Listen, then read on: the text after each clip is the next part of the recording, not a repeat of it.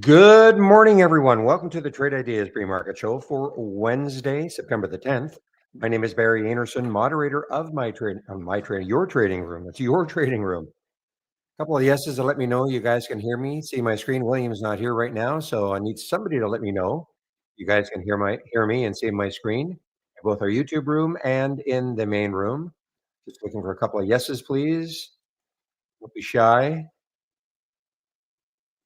Okay, girl trader, I see you have so you guys can hear me. Come on, somebody in the main room. Just need somebody in the main room just to let me know you can hear me and see my screen. Hmm. Give me a moment, guys. I don't know if you have a problem in the main room. Okay, one more time. I just want to make sure. Okay, I know you guys can hear and see me in our YouTube room. I just want to make sure in the main room you guys can see me, see my screen and hear me. William is not here, so that's why he's not telling me. All good. Okay, thank you, guys. Well, QMMM, guys. Before we go on to look what it got you. Got the you can believe it. Got the $300 yesterday. Done 82 now. $300 yesterday. So of course I was looking for another one today. It could have been. I almost got into this AE. Similar in that I think it's got another one of these. Signing a strategic agreement with BitGo to advance Bitcoin acquisition and security. Um, Held off though. The reason I held off is because the other three this week, QMM, CWD, and the OCTO, they didn't have the big pop in the pre-market and then the drop. They basically started out here and then ran. So I held off. I almost took it on the break of the VWAP. It looked like it was going to break the VWAP and start to run. But a little voice in the back of my head said, "Don't do it." I'm glad I didn't. So now I'll have to see later on if AEHL can maybe regain the VWAP and move, but not quite the same as the other three ones that went crazy earlier this week. So it'd be a boring day without one of those ones that went up 1,002, 3,000%. There are others to look at. CUPR, ton of room looking left in the daily chart. High is 950. That's some news. Securing the exclusive rights to Southeast Asia's first Unido GEF, whatever that is, but that is the news. GLE, another one that's not looking, yeah, it's got some room to three over the 200-day moving average. Let's see if I can't see any news on it, though. I cannot see any news on the GLE. So, yeah, Bitcoin's going crazy today, guys. Pretty crazy for it now because remember, it's been in a pretty steady decline for a while. It's up $2,200 up to about 113,000. Wilds, I think Wilds is an earnings play actually. WLDS is a cheap earnings play through the 200-day moving average. WLDS, and not only is it an earnings play, but it also secured a U.S. patent for breakthrough voice and gesture control technology, enhancing their leadership in AI wearables market. It's also an earnings play today. It's out of Israel. Okay, so WLDS is probably not about earnings. It's about that securing the patent. Where could it go? Let's take a look at a monthly chart for WLDS. Looks like a ton of room. So let's take a look.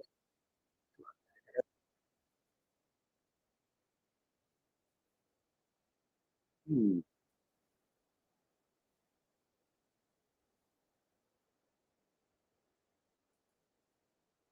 Tough time sizing this.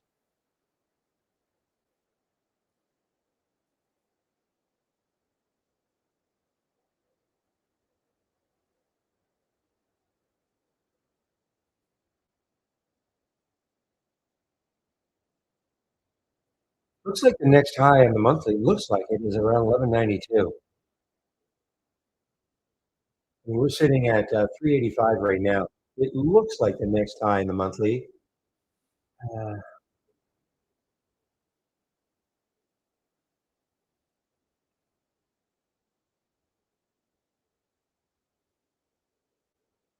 We have a high here of 10. Looks like the next high is around $10. Actually, 512. 512. I see a monthly high of around 512. So it's got a little bit of room to that monthly high. And that thing is going to get there. I'm hearing IMRX, guys. IMRX. I'm hearing it in my gap up.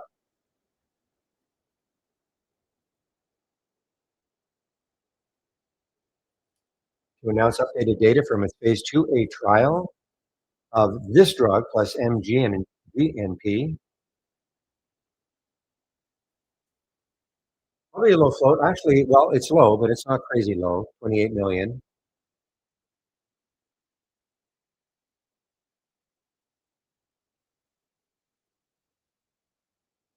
Jebediah, JBDI. Saw this one, but look what it did. It got up to 14, pulled all the way back down to 2. That still represents 110,000, 110% gain, but got to be a little wary about something that has done something like this. Don't see any news on it either. JBDI. Don't see any news on JBDI.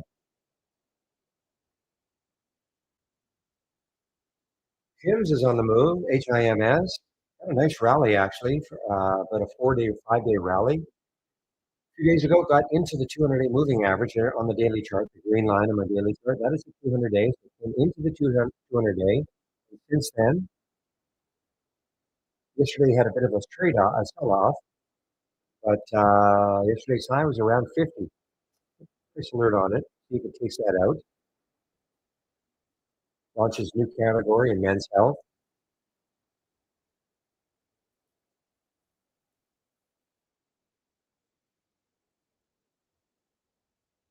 Oh, I'm glad I didn't take the AEHL. I was so close on that VWAP break.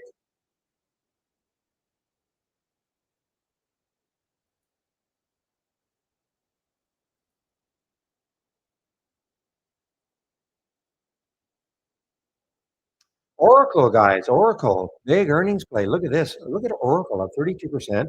This is an all-time high for Oracle, $221. Now, if you thought Oracle was going to continue to move higher, here's how you can play it, or ORCH, sorry, ORCX. Yeah, the volume's okay. Spread is okay. This is a two-timer, so if Oracle keeps moving, let's just say Oracle puts on another 1%, this will move 2%, approximately, okay? It's a two-time ETF designed just for Oracle. I don't see the short version of it. If I did, it would be here because it would be down at least, even if it were a one-timer, it would be down at least 30%, 32%. I don't see a short version for. So in other words, if you thought Oracle was going to start to drop, you could buy that short version, but I don't see it here.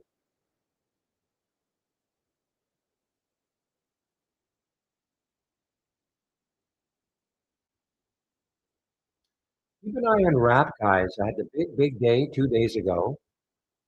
Could not hold this game, not even close. And now it's below the low of yesterday and the day before. And look at all the room it's got underneath. It's like people don't believe it's a bio. Ah, so they're doing okay. So they're raising money, 9.62 million at 9.62 million shares, $26. So they're raising a bunch of money. So that's one of the reasons why the weakness. So they're raising money.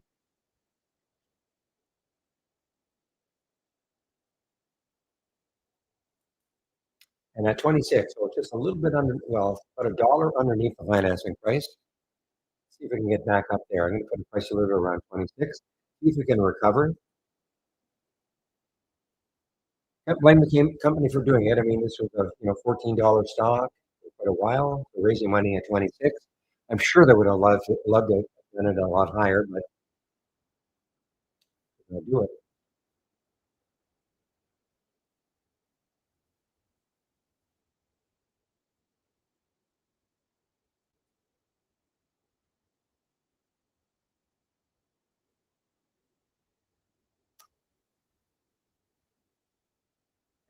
Another one, guys. This is, you know, they had already mentioned all this before, but company after the company, or trading after the company announced stockholder approved the merger with Strive Enterprises. So it will continue to be. I don't know when the actual merger is going to happen. This has got something to do with Chamath,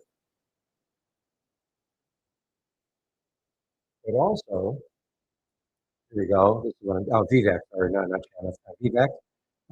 Strive to and the Bitcoin Treasury Company with $1.5 billion raise.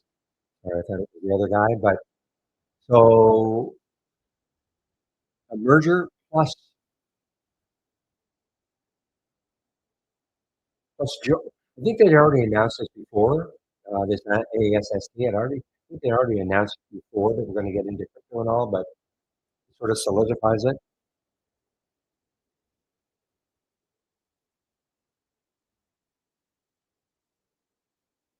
This is a big, well, it's not a crazy high float. It's only 13 million.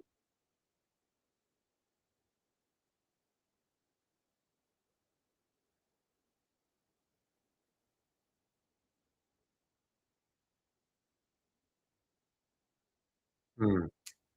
All right. Well, I don't see any crazy one today, guys. Anybody knows of one that I haven't seen? Maybe it's cheaper, a lot cheaper. Well, I would see it. I would see it if it's already had a bit of a move. I would see it certainly in the top 15 here. What I'm looking for is another one of those digital asset management plays, the AM plays. You can see it. AEHL could have been, but again, it's pulled back a lot now. Doesn't mean it won't romp up later. The low float, yeah, I mean, 2.5 million China stock.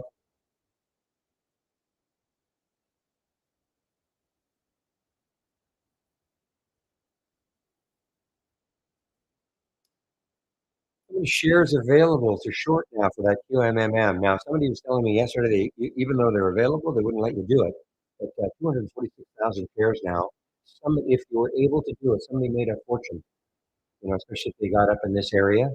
Because the last time I looked, there were about 30,000 left. So there's been a lot of covering. That's at Interactive Brokers. I can't speak for other brokers, of course.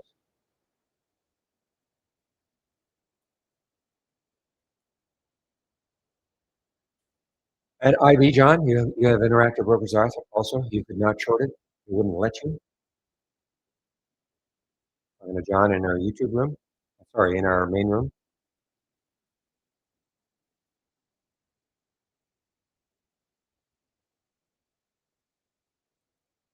Oh, you have Schwab. Okay. Anybody with Interactive Brokers? Because again, they say there's a lot of shares available to short for QMMM, but it's possible that they just wouldn't let you. Just give me one moment, guys. I'll be right back.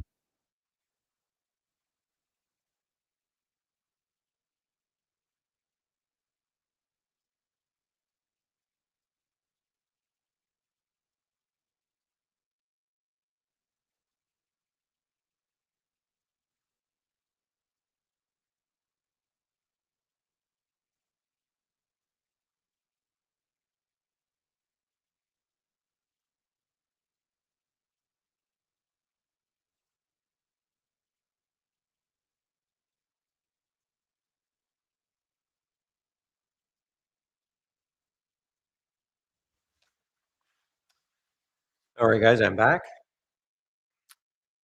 And so Wiles is still pretty wild, guys. And it's an earnings play, but that's not the reason. I think it's because of this patent. It's faded a bit. What was the high up here? $11, back down to 8. And it is a low float, 3.9 million in the float.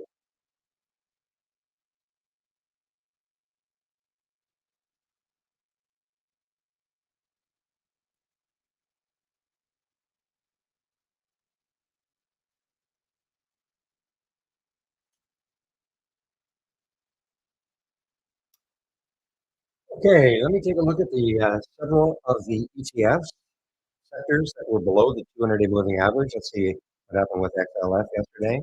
Energy, sorry, that's on XL. Okay, sorry, XLE Energy. So close above it. A green line on my chart. That is the 200-day moving average. Keep wondering if when will be the day that XLV healthcare. Wow, almost, guys. It's been months since healthcare got even got over the 200-day moving average, but it's almost there. So, but it's still not quite there. That green line on my chart, that is the 200-day moving average. In a long time, many months that it's been underneath. But Staples was another one that was around the area. Yeah, actually, closed. It closed below. Yeah, it closed below the 200-day moving average. Actually, it's hard to. Yeah, it did. It closed below the 200-day moving average yesterday. Popped up a little bit above it, but closed below it. So we still have Staples. Sorry, it's not Staples, but we have Energy. Energy is now above it, barely. But we have Healthcare almost there. So they're all almost there.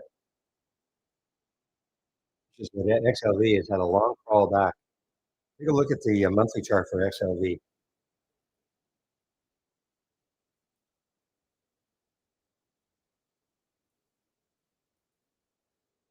Look at this. I mean, it's been trying, but it was stuck for a long time.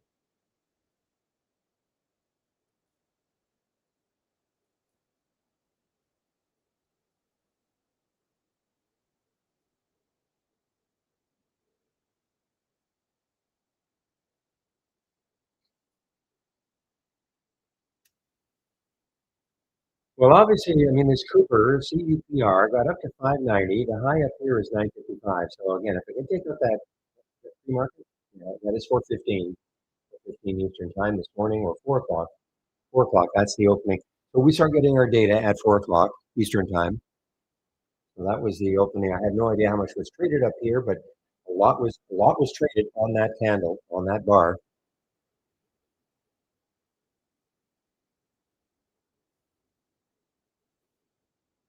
You know what? Price alert just over the 200-day moving average. Right at it. See if it takes it out.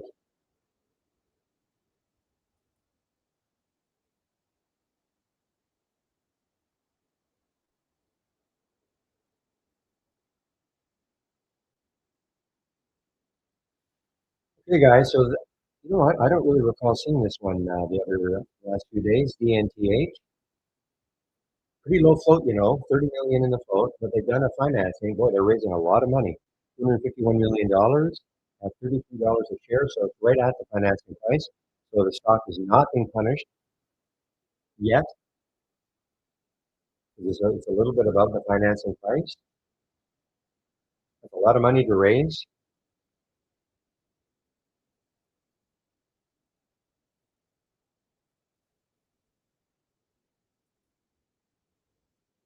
I saw Joby this morning.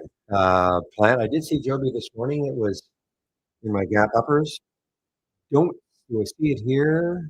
Yeah, so it's not in the top 15 right now, but I did see it making a move around the $14, $15 mark, I believe.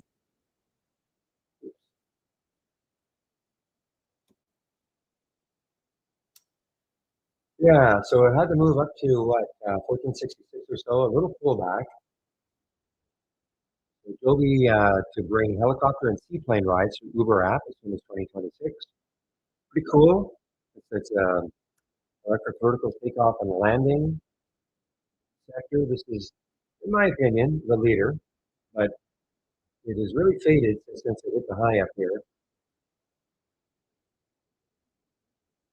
Where DNTH is getting rocked. Well, that's right. Remember now, 33 is the financing. 33 is the financing. While it's getting rocked, they have raised a lot of money. How's Archer doing? ARCH, because that is competitor to Joby.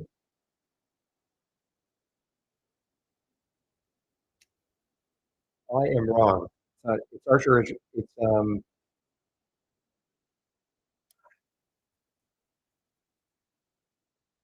ACHR. Yeah, I mean, did the same thing. They both Joby and ACHR. They're both riding high, and then both of them basically did the same thing. Well, we discussed, yeah, net trade and net trade one in our YouTube room. Well, we discussed it, the craziness of it. Triple M, yes, I got up to $300 yesterday, 62% now. Well, there were shorts available for me at Interactive Brokers for QMM. At one point, there were about 24,000, but people were telling me that they couldn't do it anyway. Like IB was preventing it, even though they're available. As we speak, there are 248,000 available, but again, I'll take it. It's probably they're not allowing them to be short sale or whatever. Well, we know the reason because remember how many times we would have tried to short sell that all the way up there. I mean, nobody was going to predict it was going to get $300.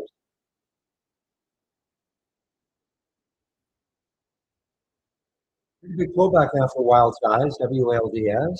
Pretty big pullback. It's an earnings play, but more importantly, some kind of a patent. That's a pretty big pullback. It's still up 489%. So it's not, yes, it's an earnings play, but it's not like a good earnings. Securing U.S. patent for voice gesture control technology.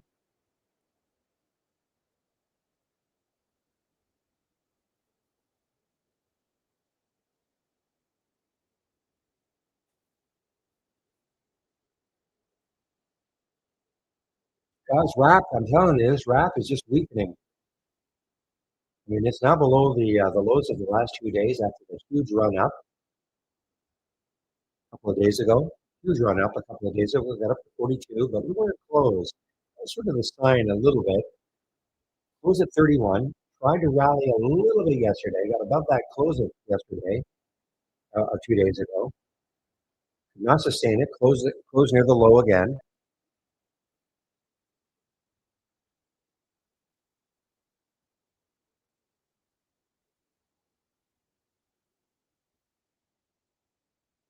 They've done the financing also. Let me see where they did it. $26. That's right. Okay, so they did a financing at 26. Already talked about that. I forgot.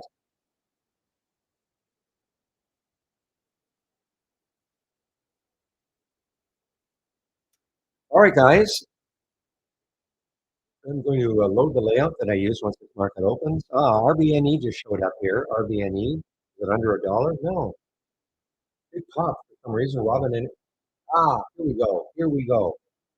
Keep an eye on this stupid. Well, we call it stupid, but Robin Energy completes its announced initial Bitcoin allocation.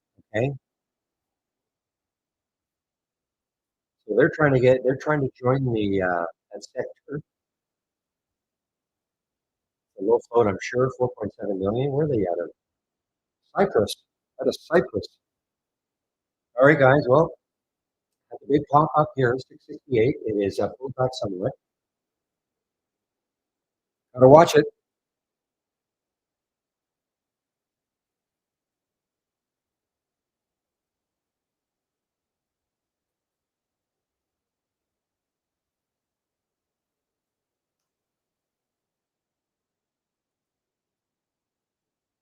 And of course, it's got room. I mean, look, 607 it's at right now. The next high looking left is around 833. What did we get up to this morning? Got up to 670.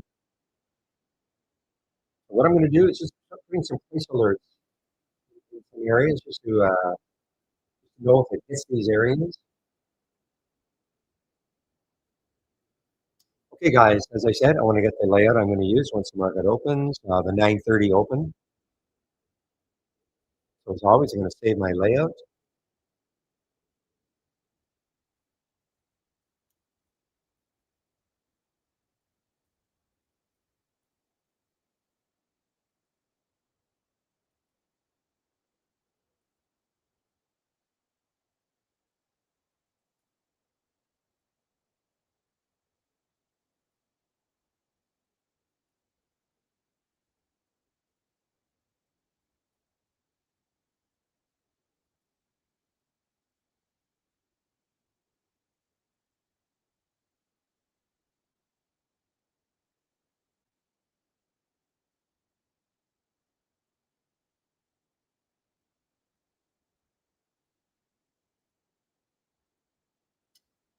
You guys, and just bring up one screen.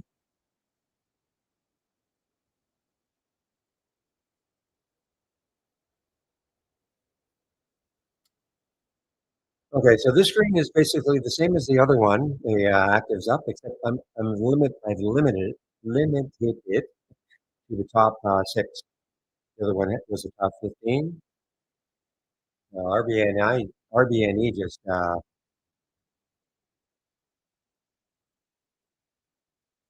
pulled back quite a bit, guys, from the high.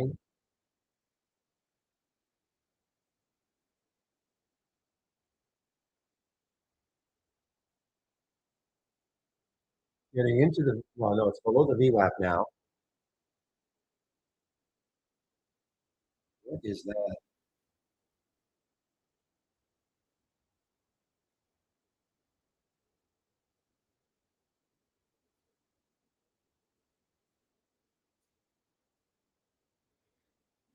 I've got something strange on my chart here. That is not the VWAP.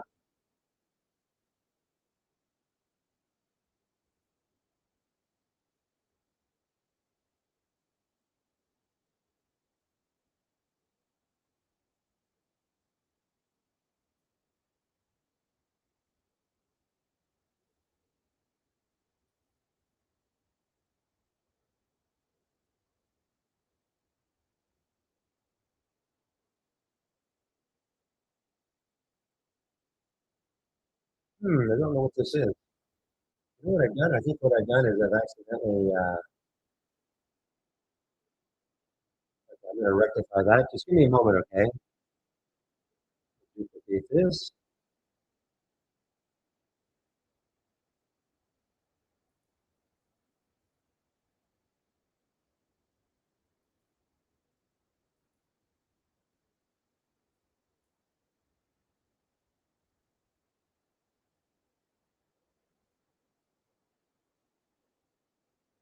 Hmm, Give me a moment, guys.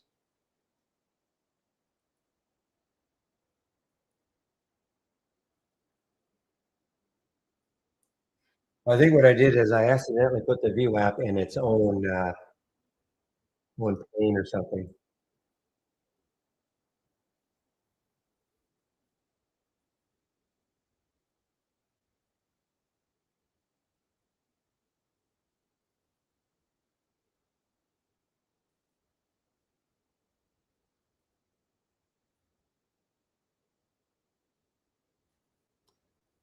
Okay, anything new sneaking in here? There's the RBNE.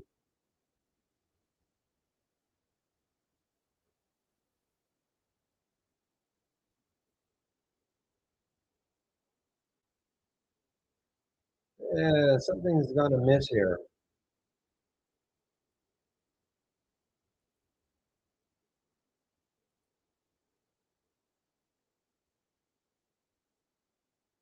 Oh, there's the VWAP. Okay, I couldn't quite see it. That couldn't quite see it. It was even kind of buried behind the candles.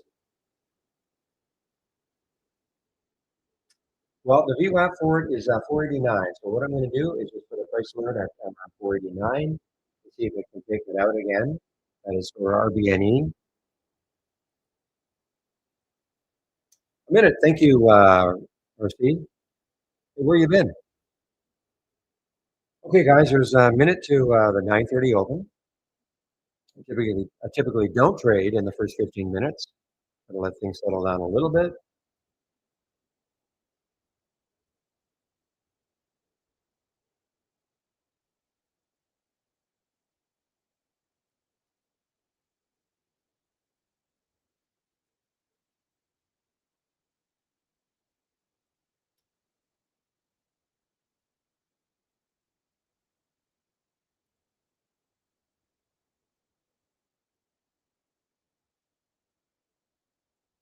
Yeah, this Wilds, I mean, Wilds, WLDS is trying to, well, at least keep over that cloud, that blue cloud formation.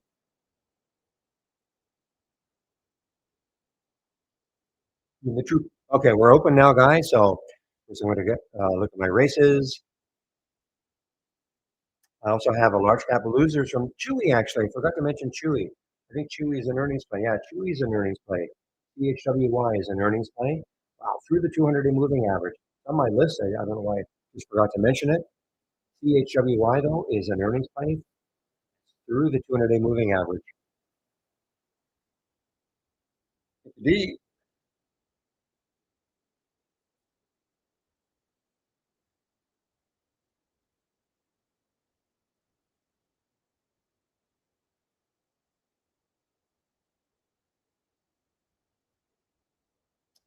you know what? Wiles just got halted on the way up, I believe.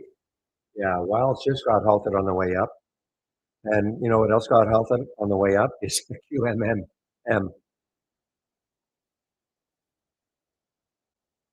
Now, I didn't see this one in the pre-market, guys. Planet Green PLAG. Okay, a little pop up. Go back already.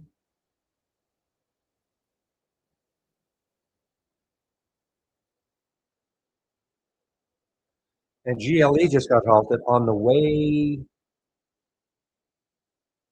down, up. Okay, it did get halted on the way up. Didn't see any news in this one. Okay, I couldn't find any news, but this got halted on the way up. GLE, there's the 200-day moving average, so it's above it again.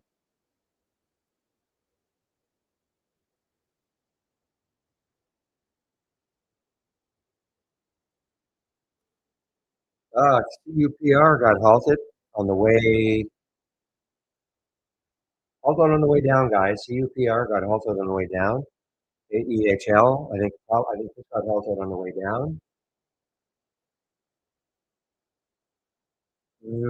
So glad I have a note here. I could have had all I wanted at 1692. It would have moved to about 18 from there, but talking about the eight in the free market, of course.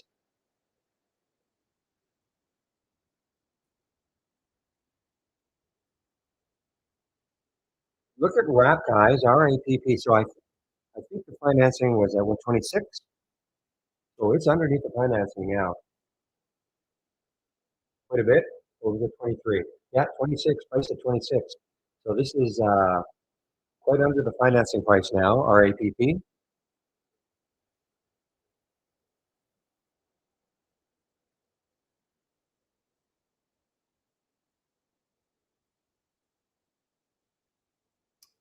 Wilds open,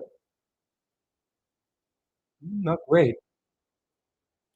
Okay, so this is the first time I'm showing this screen today, guys. So this is from Interactive Brokers. Okay, time and sales. The blue screen you see here is Interactive Brokers time and sales. So this is telling me the halt price, 816 in red.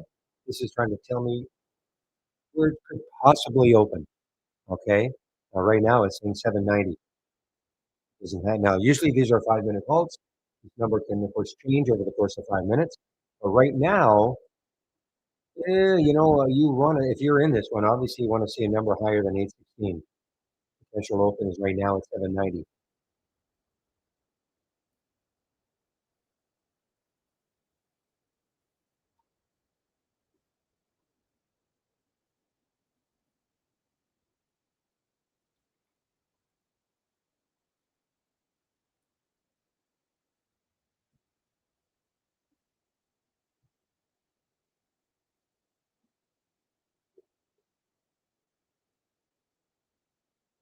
Just like yesterday, guys, the halts or zooms has gone crazy right off the bat. There's UFG, another one halted on the way down. Mimi, I didn't see Mimi at all. MIMI. Ah, so this won the first race, guys, and I'm going to go over this race at about 10 o'clock. The concept of racing and all. I'm going to go over that at around 10 o'clock. Everything you see here is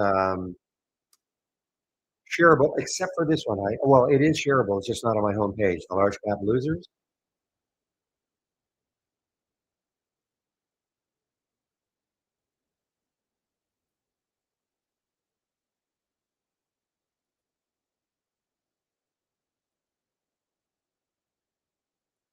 Okay, what is Mimi doing? Mimi's had a great 2-day run now, guys. Well, this is the third day. 636, 8, 1190 now. And what sort of volume? There's China Play. I don't see any news on it today. There might have been some news a few days ago, but I don't see anything today. Not a crazy low float, 14 million in the float.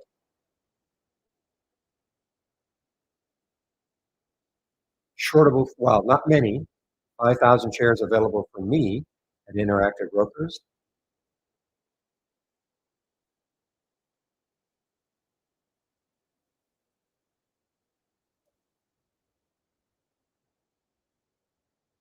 Yeah, kind of surprising, guys. Wilds actually opened way down. Kind of surprising. Surprising because usually the first halt is pretty good. Stock gets halted the first time of the day, and most of the time we've seen that it usually goes above the halt price.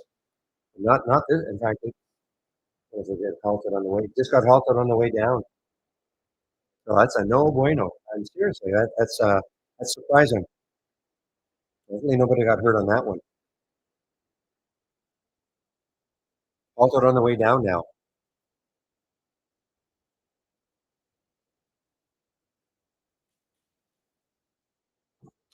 So VIPS in our main room, is there a video on how to use the race winners? Well, of course, using anything that we have is kind of more up to you.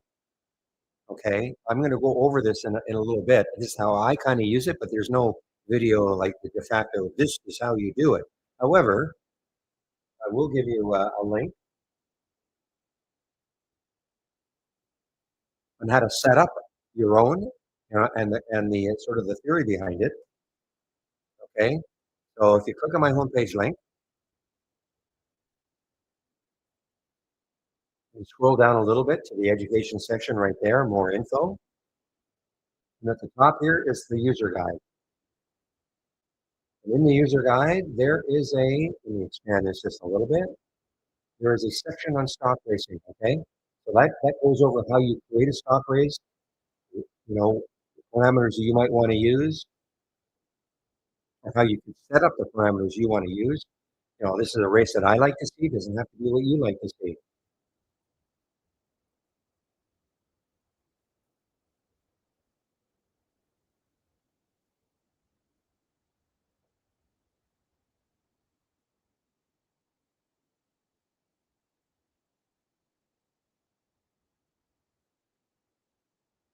Guys, give me one moment, please. One moment.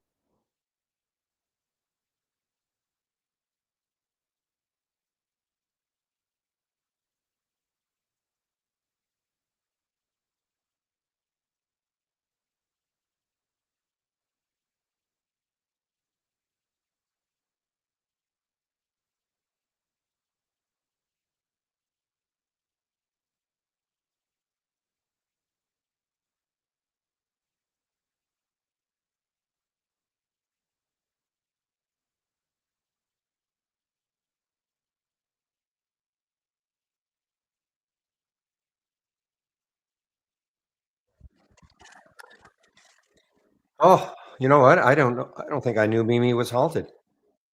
Now look at this. It just popped up. Boy, I'm looking to see if there's something to do with digital asset.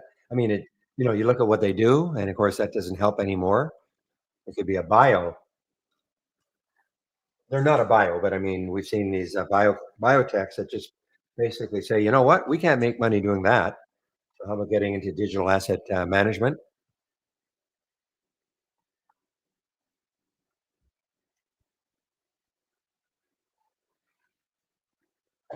Shady and GME. I forgot to mention GME. GME had earnings.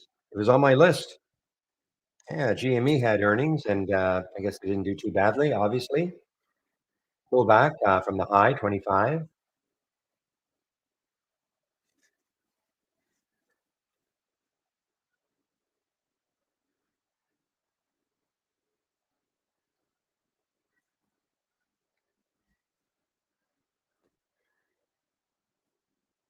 Okay, guys, I got to find if Mimi's got anything to do with. I mean, it shouldn't. When you look at what they, in theory, what they do.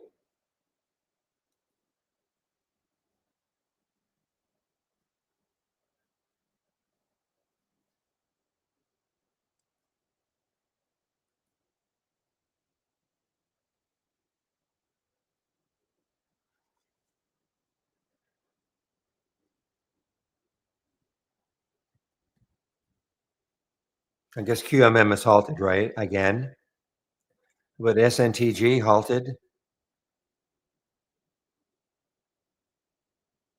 Well, you can see, I mean, 3 days ago, 3 days ago, this got up to 1275. 2 days ago, sorry. Well, put a price alert right here at 690. See if it takes that out later.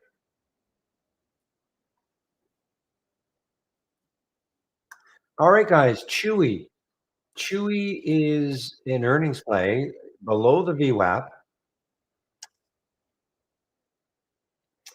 Well, it is below the VWAP, but that's not what I really meant. It's below the 200-day moving average. And the next low looking left is 35.59. So there's some room, but $1.50 to that next low. Okay, Wild's resumed. Let's see if it pops now.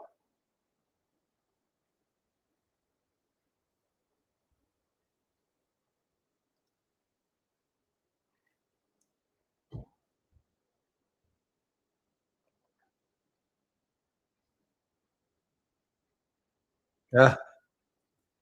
So I guess QMMM opened.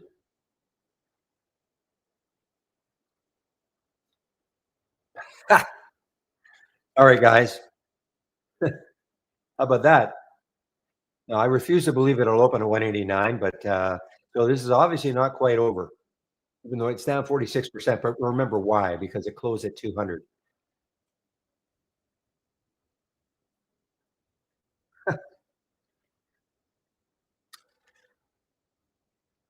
Man, oh man, I can't keep track of all these. So they have completed an 8-for-1 stock split, DGNX, issuing bonus shares to shareholders.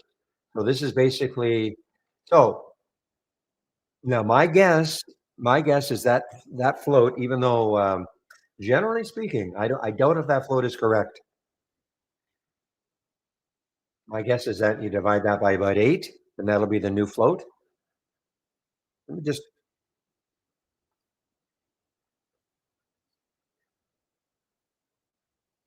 where there's so much again, this halt resumes is just going absolutely nuts.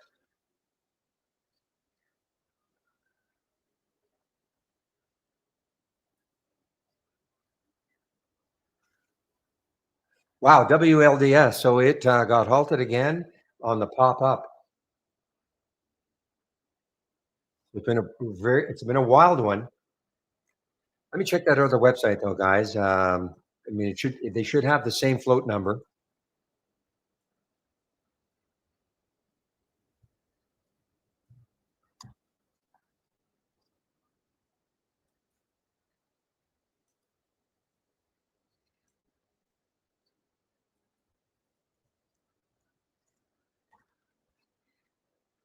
Yeah, so I don't think it's been adjusted.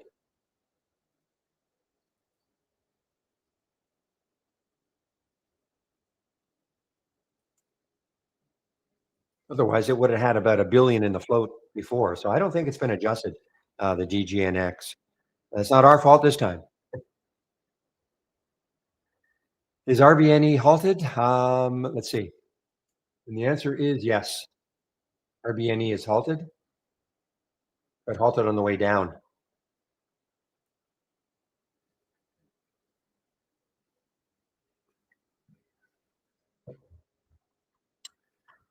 Katie's in camp. I see. Okay, camp is showing up, leading the race here. CAMP up 18% within a 5-minute period. That's what that number refers to. Up 6.86% since the start of the race, not quite about 2.5 minutes ago. And I'm going to go over all this, guys.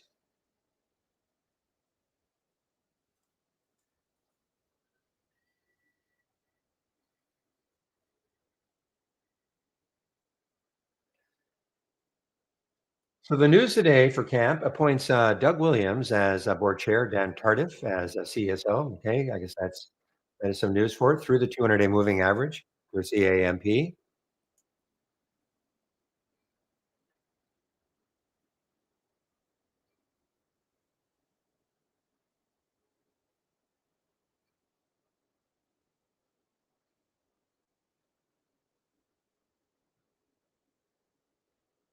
Okay, guys, RBNE just opened.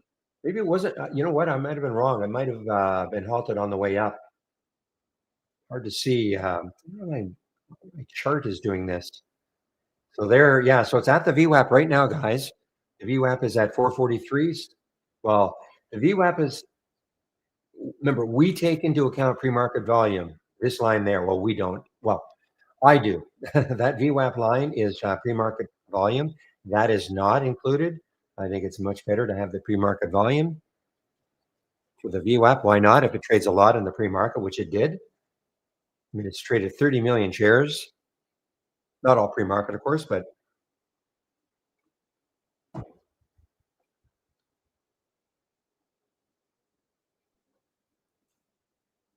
and again, this is we'll call it this is one of those DAM, DATS, whatever you want to call it, digital asset management, digital asset, digital asset treasury.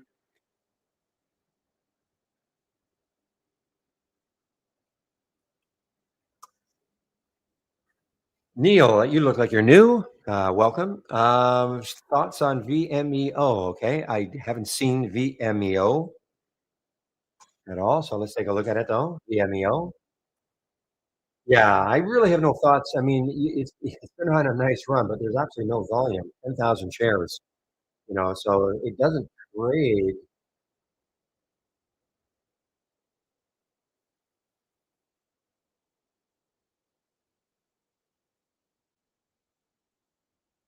I don't understand this. I mean, it says 2.18 million now, but I only see 10,000 shares here.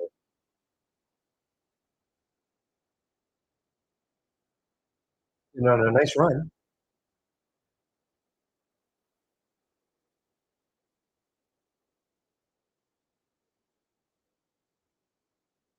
Take a look at it on a monthly chart just to see where it could go. Yeah, so the next high is around 8,524 on a monthly chart. Let's take a look at it on a weekly chart where it could go. Not as much. So 491 is your next high. So to me, it might struggle a little bit there and maybe at five. If it can clear that, then to me anyway, it just has too many little areas where it could stall. To me,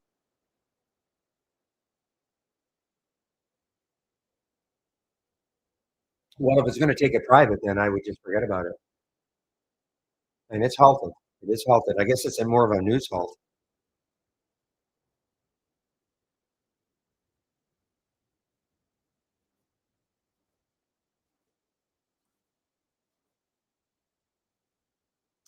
So Sophie was one of the ones that people were people. Well, those out there that seem to know something might be added to the S&P 500.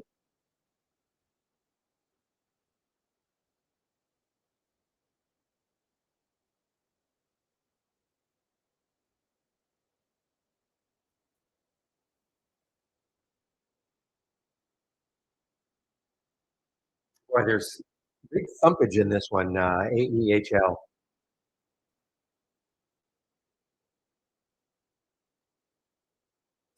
Hi guys, here's a really a little cheap earnings play, LAES.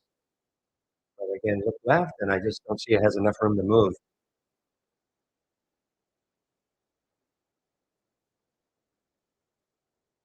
Okay, now that got halted on the way down. Now, guys, QMMM.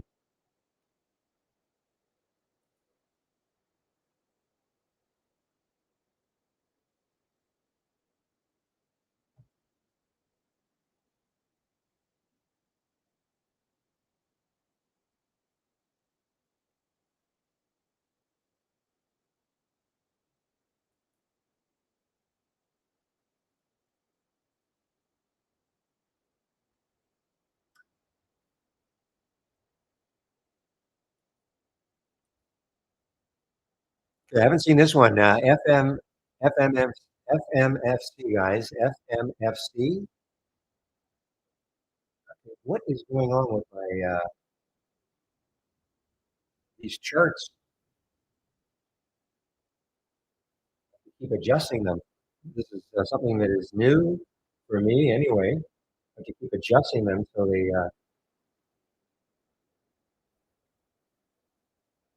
I'm on a development bill, guys, so but this was not happening yesterday. It's kind of ticking me off a little bit. So this just got halted.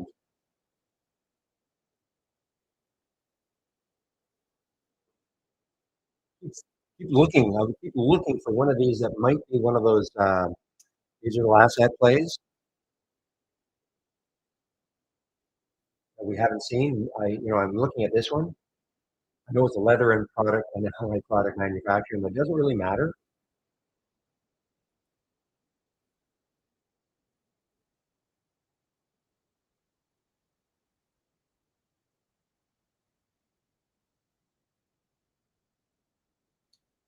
So this one, when it opens, I mean, it's a possibility around the 15 mark for FMFC. Now it's oh man, all over the place. Now it says 1171. So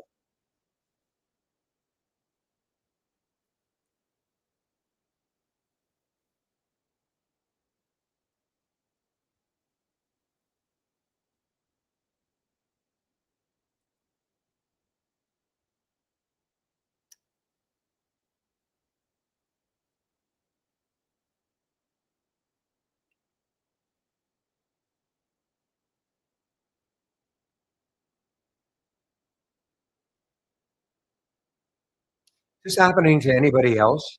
If you're using our chart, say an intraday chart, 5 and 15 or something like that, every time I click on it, it's not. I want it to be over here, but every time I click it, it moves it back, and I have to sort of do something like this. It's a real pain. I don't want it, but it might be because of the development build I'm on.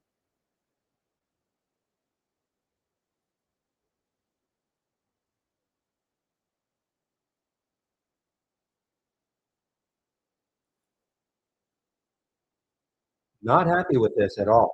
I don't know why this is happening.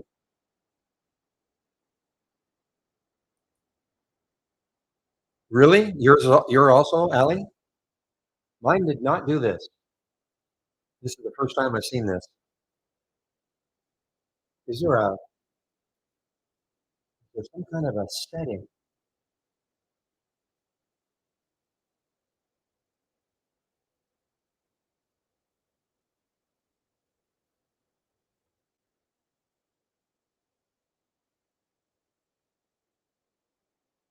Well, it's not going to happen if I don't use if I don't use the broker interface or the browser interface.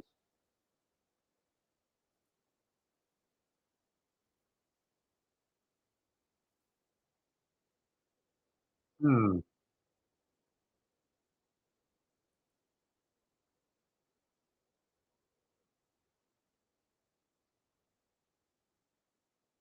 Thing is, I do want to use it because I want to see the screen. I'm gonna have to ask Chris or somebody. So, guys, Ali says the same thing is happening if you're using if you're using browser interface on the chart. That for whatever reason, it's not moving all the way over to the y-axis, which is what I want. I have to adjust it every time. Let me know if it's happening en masse. For those of you who are using our charts and have used browser interface checked, is it the padding? That's what I was thinking. The red edge padding.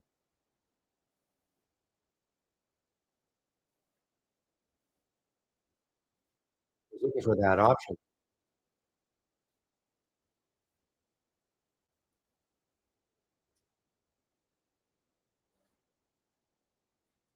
Where is that?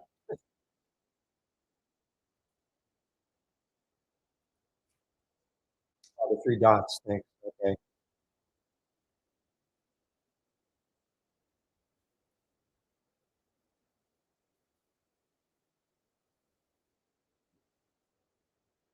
Well, that does it. Thank you again, Pepe. But I wonder why. Why was it? Because I haven't even I haven't changed that at all. It seems to me that if you enable it, it would do this.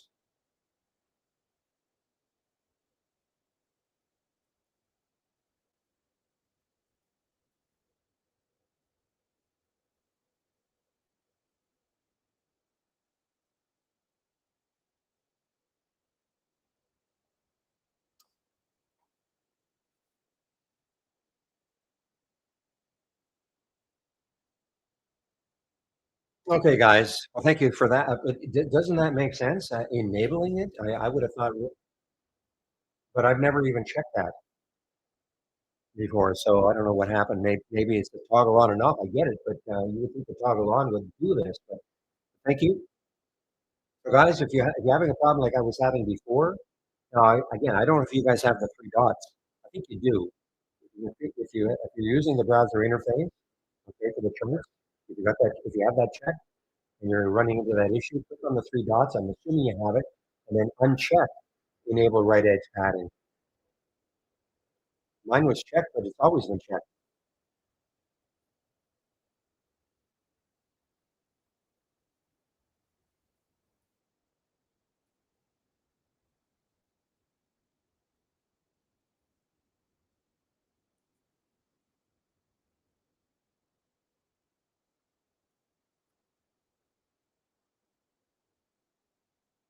Whoa, here was a really good.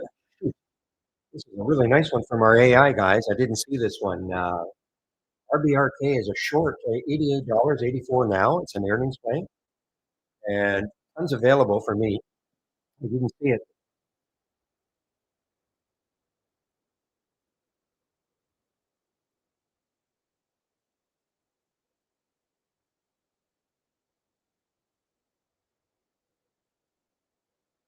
But are you using RC? Are you using the browser interface? Right click. Are you using the browser interface?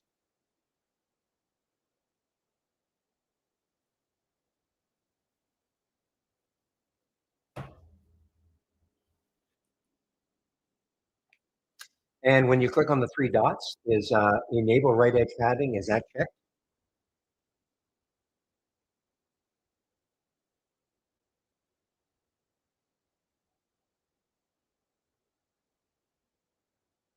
Because mine was checked, and but I've never unchecked it. I've never even looked at it. Well, you don't have the three dots. Well, there must be a way. I don't know how you find that. I don't get how you can find this chart setting menu. It'll be somewhere, I think.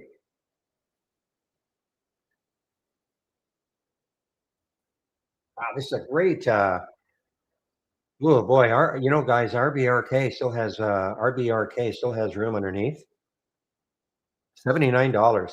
I wish I got wrapped up in that stupid chart stuff, but I mean, this is a nice alert from our AI guys.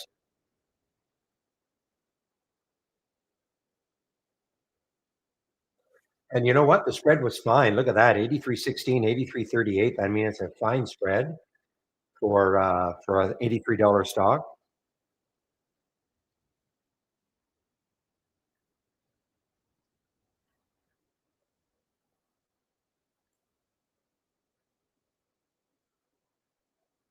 You know what? I mean, problem with Chewy is that 35.62. There's your next low. It's pretty close.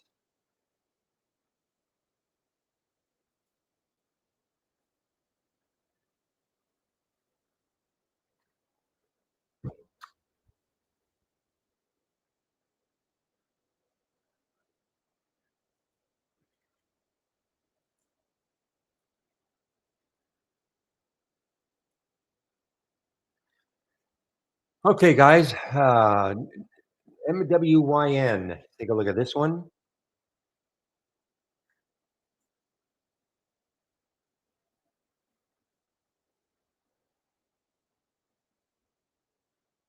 You know what? It's almost 10 o'clock. I'm going to go over my homepage and I want to go over this race. I want to go over these two that you see right here.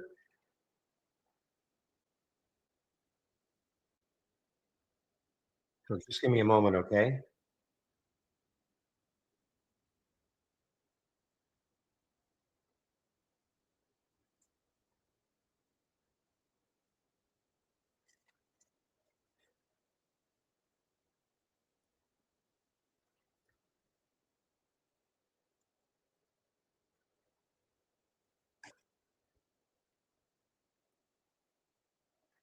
Just quickly though, Pepe, enabling like chart padding, that should be enabled, right? In order for this to happen. Isn't that the theory behind it, that you would want it over to is maybe I don't understand what that meant, but I do know I have had it checked, throughout.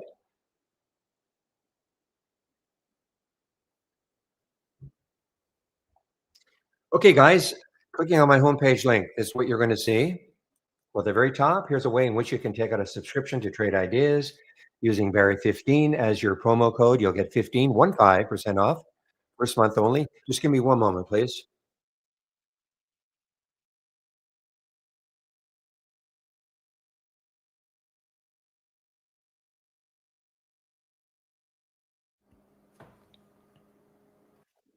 Okay, so you'll get 15% off the first month only or the entire year of a Trade Ideas subscription. All I ask is that you now the other thing is save my homepage link because that's how you can get into the room every day, the trading room. For those of you in YouTube, there's another room. Okay.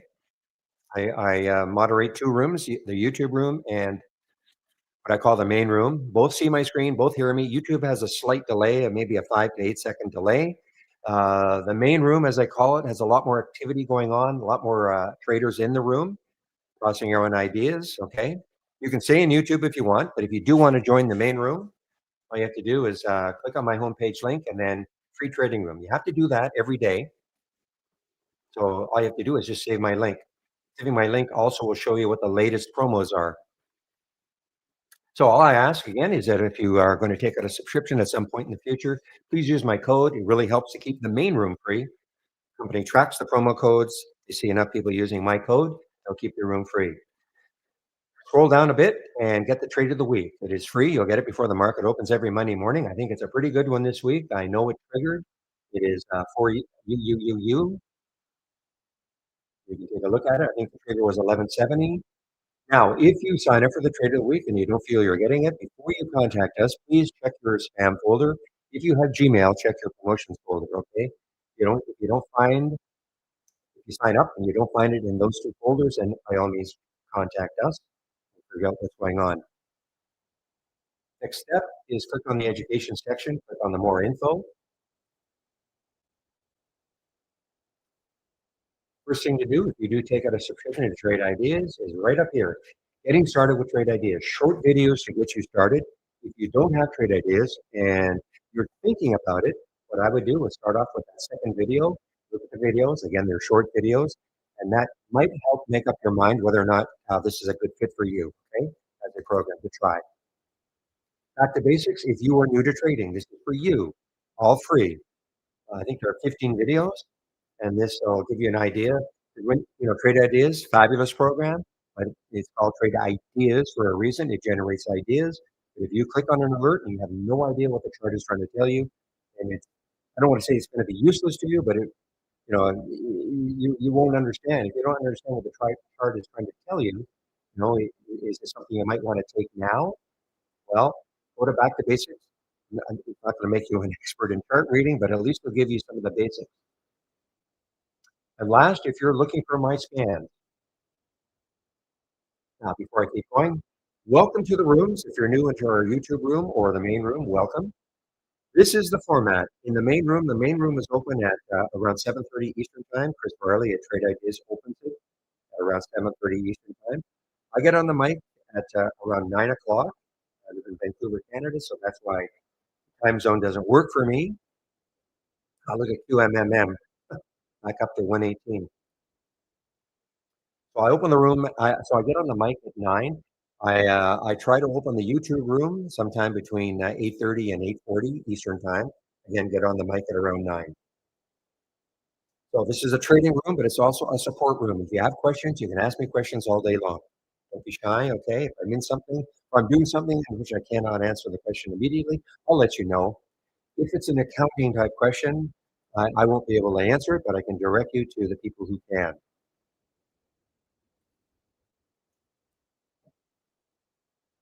So my scans, if you're looking for my scans or my information, yeah, it should be, yeah, in our YouTube room. The CEO of Trade Ideas will start a YouTube stream. I'll have to confirm that, but I'm pretty sure he will between 12 and 1. Now he doesn't take over my stream. It's a new one.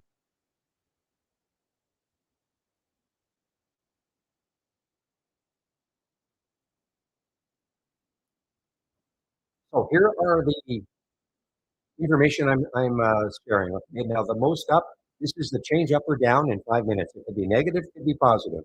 You see right there, MWYN is up 8%, 8.8% within a 5 minute period. You can see some negative numbers. Okay, if it's a negative number, and you're more into playing stocks that are pulling back, click on that negative. Click on a stock that has a negative number, and that'll show you a stock that might be pulling back, maybe to an area that you like, maybe to the VWAP or maybe to some moving average that you like. This is the race. Now, this is the 2 minute version. I've got two versions of it, the 5 minute and the 2 minute. You can take your pick. You want them both, you can have them both. I only use the 5 minute. Here's the race, guys. Biggest gainers from the start of the race. I'm going to go over this in a lot more detail. But this is the race. This is false resumes down here. Super active today and yesterday. Most days. Now, the biggest cap, large cap loses from the start of the race is not here, but if you wanted it, I can give it to you. The only other two that I'm looking at, but you know what? I might even get rid of them because I just don't even have time to look at them. But here's the Pepe combo scan right here. And here's the gap continuation or reversal scan is right here.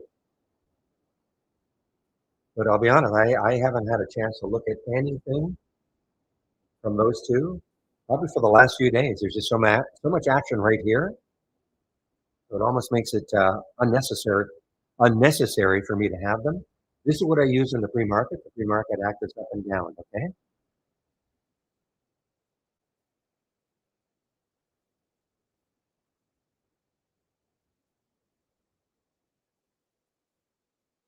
Now I do have the momentum scan on that, excuse me, on it also. I don't have that up and running.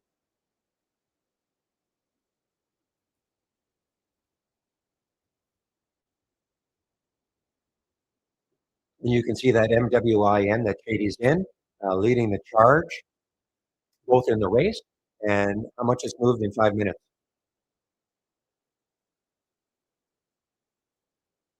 Yeah, this is on my list. I don't think I saw any news on it.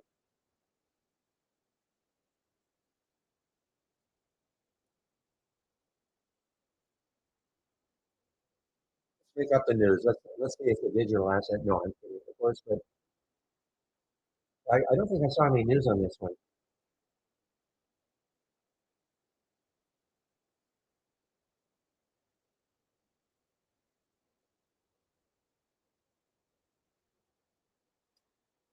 So yeah, I mean, it's still got room to the VWAP guys. 240 or so is the VWAP. 246 is the VWAP, so it still has room. Low float probably at 1.8 million in the float. So let's talk about the race here that you see here. Now, this is the race that I'm using, okay? Now, I'm going to show you how you can set up your own race. I'll go over this. In fact, let me do this right now to show you how you can set up your own race. So if you click on my homepage link again, and you scroll down to the education section right here, and then here's the user guide at the top. We have a whole section on TI stock races, okay? This is going to show you how you can set up a race to begin with and how you can have your own set of parameters to run the race on. I'm going to show you what I'm doing here. It doesn't have to be, though, what you want to do. But I'll use this as this is what I like to see. Everything I'm going to describe here, though, how to set up a race, your own parameters, etc., is all in the guide. I don't expect anybody to remember everything that I'm going to go over here, but here's your reference right here.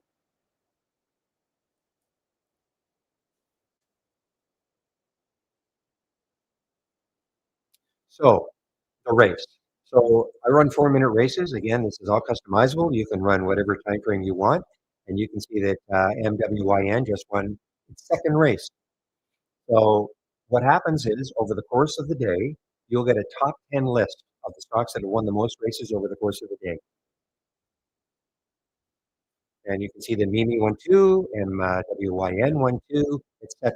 Eventually, there will be a top 10 list built for you automatically of the stocks that have won the most races. So this gives you, If you're new to trading, or even if you are not new to trading, this gives you a great watch list to take a look at all day long. Okay.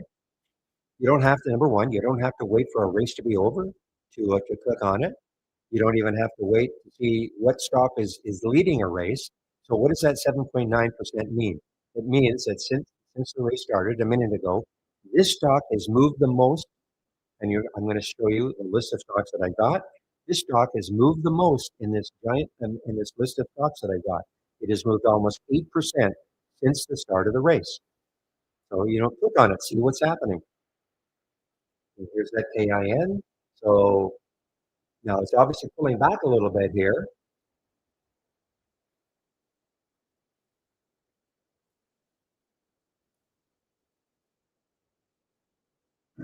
So if you're more of a pullback player, you can see it's right at the VWAP now, okay? And let's see if it takes out the VWAP again. You can see what's happened. It pulled back because when we first saw that was at 7%. Now it's only 4.78% since the start of the race. And we're running 4-minute races.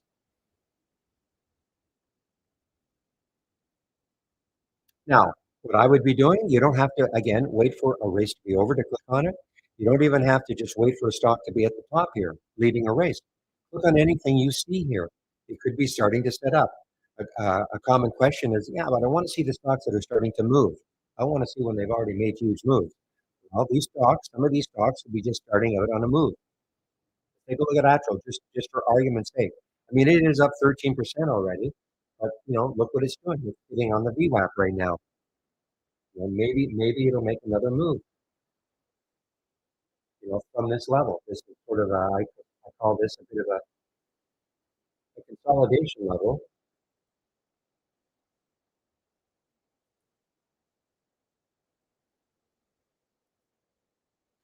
Little bugs here, guys, because this is big enough. I should see the dots.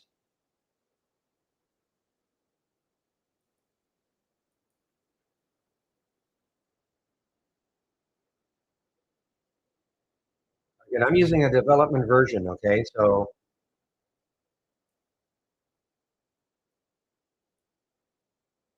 yeah, look at this. Something is going on. Give me a moment. It's frustrating.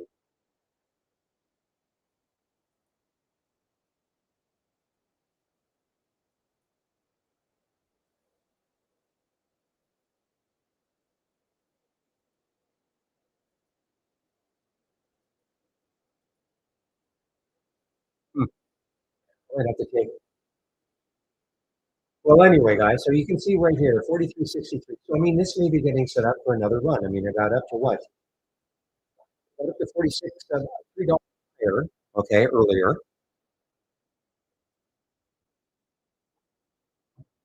So any one of these ones that you see here, I'd be clicking on. Boy, titanium has been just been ripping.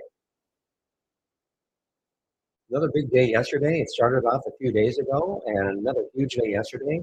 Followed up by another big day today.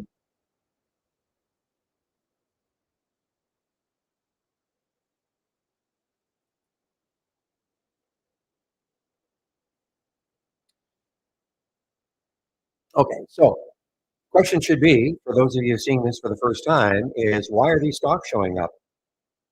So if I right click in the race and I open the top list, all races start off from a top list window, okay? This is the top list window that I'm using. Better have 200,000 in the minimum. Pepe, this is crazy. It didn't save it. It's almost like I have to save the top list as a default. And I saved everything. All right. I'll do it again. I'm going to put 200,000 shares. I want at least a 200,000 share minimum here. I'm going to save this as default. Okay.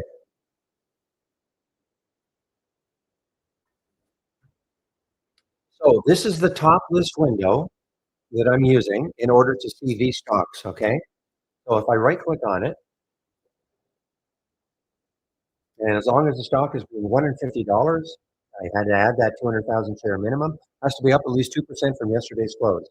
Okay. So if stocks meet these filter requirements, they're going to show up on this list of stocks. Now, I've limited it to 50 stocks. Okay, that's what I've done. I've limited it to 50 stocks. So here's a list of stocks that meet the filter requirements. So you can see at the very top, you can see some of the ones that we've been following, the MWYN, there's that Titanium, the GGNX. Yeah, they're up the most since yesterday's close. That's great. But what if one of these stocks down here, here's Children's Place, PLCE, it's up 9%. What if all of a sudden this started to move? You know, it's up 9%, 10%, 11%, 12%, started to move up this list of stocks. Well, how are you going to know that? What are you going to do?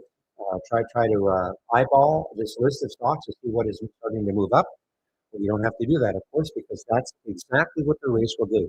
The race does not care whether a stock is up a lot from yesterday's close. All it cares about, as long as it meets the filter requirements, but it starts to move up in this list of stocks since the start of the race. So here's Hootie. You know, he has moved up 8.9% since the start of the race. I have no idea where Hootie is on this list of stocks. You know, I don't know where it is. Here's the Pentium, okay, moving up this list of stocks. Now, this was at, you know, more near the top. But again, some of these stocks will be starting out down here. So it's a great way to start to see stocks that are starting to move.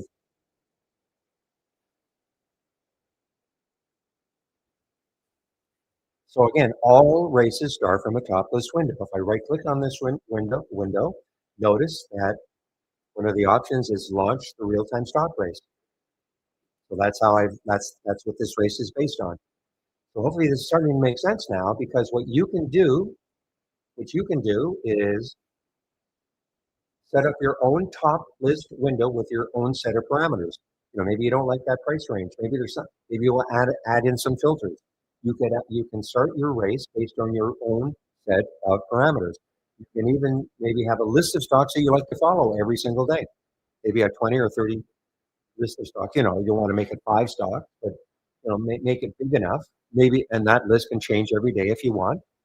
And then you can create your top list window and attach that symbol list to it. And then you can run a race just based on stocks you want to follow. All sorts of things you can do.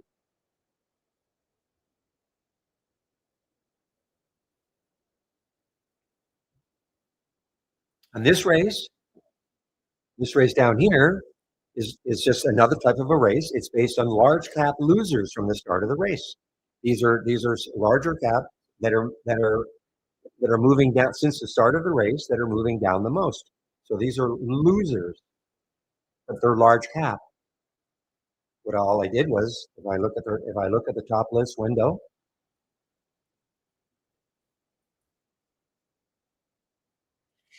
I added a few things. I mean, obviously, I wanted to flip this, so now it has to be down at least 2% from yesterday's close.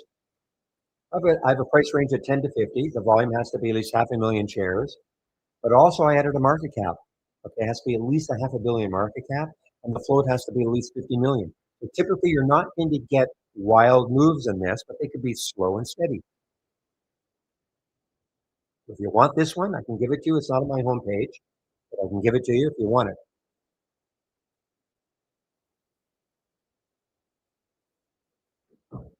Now, this one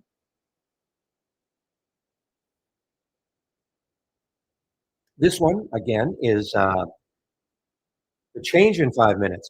So you see a negative number. So here's MWYN. I mean, it's still active. Obviously, it's moved 5% or 15% within a 5 minute period,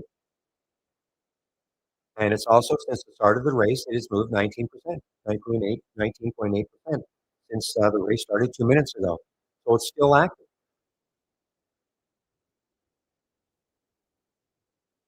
And you can kind of see what it did. You know, it got into the VWAP, that purple line on my chart. That is the VWAP. And, you know, it attempted to get through it. It didn't do it the first time, but maybe the second time, maybe it will. And again, look left on a weekly chart, a ton of room. Maybe not a ton of room. I mean, there's the next high is 238. The VWAP is a little underneath that. So there, you know, there's your next. What did it do today? Got up to 230. Here's your next high in a weekly chart, 238. And then after that, if it can break through that, 276. I'm not saying it's going to get to any of these areas, but at least if it gets through that, then you don't have to worry as much about chart resistance.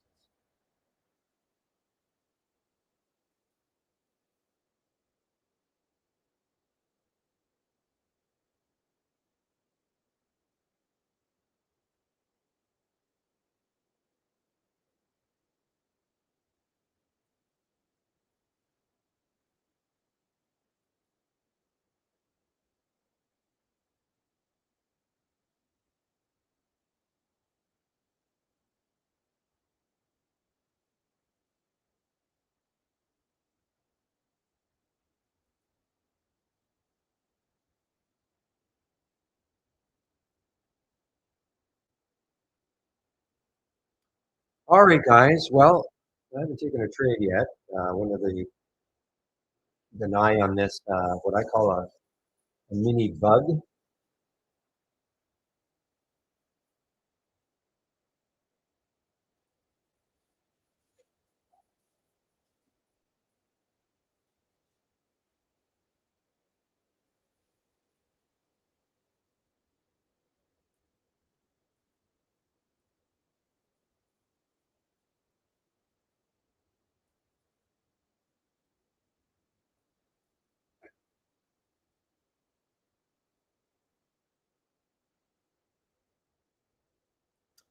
So now what I start looking for are stocks that are moving. Okay, here's AGH and just over a whole number and see it. I love to see stocks getting over the whole number.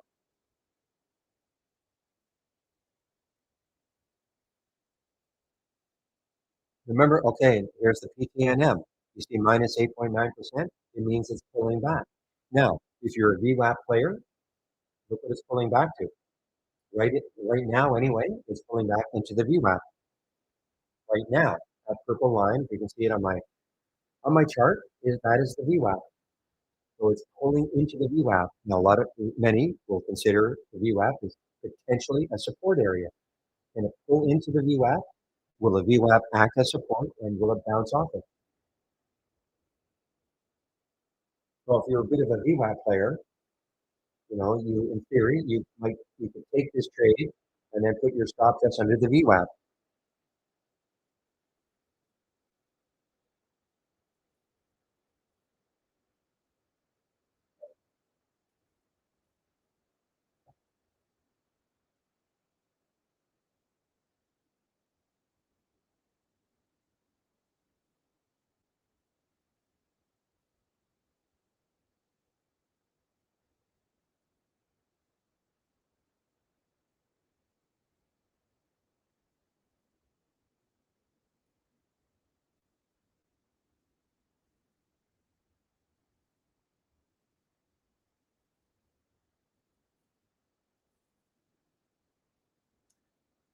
All right, guys.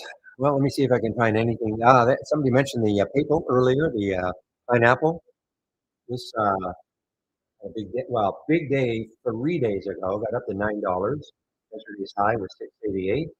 Today's at 625. Volume, a little bit of volume coming in. Not a lot of volume though. And this did not adjust. I don't know why, but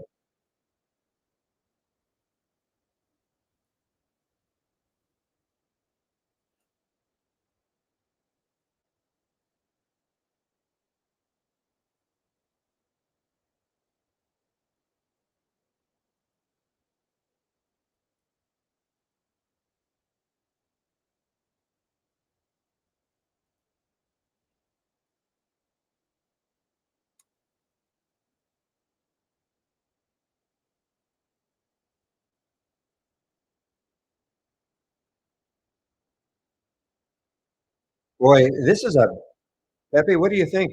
This is a bug, isn't it? I'm adding them in, using the gear, and next done.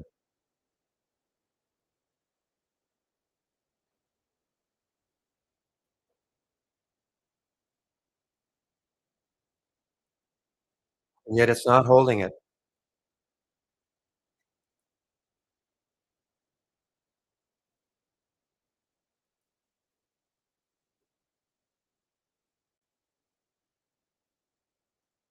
I wonder if it doesn't take the, maybe it's not taking the K.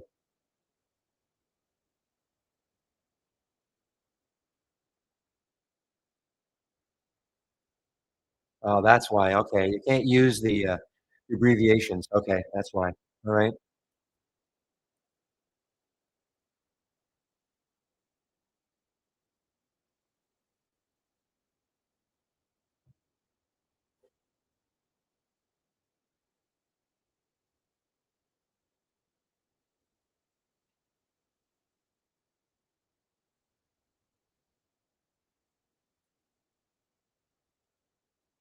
Nicely done on your FTAI, Shady.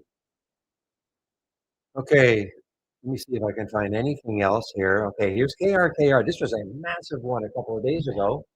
Yeah, look at this. I mean, at up to $21. Um,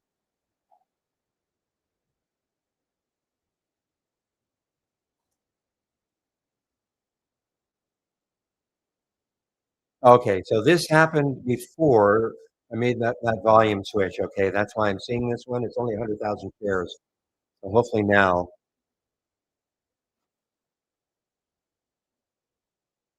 FMFC, guys, FMFC. Keep an eye on this one. Is it halted?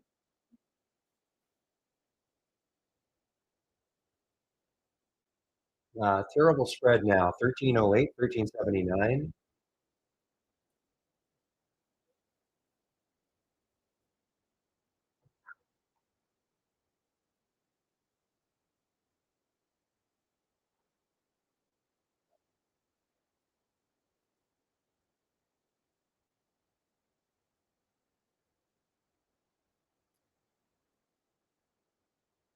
Okay, guys, Chewy is looking really good now as a short because it is not only it is now taken that out.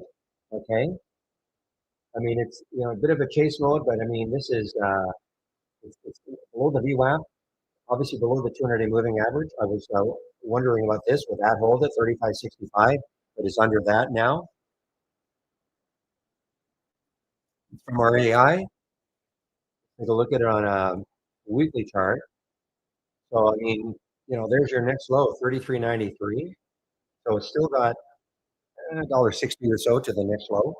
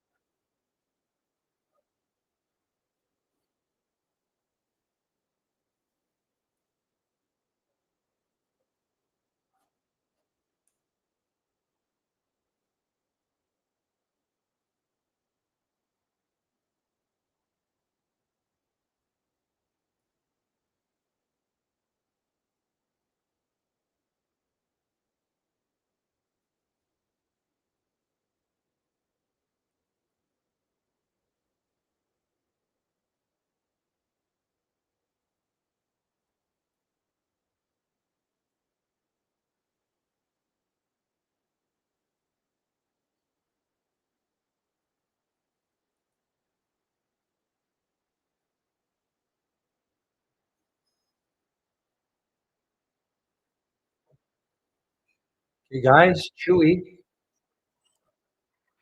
I mean, I don't think it's not going to be a rocket ship or anything, but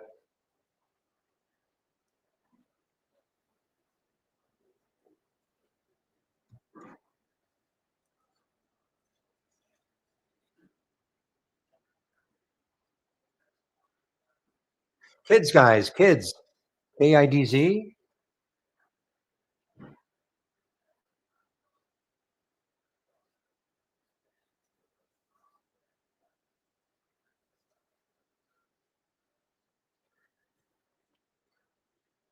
Well, I guess that QMM was not quite over. QMMM, not quite over. Untradeable. I mean, 149, what like 142, 148. It was not like this yesterday in terms of the bid ask.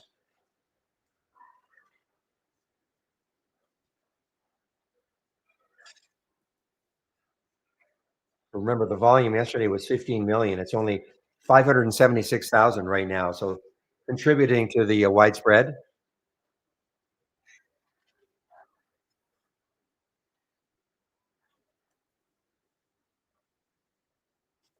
Boy, I'm missing. We've had some really nice shorts from our AI today, guys. ASST, another really well. I don't know. It might not have been available to me at Interactive Brokers at any point. I'm not sure now. It's not available now. I'm not sure at the time of the alert whether it was available.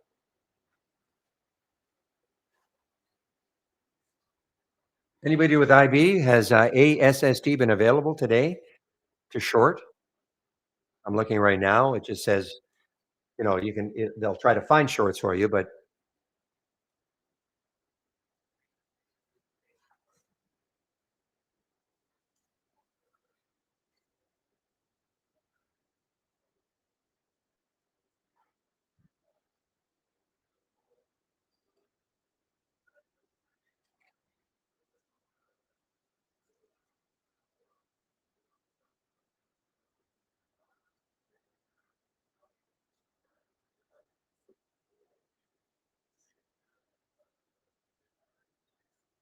so you see what's happened with the with MWYN guys. It tried a couple of times to get through the VWAP, and looks like it's.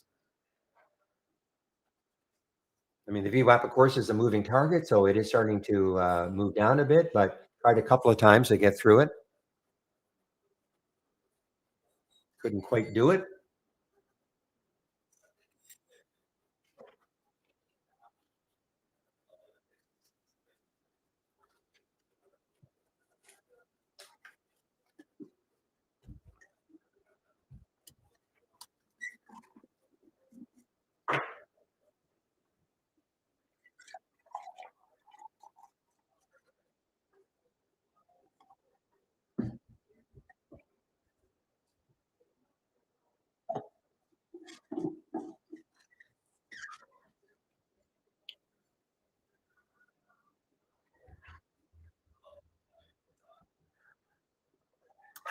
Yes, the sound of coffee.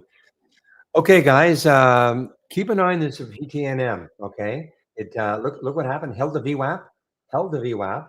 Highs today are quite a bit higher, 790.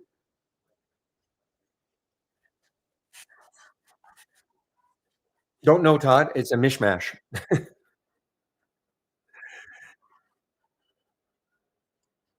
It's an espresso. So I mean, I've got all sorts of different brands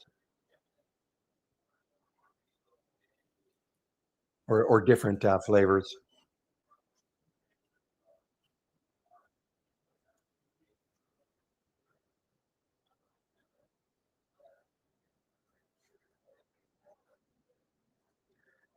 Okay, this one just got halted on the way up, guys. I don't believe that spread is or that float is correct. My guess.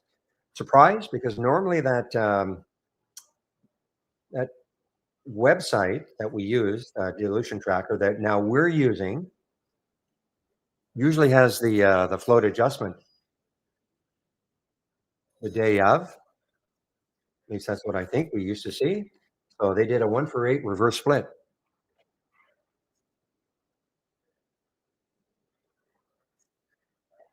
So I just don't believe. I believe that float is going to be 1/8.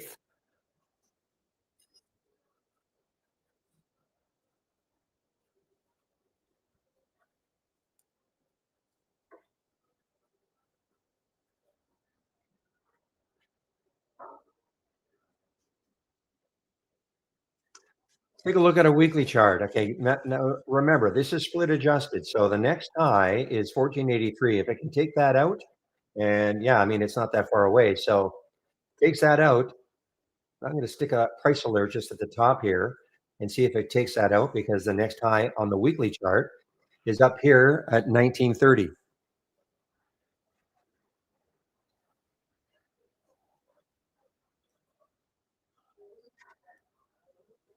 Now, where could this open? So here's the halt for DGNX 1459. No big clue in this right hand column here. Remember, this is time and sales from Interactive Brokers. This is this blue screen, nothing to do with trade ideas. Okay.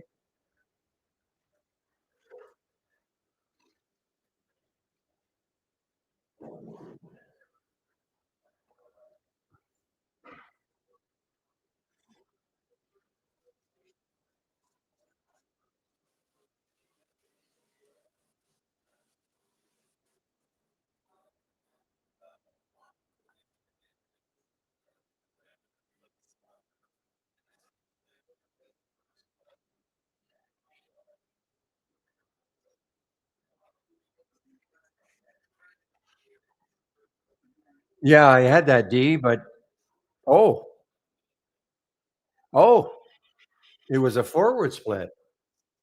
No, that is a little bit bizarre. Why would they do that? It wasn't a reverse split, so that float is right. So why would they do that?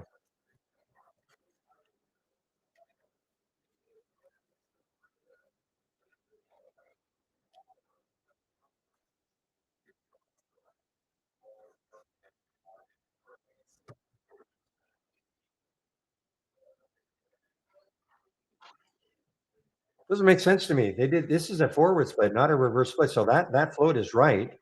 Before they did that, it was around 23 million in the float. They did a 8 to 1 forward split, but the stock was sitting at 8. That means it was just over a dollar. I don't understand at all. There's got to be some reason for it, but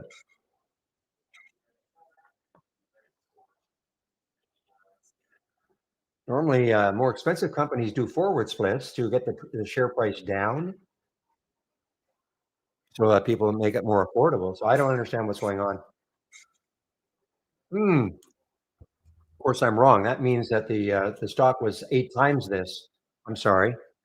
I don't remember. I don't remember it being up that high.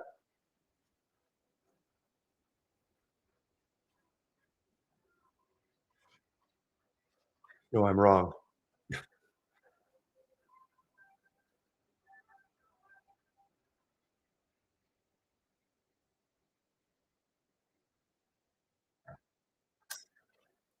Well, never mind all that. GLTO guys, that's moved 37% in this, and it's just got halted. 37%. It just got halted. G price is not here.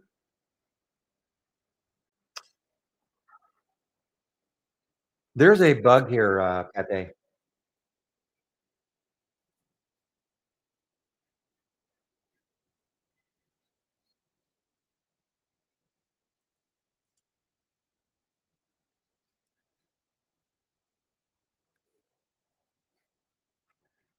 Okay, sorry. It's I'm the bug.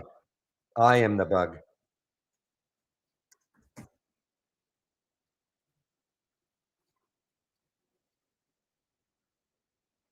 Yeah, I was the bug there. I put average volume. I thought I had put the volume today.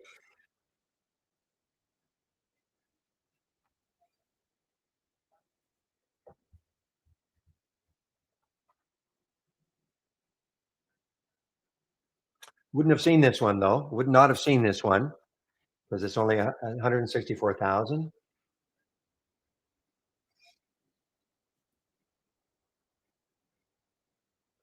Yeah, Hootie.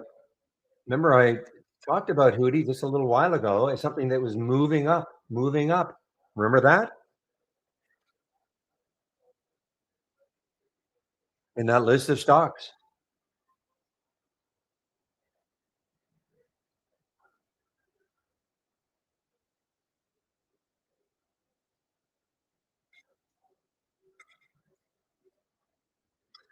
All right, guys. Hims just took out 50. HIMS just took out 50. The next high looking left is 5164.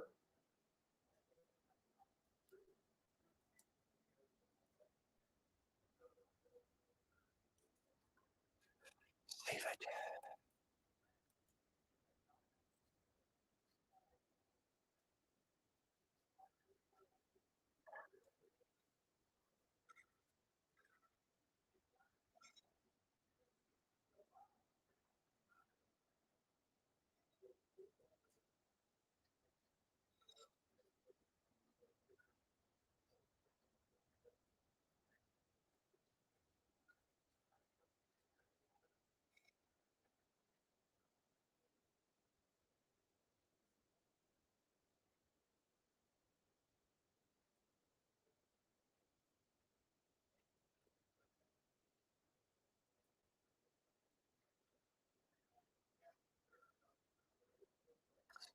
Yeah, somebody really well, okay, this was an expensive stock. I'm just this was an expensive stock. They did a forward split, so they increased the number of shares, dropped the share price. Remember, the market cap stays the same.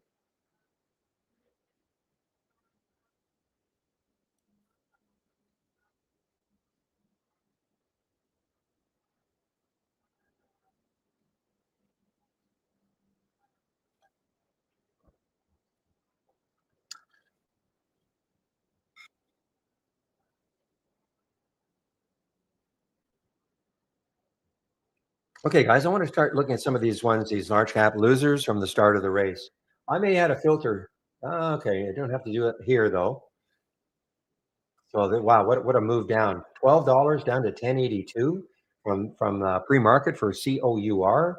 This is not an earnings play, so I'm not sure what went wrong here. So maybe they did a financing. I don't see a financing.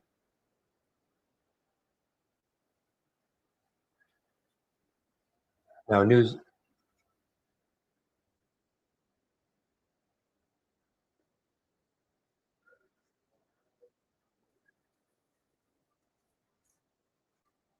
This was news yesterday, but it was also during market hours. Okay, so this the CFO registered 29,000 shares to sell. So that might be a reason for the little bit of the downturn on it, but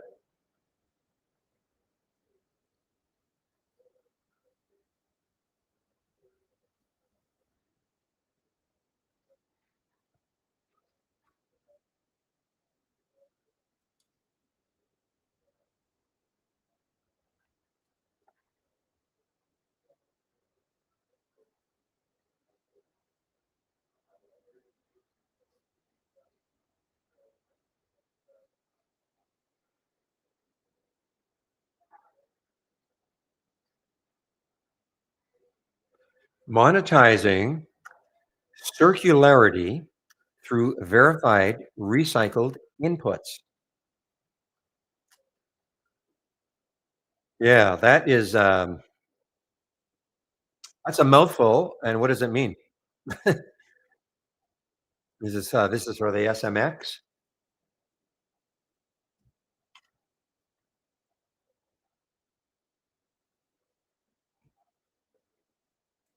They announced a partnership with A-Star to launch a national plastics passport program. A national plastics passport program. Nice alliteration there.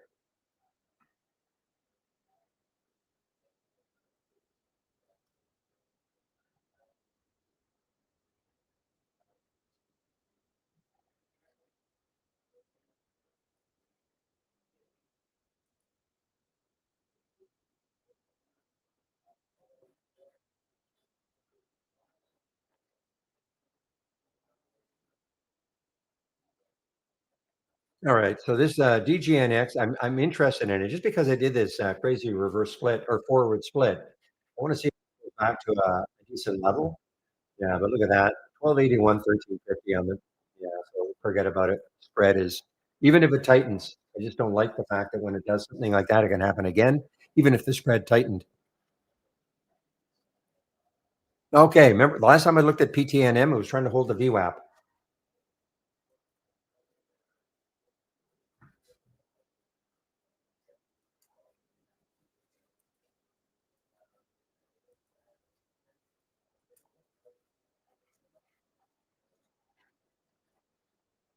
I'm set to join you maybe 705, 711 is on the bid ask for PTNM. And Todd, you're in it at 710, okay?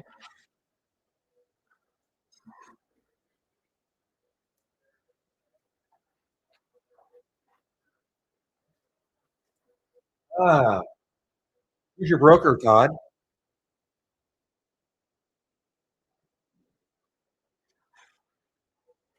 Well, yeah, Trade Ideas is preventing me from taking that trade. Boy, there's a lot of them now. Wow.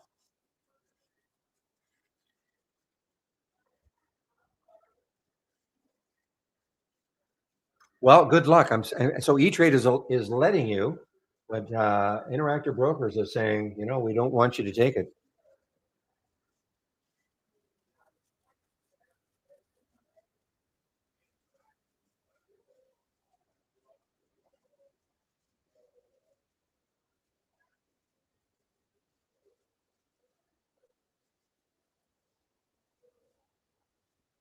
Yeah, I know, Dwayne. Yeah, exactly. Well, I would say that if, if, IB can't do it, usually the other ones follow. But Oh, well, might be a good thing. I don't know. But we're getting a lot. Yeah. I can't remember the last one I tried to trade that prevented me, but maybe it's a good thing. Look at this. I hope it works for you, Todd.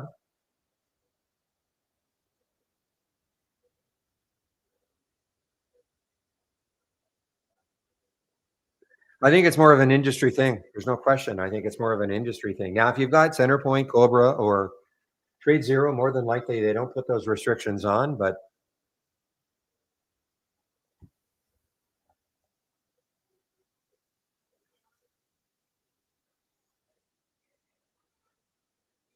don't understand what your question is, Grumpy. If it's a serious question or not.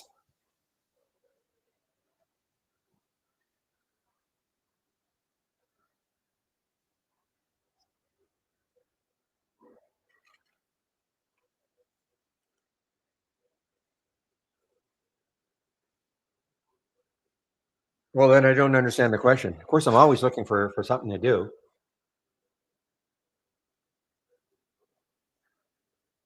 So let's take a look at GLTO, guys. It just resumed from its halt.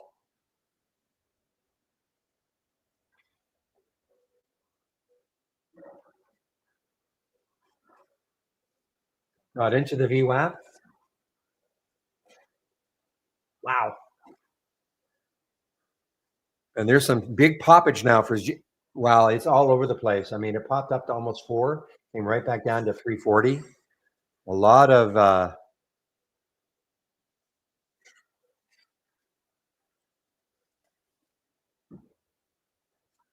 well, like yesterday, Grumpy. Okay, I mean, I did extremely well with that CWD in the pre-market, extremely well. So yeah, I hardly traded. I think I only had a short of sound, and that was it.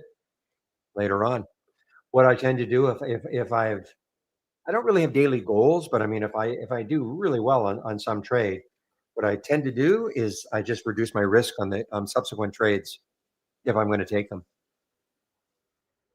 Risk meaning how much I'm willing to risk if the trade doesn't work. How much you how much you're willing how much am I willing to lose on the trade if it doesn't work? So if I'm risking $500 a trade and I hit it big on a couple, I might reduce it to $200 a trade as an example, just using fictional numbers. Okay.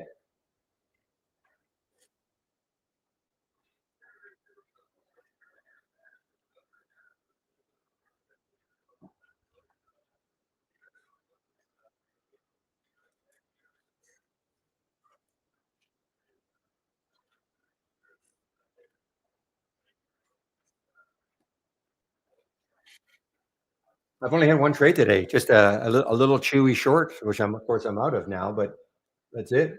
Just the one trade.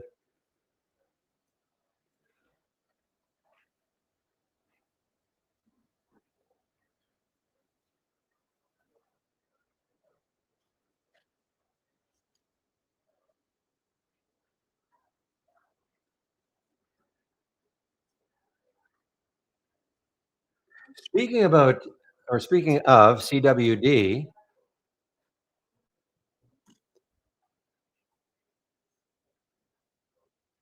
just hanging over 10 now, guys. Yes, your eyes aren't deceiving you. That did get up to $48 yesterday.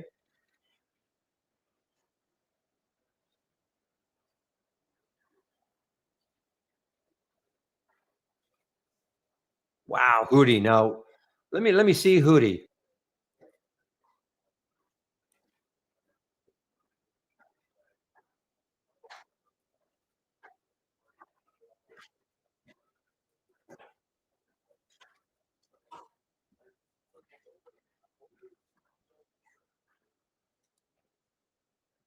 Remember, guys, remember, I think I used this as an example. What if Hootie started to move higher?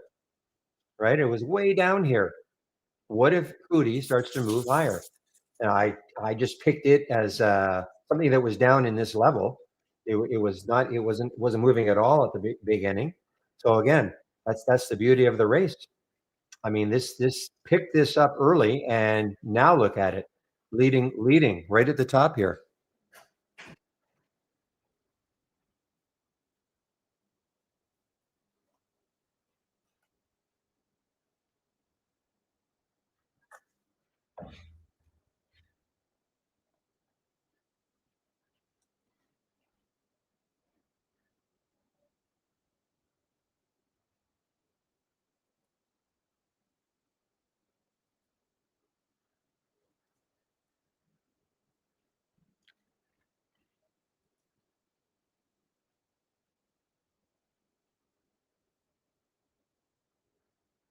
I saw AGH has not won a race.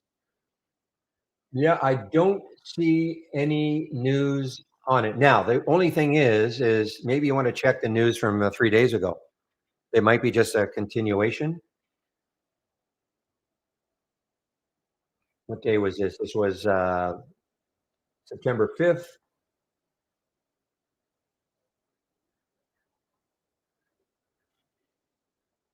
Yeah, I don't see any news on it. You're right. I don't see any news on AGH.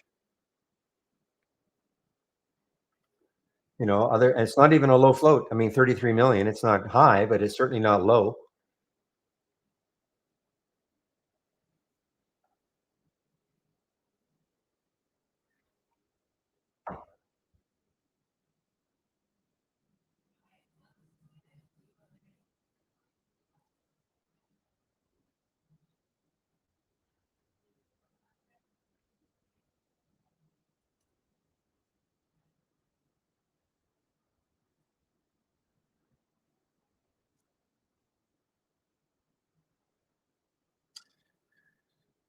All right, guys, 10:53. So in a little over an hour, Dan Merkin, the CEO of Trade Ideas, will start a YouTube stream at noon Eastern Time, 12 to 1. So if you've got questions about, the money machine, maybe general questions about Trade Ideas, the direction of Trade Ideas, etc., no excuse if you've got questions like that and you don't ask him when he's doing his 12 to 1. Typical. Now, I should verify that. Make sure he's not on vacation or something.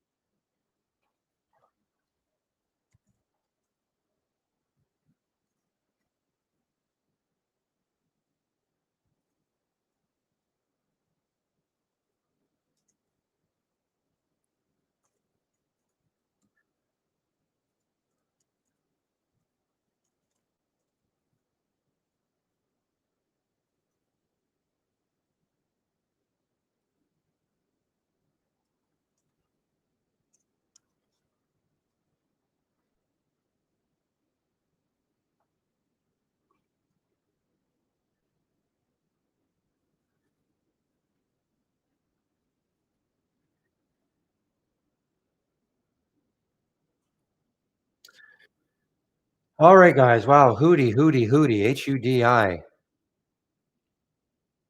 That was the one I pointed out, right? Just as something that was down on the list and could start and was starting to move a bit. And I can't see any news on it. And this is not shortable for me. And it just opened, guys. It just opened. Wow. Keep looking to see if it's got anything to do with the digital asset, but I don't see it. You cannot tell. Okay, you cannot tell by in theory what they do.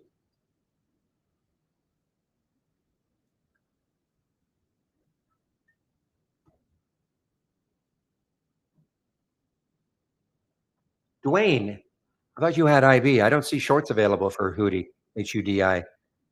Maybe there were.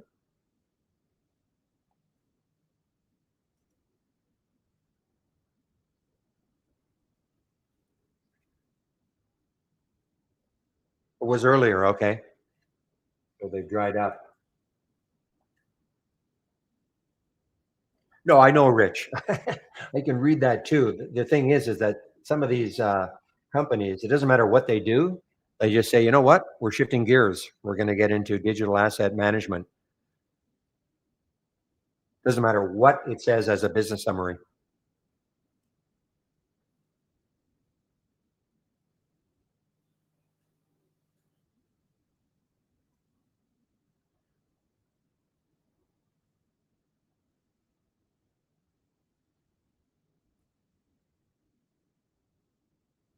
Well, Yeah, crypto. Yeah, crypto.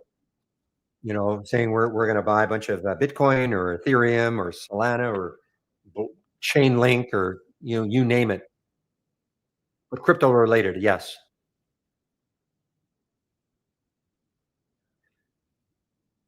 Okay, guys. Well, unfortunately, I'm a little discombobulated today. I haven't too busy doing other things, trying to figure out some of these little bugs we've got. I've been passing them on.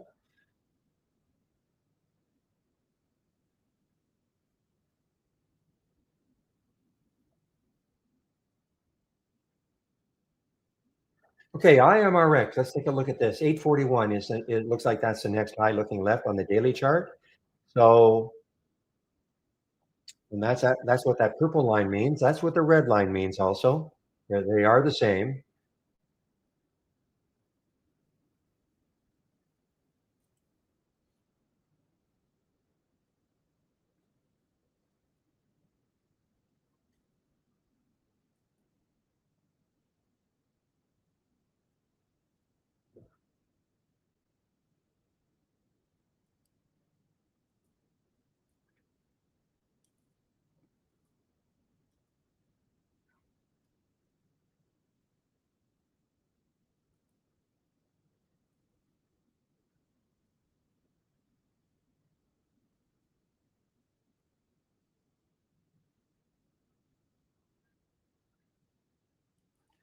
Okay, guys, I'm just doing a little test one here. Okay, I want to see if I can, want to see if it gets closer to the that little resistance area.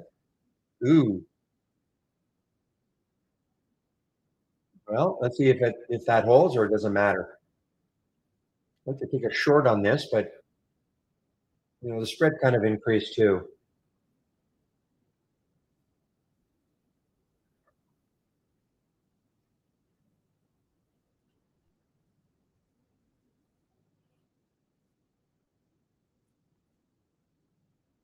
Right at that high. What month was that or week was that?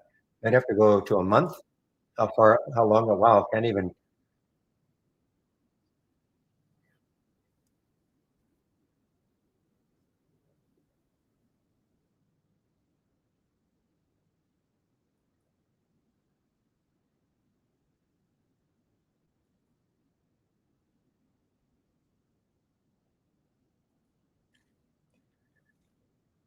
Just kind of watching around this area, guys. I mean, this might be a little. I'm not going to go crazy on it if I short it. The IMRX. Just want to see if that is going to mean anything.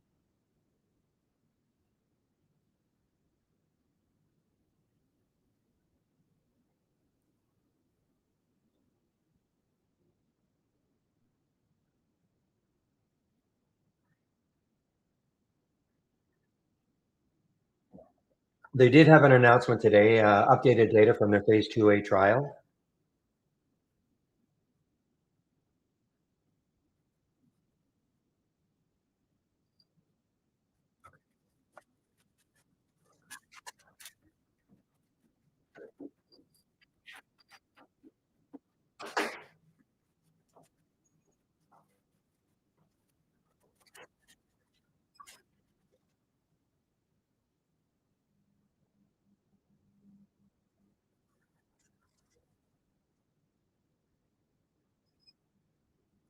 Okay, well, listen, it's the spread is not great for the IMRX.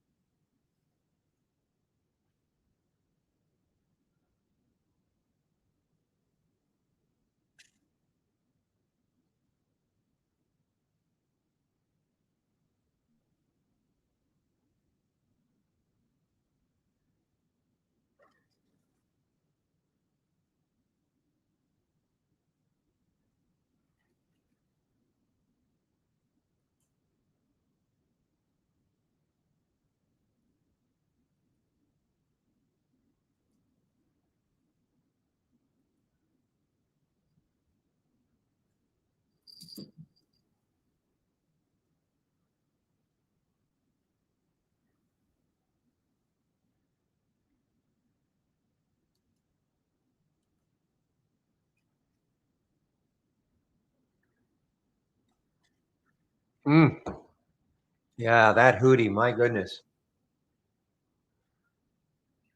There's your next high looking left on the monthly chart, guys, 424. Keep looking to see if they're trying to make some kind of an announcement that they're doing the digital asset, anything to do with it. I don't see anything though. What was that group in Reddit that you guys were talking about? Snake Pit or something? Somebody was mentioning that one yesterday. Some Reddit group.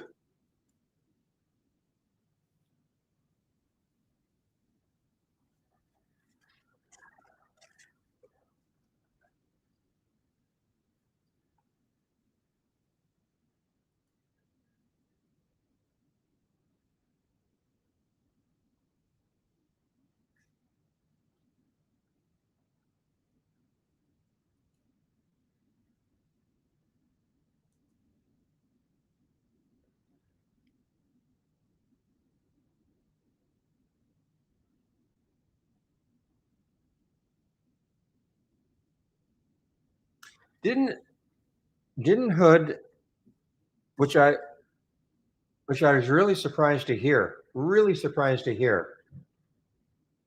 Until today or this week, they did not allow shorting. Is that correct?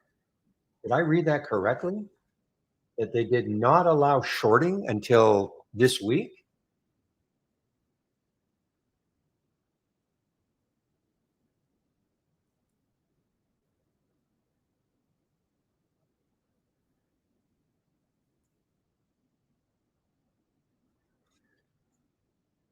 Which halt?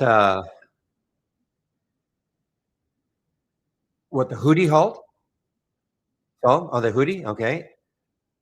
Well, I can't. I don't know because it. Well, okay, I'm going to assume. I want to say the halt was around like like 11:01 plus 30 seconds. Okay. So because I don't have the halt, but I'm going to estimate that about 30 seconds after it resumed. So if that's correct, it should open at around 11:06 plus say 30 seconds. Okay. If William were here or somebody else that has on a different server than I am from me, but usually the halt, if a stock resumes and then it gets halted again within about 30 seconds of the resumption, I don't see it. So I'm just going to estimate. But right now, the estimated open is 422. So, Justin, in our YouTube room, what is going wonky with you? I've had some wonky issues with the charts, but what is going, as you call it, wonky with you? Well, you can see, okay, Forex, this is what's happened with our AI today. Had a pretty good day, shorting, going long. Okay, this is what the AI looks like today. These are all the alerts that have happened. I don't show it because it's not fair to those who pay for it, but it's had a very good day today. In fact, I can explain what the concept of it is. But Justin, again, Justin, in our YouTube room, you might have. Can you describe what's going wonky with you?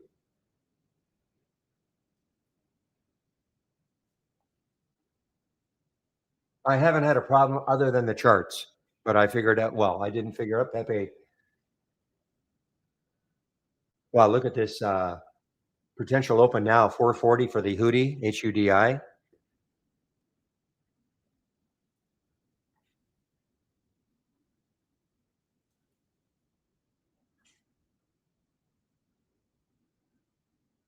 So, Justin, can you hear me?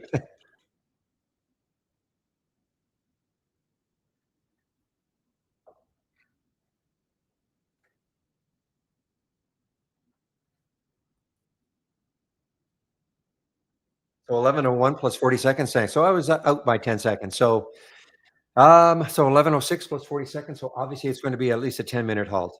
Okay, at least a 10-minute halt now. So say 11:10 plus 40 seconds.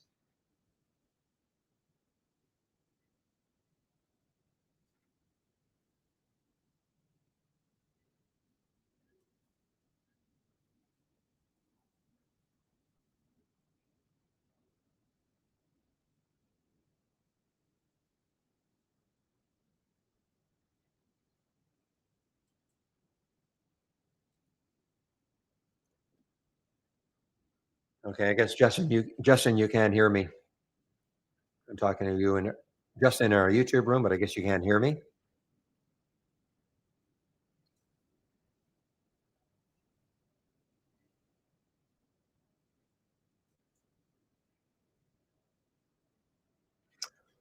All right, now keep an eye on this one. This is an all-time high, guys. Lifetime high for this FMFC. Lifetime high. Okay, well, if you can hear me when you ask the question, is anybody else's trade ideas being wonky? You have to give me a little more information. Like, what is wonky for you? I had some issues with our charts earlier. I was figured out what was going on, but what is going on with you that is making it wonky? Talking to Justin in our YouTube room, can you maybe describe it? Because if it's to do with your charts, I may be able to help. If it's something else, then I'd have to know.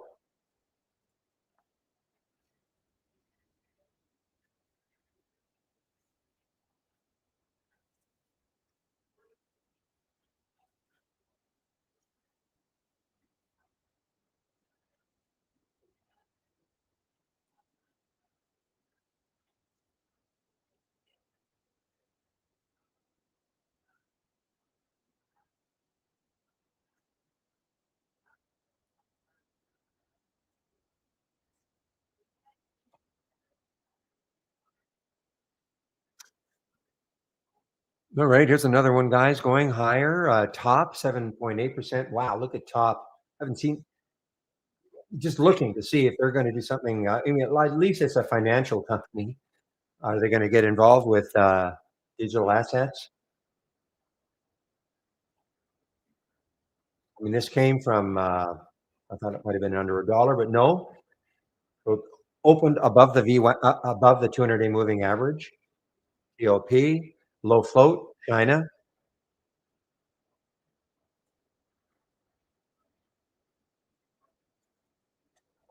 Oh, we see it all the time, Yael. I mean, it's always, well, it could be some group somewhere. There's these Reddit groups that get a hold of these.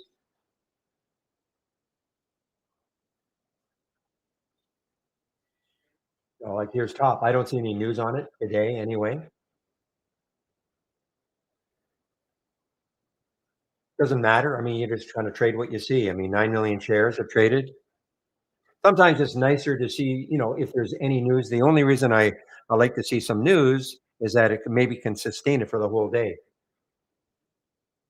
But, more than likely, this just came in though, 11 o'clock. This just came in. Look at all the volume that just came into top. So I don't know. Some group somewhere has probably got a hold of it.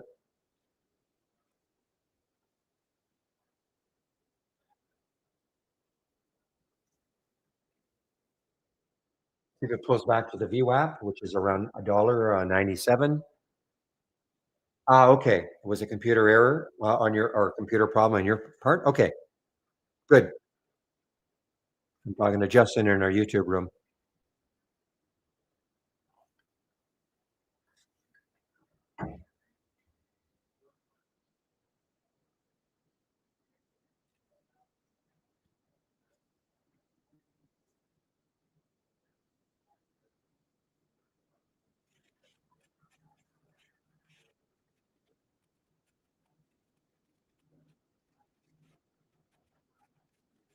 You don't want to know, Yael. You don't want to pin windows, okay? It gets you into trouble. I don't mean you specifically, but there's no reason to pin a window.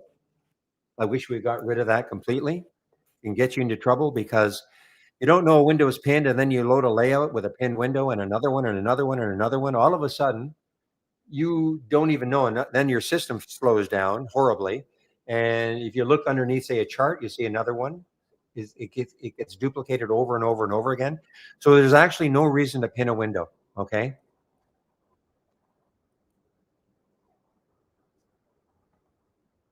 Now you want to create docs, that's fine, but there's no reason to pin a window. In the old days, pinning a window meant yes, you could load another layout, and that pinned window wouldn't go away, but it led to people having so many problems. I wish we could just get rid of that.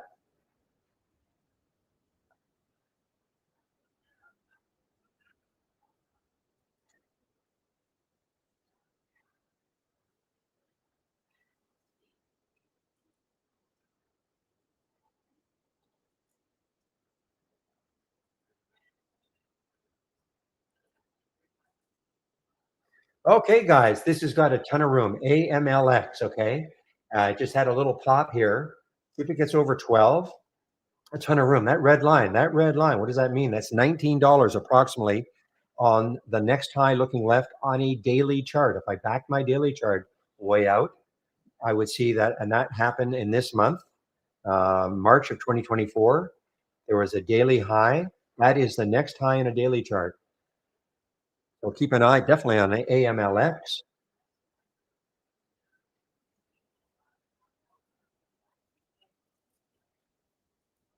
Want to see it? I want to see it clear 12 a little bit more. This is coming from the Pepe scan. Okay, right here, the combo scan. The alert was at 1192.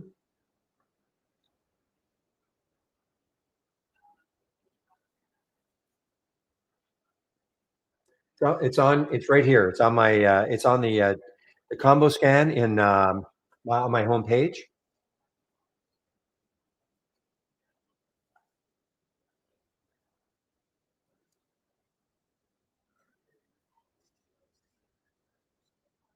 Don't pin it. Just you can have the scan and incorporate it as part of your layout.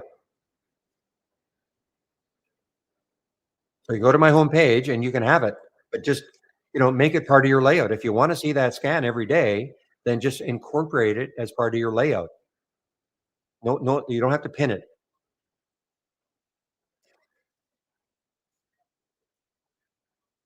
Well, I'm looking at a 5 minute right now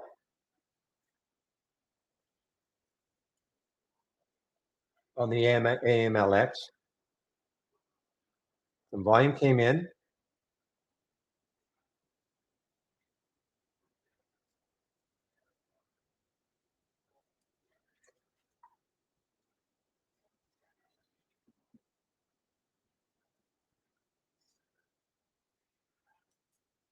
Okay, I'm going to put a price alert around 1204 just to see if it clears this 12 level. I don't mind giving up a few cents. Hopefully, it'll clear that 12 level in a bigger way.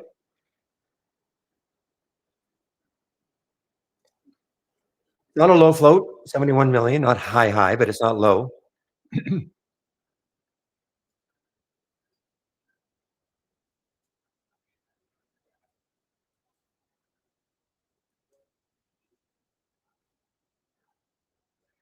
Oh, Wilds, guys. Wilds on the move again. WLDS on the move again. So it's above the VWAP, quite a bit above now. Very, very much above it. Starting to move again. Yes, it is an earnings play, but that's not the reason. Some kind of a patent that was accepted. I want to say accepted.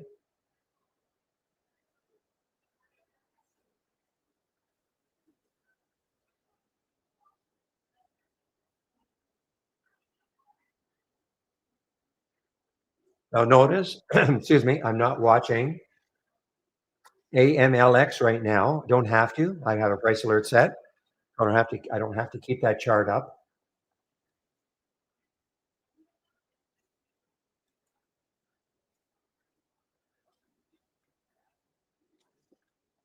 So there's the pullback now for Hoodie, HUDI. Let's see what it's pulling back to.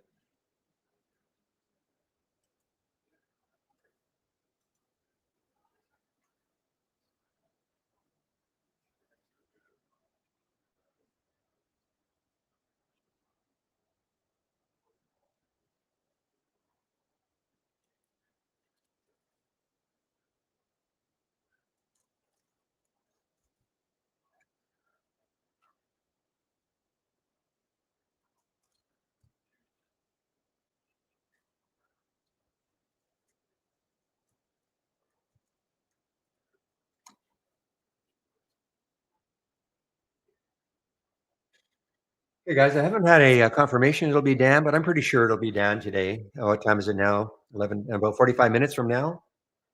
CEO of Trade Ideas will start a YouTube stream.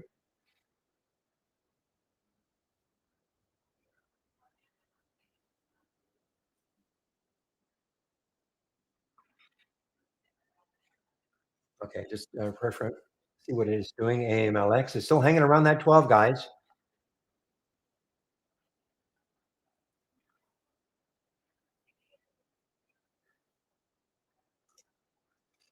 Yeah, there is a big. I guess it's a fairly big IPO today. KLAR. Yeah, big one. Indicated open between 50 to 52, $40 IPO price. Probably some big guys behind it. Not too interested in the more expensive ones, but for those of you who are, so if you want to know when it opens, all you do put KLAR on your trade ideas chart and create a price alert. Put $1. The alert price. Obviously, it's going to open over $1. So when it opens, you'll see it.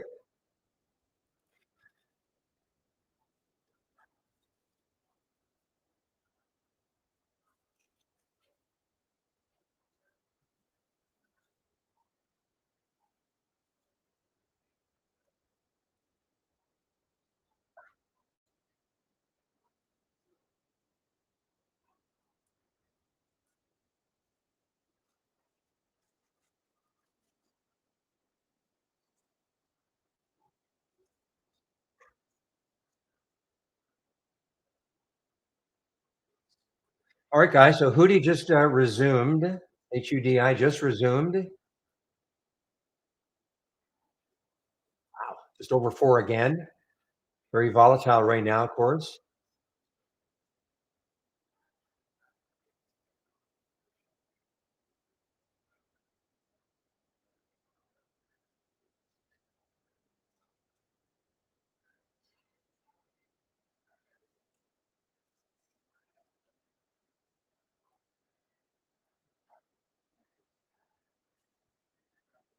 Okay, guys.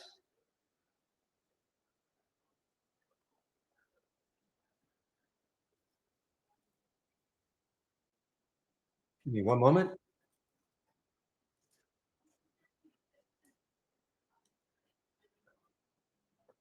All right, let's see if this AMLX has any legs now. Now that it's looks like it's cleared 12 fairly decently. Okay, AMLX.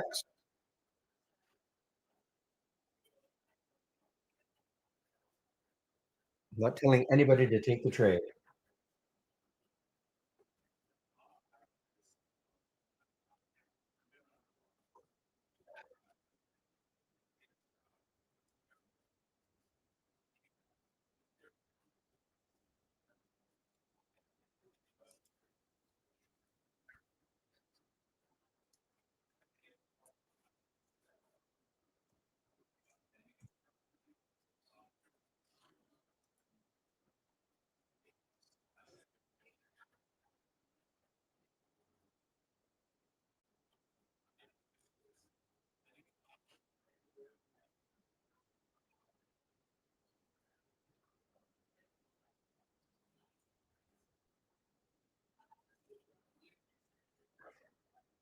Okay, guys, let's see. I just want to see if this has any more. I mean, it's got a ton of room, obviously, on the daily chart to keep moving if it wants to.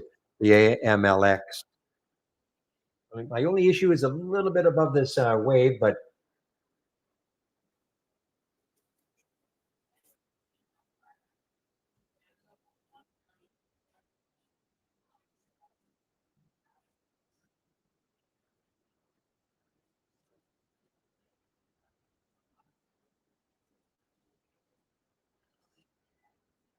oh boy, Hootie just ripped, didn't it? It ripped off that VWAP area. Ripped HUDI.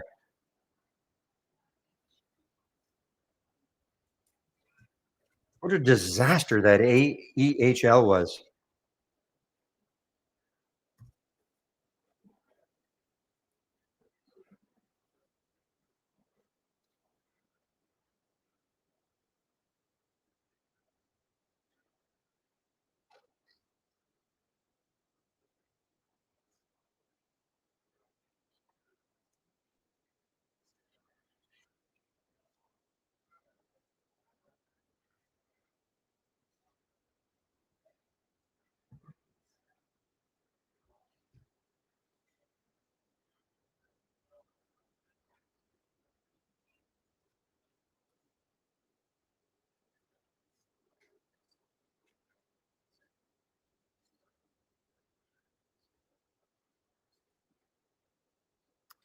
Okay, guys, what time is it now? 11:23, about 40 minutes. I'm out of here for about an hour.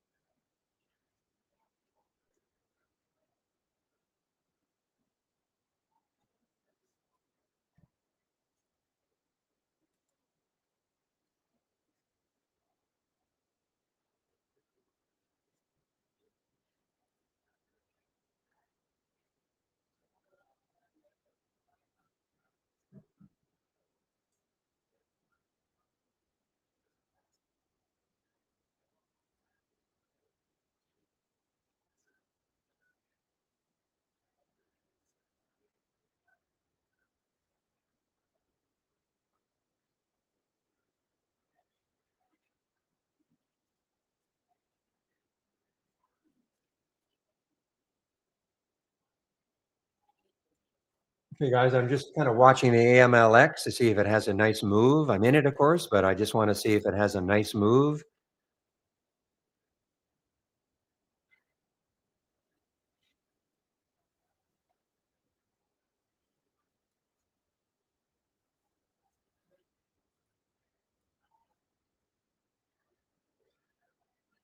All right, guys. Wow. Okay, so Hootie now near five, almost near the high of the day. Well, not quite, I guess. High day is 5:45, but with that float and with the volume, 1,800 times normal volume right now.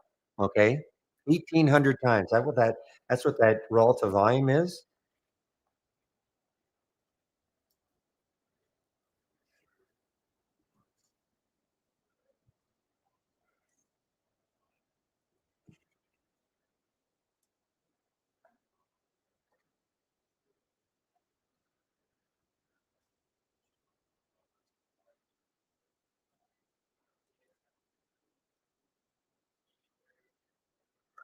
We have 4.2 million in the float for Hudi, HUDI, Andy.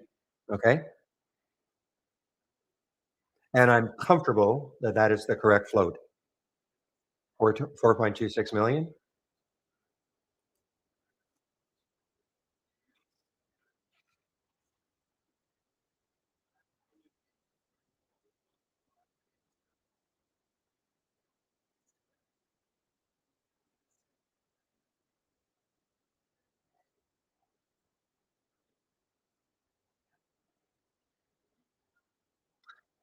I don't know. A name change. I seem to remember Hootie. Let's take a look at a monthly chart. It's been trading. I mean, remember these days, it's just done a bunch of reverse splits. That's back in 2022. Looked like it started trading as Hootie back in January 2021.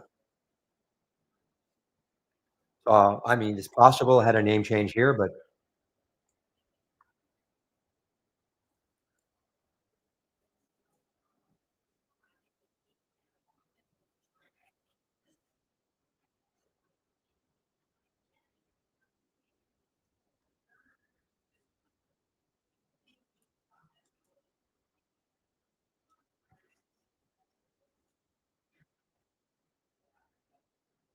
yeah, I mean, this is the new. I mean, the news I have. I mean, this is back in August.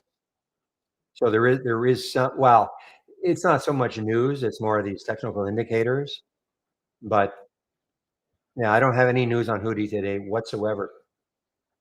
Again, it would not surprise me if it's got something to do with digital asset,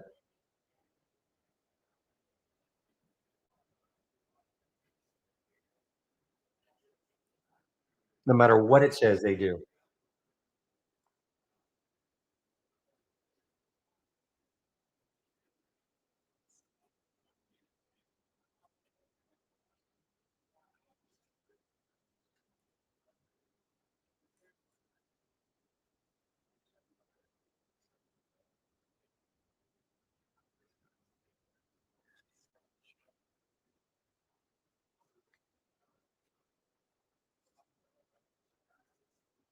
Yeah, all these stocks here, I haven't seen them at all today. Like Wi-Fi, WYFI. I've not seen them.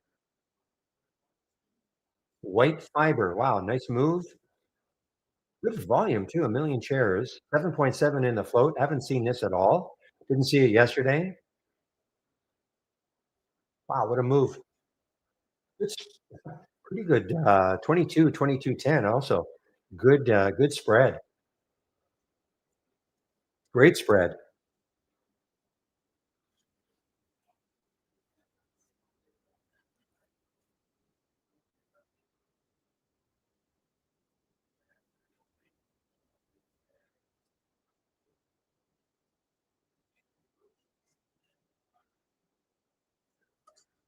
I might get out of the A. Well, I'm going to hold just for, it's basically where I bought it. Okay. The AMLX. I'm going to hold on just a little bit longer. I was hoping it would, got into the 1220s. Might have a nice move from there, but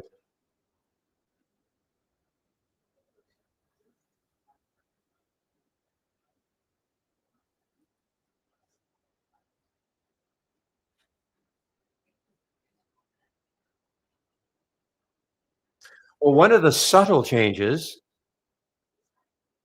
I don't want to, is in the screen sharing. Reopen screen like this I noticed. Also, he had something else, a quick screen share, but I have not talked to Sebastian. No. What other things have happened?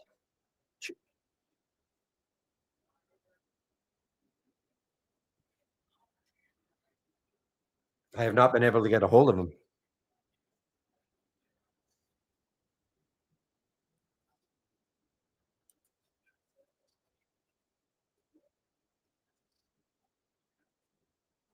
Oh, nothing good. Okay, well,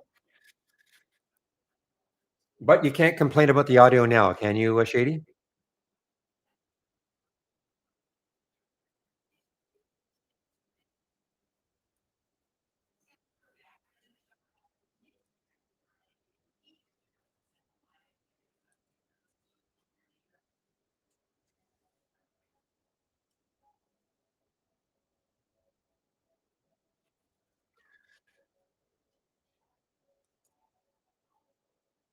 Yeah, whatever I did, yeah, Geek Squad came through for me. I gave them a glowing recommendation.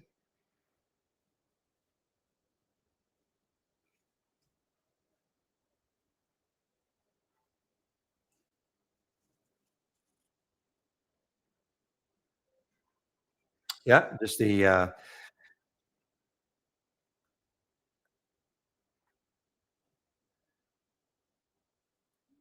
I'm going to email him again. I this is very unusual, highly unusual. After years of dealing with him, and he's very responsive. I'm going to try one more time just to see if he's around.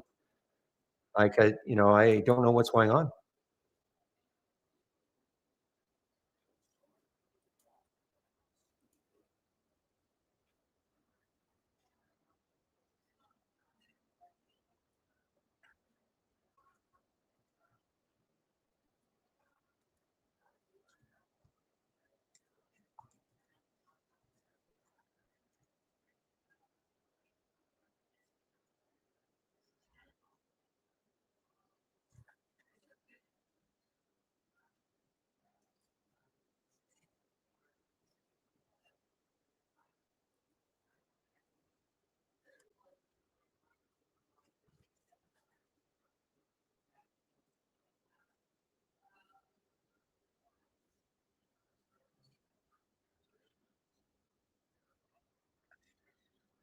No, I know there's a button to close all pinned. I just wish we would just get rid of the option to pin. That's all.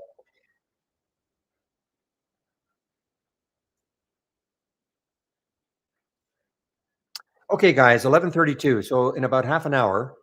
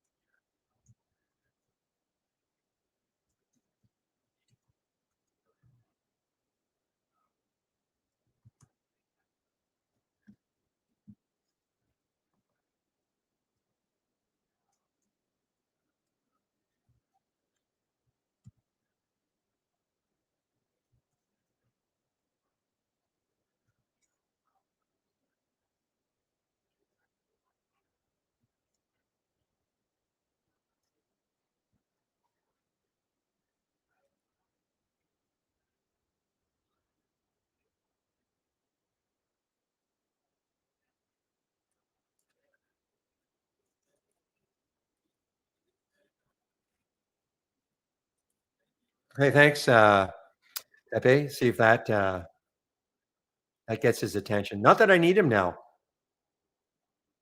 It was more about the audio issue, right? But the audio is all cleared up. All right. Well, that got me out of the AMLX, guys. Too bad. Little loss on it. We need to got underneath that 12 level.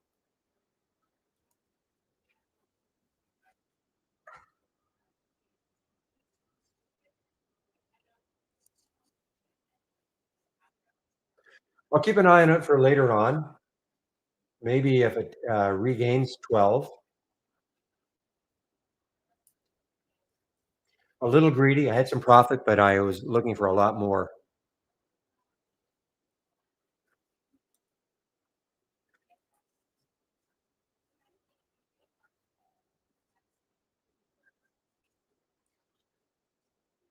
Skibbles, SKBL. Let's see what's happening with this one. SKBL, Skyline Builders Group.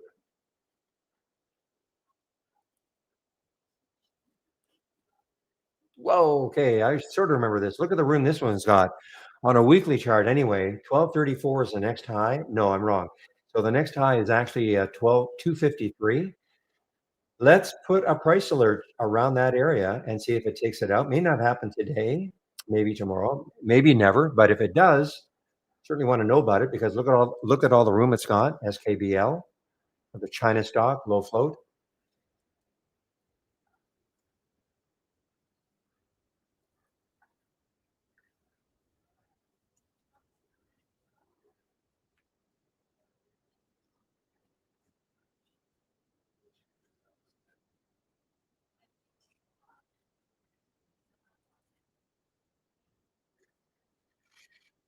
Okay, Hudi, HUDI. So it looks like, yeah, it held the VWAP, guys.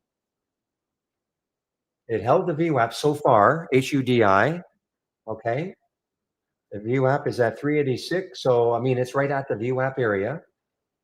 Let's see if it can get back over 4 and run from there again.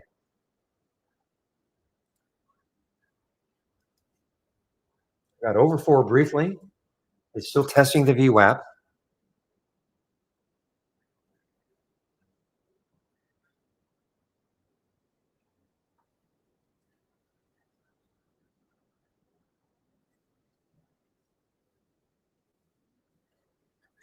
Okay, well, good small victories, Shady.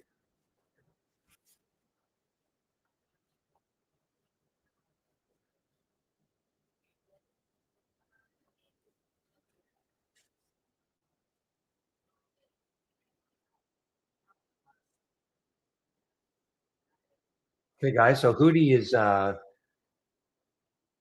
can I not say blowfish? Hootie is still hanging around the VWAP area. VWAP is at 386, so it's still kind of at the VWAP area.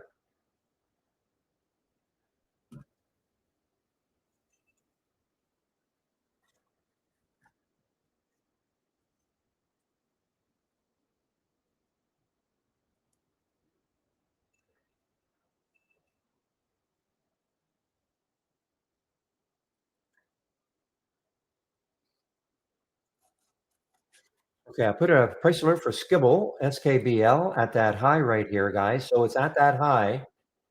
Now, you're in chase mode, though, unfortunately, okay? I mean, I'm not going to chase it, but I did want to know if it, at least if it got there. But you're in chase mode. Volume did come in, though. Volume did come in. Look at the volume bar right there. Looks like it's the biggest. It is. It's the biggest volume bar of the day, both on the 5 and the 15-minute chart. Okay, so this is the biggest volume bar of the day coming into SKBL. Well, let's see. Holds over 250. I just don't want to chase it.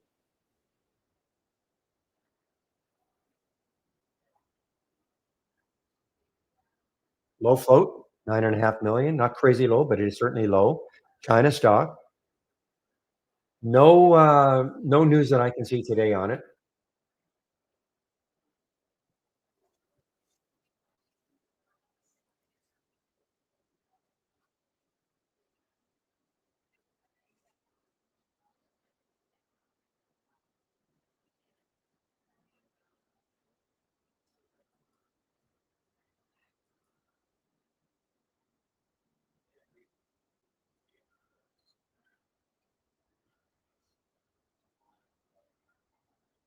Hey guys, you can see what's happening. The best thing, in my opinion, that could happen is it kind of rests a little bit underneath this 250 level and then pops through on volume.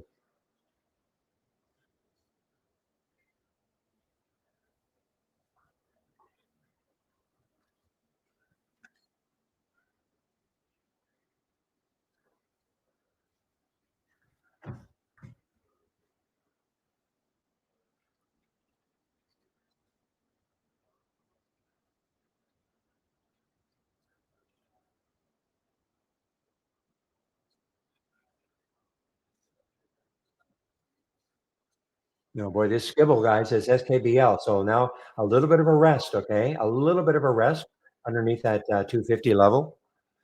And why is it? I mean, just look at the room it's got. I'm not saying it's going to, you know, get anywhere near 1233, but I mean, at least we are taking the chart resistance out of play.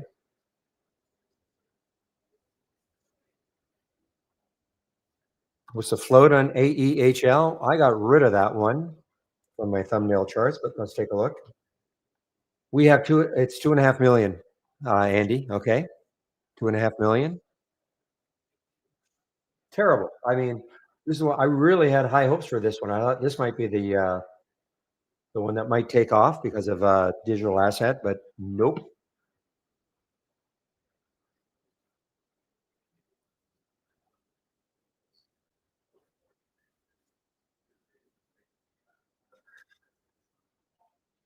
Okay, guys. Well, Hootie is really drifting now underneath that 200-day moving or that VWAP. So I'm going to forget about that one unless later on in the day it gets back up to that maybe 370 level, which means it might challenge 4.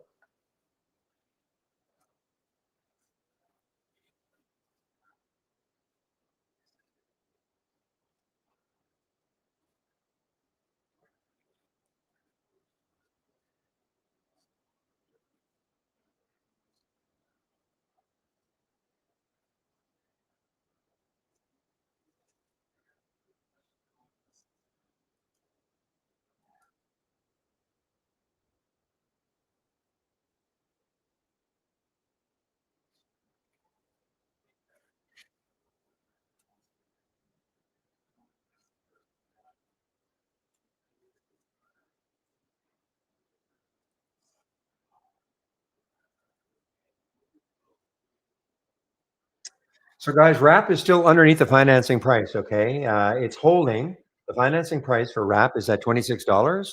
So it's trying to crawl up a little bit here, but it's still $3 underneath the financing price.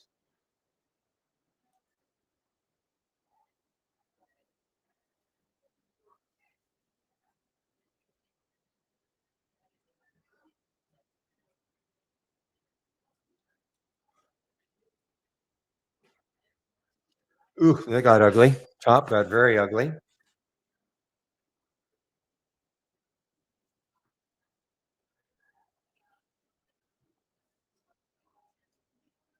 Well, the only thing I'm really kind of looking at is maybe the AMLX later on, guys. If it gets back up, say to 1215 area, maybe if it does that, might get me interested.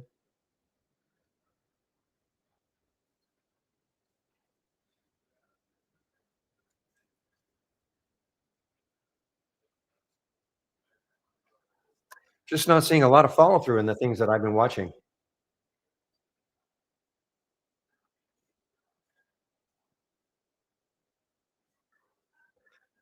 Actually, I'd rather maybe take a look at some of these short opportunities.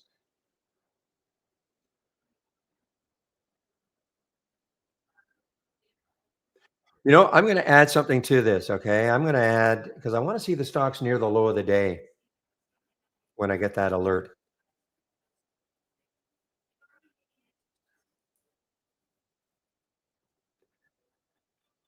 Uh, I'll do that for tomorrow for sure. Yeah, I'll do it for tomorrow because I'm going to lose all these. You know what? I don't care. I don't care if I lose them all. So I'm going to open the top list, and this time I'm going to add that position in days range.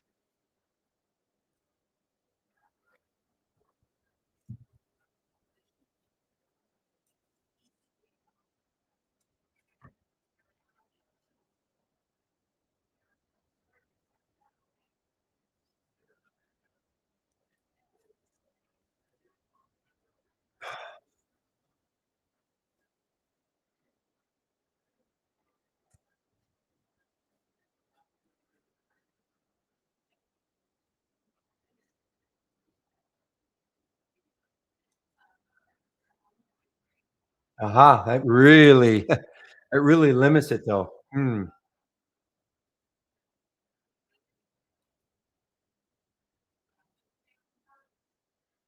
But you know what? Maybe I don't care.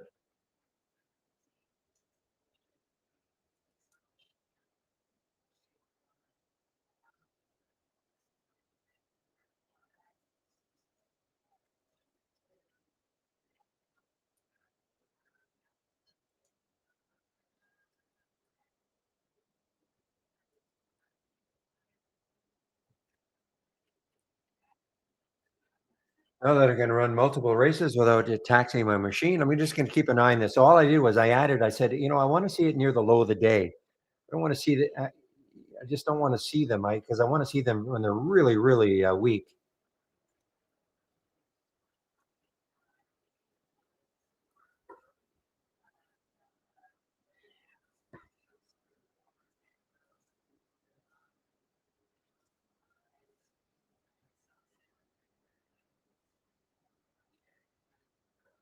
Well, let's see if he responded.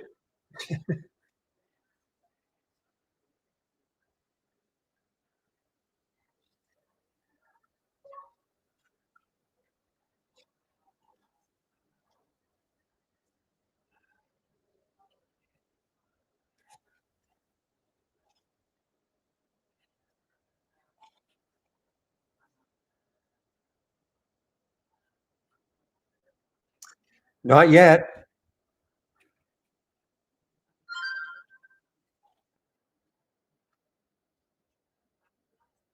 No, that was not him.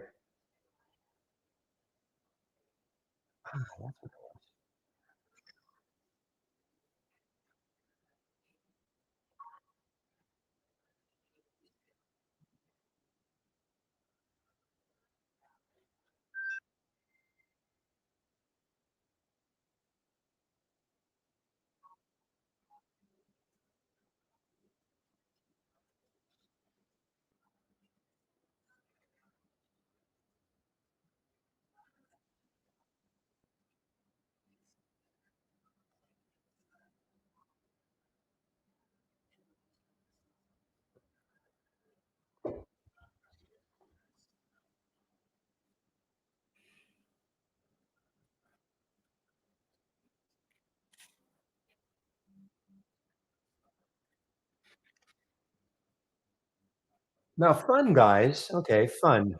Let's see. The low is right at that low. So maybe we'll get a bounce. I mean, 2191 is the low right there. We're at 2197 right now.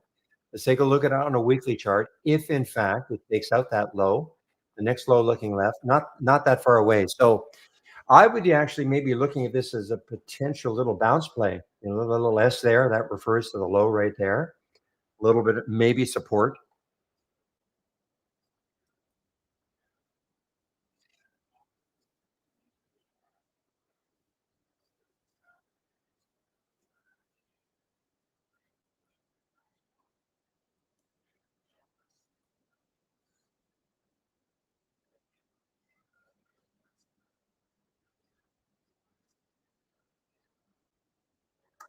No, he doesn't have a boss.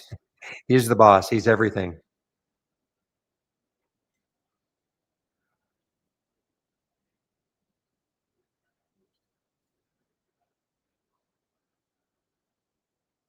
All right. So this is what I'm looking at now, guys. So you can see a couple of the cruisers are losing it. CCL and NCLH. So there's something cruisers are starting to lose it a little bit here. Let's take a look at RCL as an example, the leader in the industry, in my opinion, anyway. See if RCL is moving down also. Yes, it is on a weekly anyway. Let's take a look at the daily. Yes, it is. So the cruisers are, yeah, cruisers are getting hit a little bit today. I mean, the market's up, so cruisers are moving down though.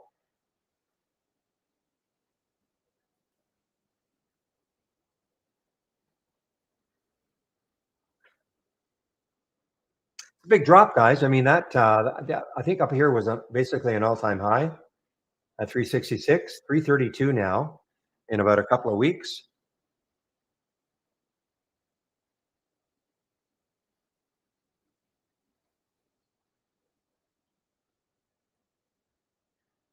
Oh, I mean, increase in oil prices, maybe, because yeah, what happened with Poland and the drones? Maybe. Well, let's take a look at XLE. If XLE is spiked,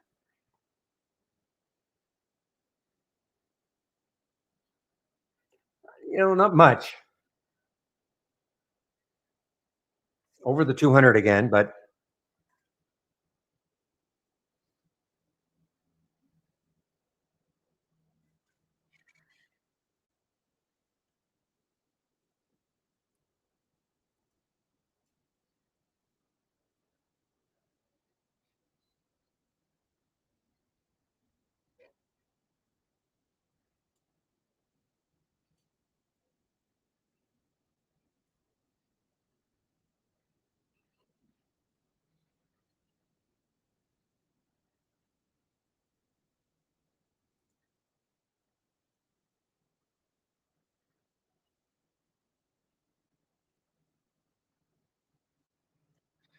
speaking of the market, I mean, the market has just been a chop fest today. At least the SPY has been. Dow is down, so there's a bit of there's actually disc. Yeah, there is a Dow's down and the Qs are up.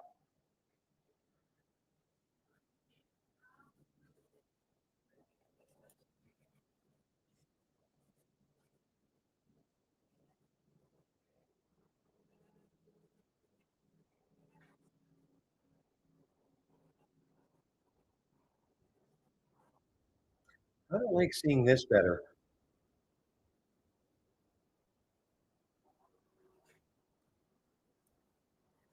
I'm not going to get as many in the list, but these are weak stocks.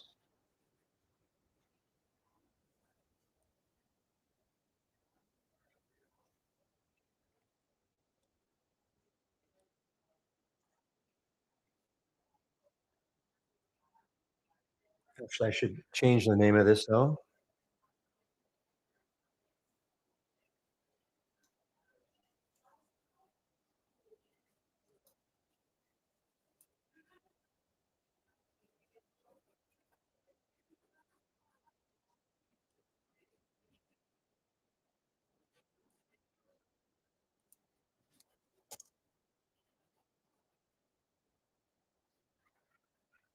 I'm just going to put LOD. It's not quite the low of the day, but just so I know.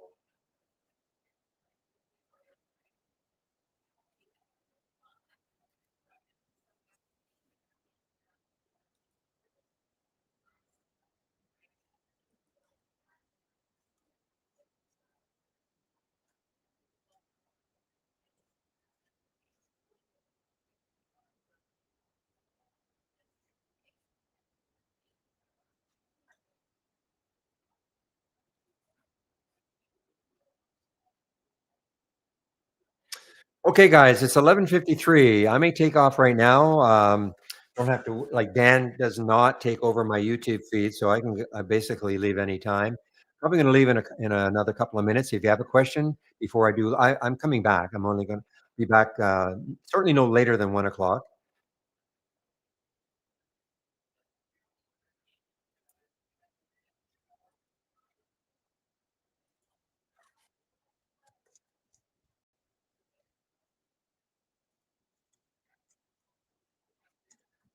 I'm sure it'll be earlier, but just in case. Pepe, you always seem to have a link for Dan. Is it not my YouTube link? I mean, if you go there now, you get into my like the YouTube room right now. So does he have another link?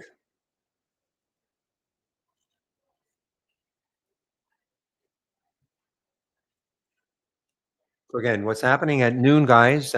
Dan Merkin, the CEO of Trade Ideas, will start a YouTube feed stream.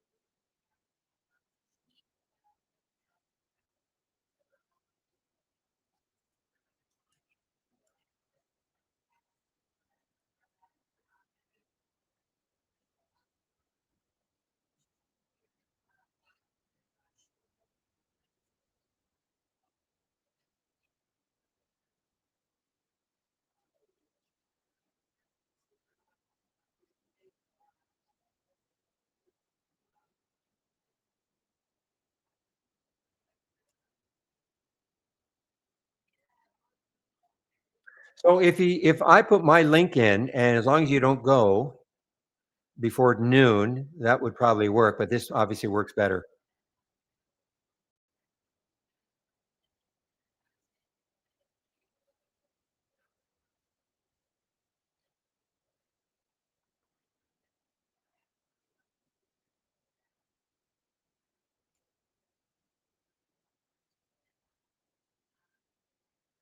Okay, guys. Amber just AMBR just opened after its halt.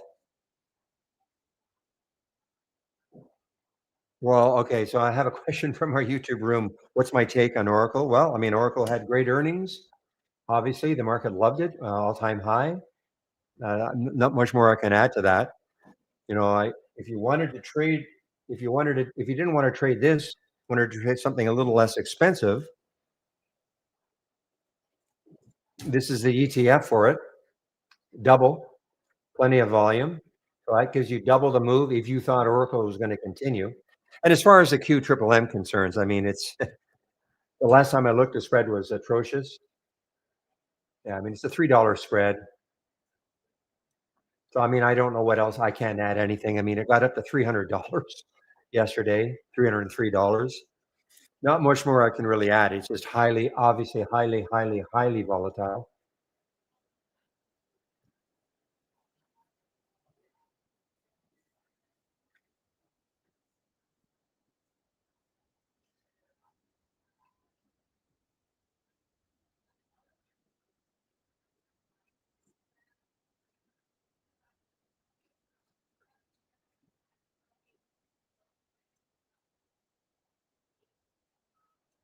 Okay, so he's not there yet. So for those of you in YouTube that want to leave me, you can do that.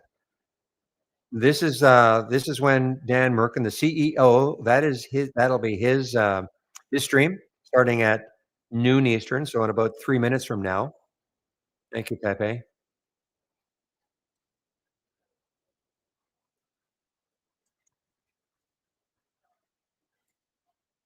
And I'll just put this in the specific stock. So this is the stream. If you want to head over and listen to Dan, okay. Okay, guys, I'm going to take a break right now, so I'm muting myself. I'll be back in about an hour from now.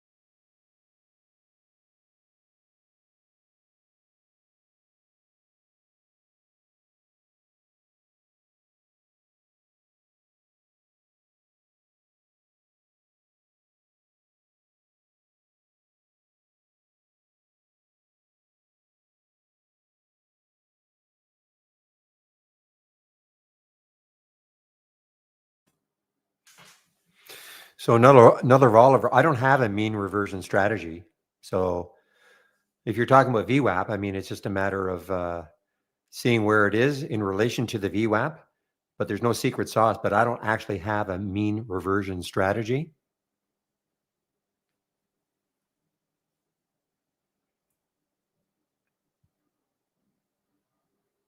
Unless you're referring to somebody else, another Oliver.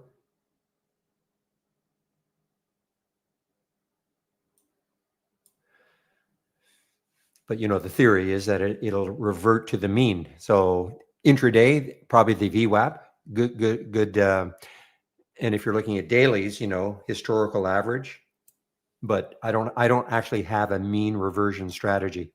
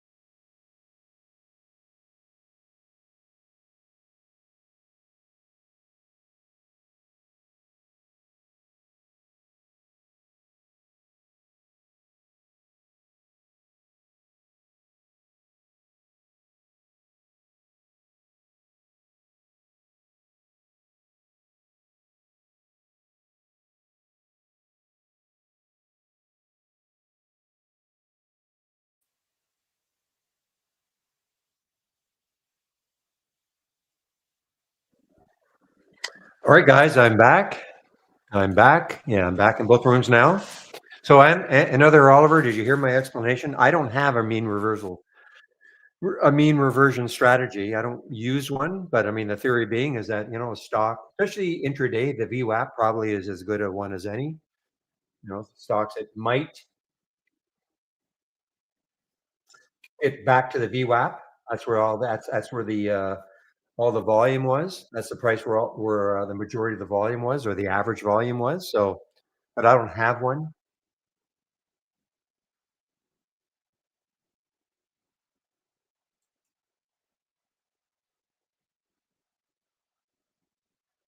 By the way, guys, anybody have our AI? Because all the ones I had before disappeared. I only have the NX, and I haven't got the filter on.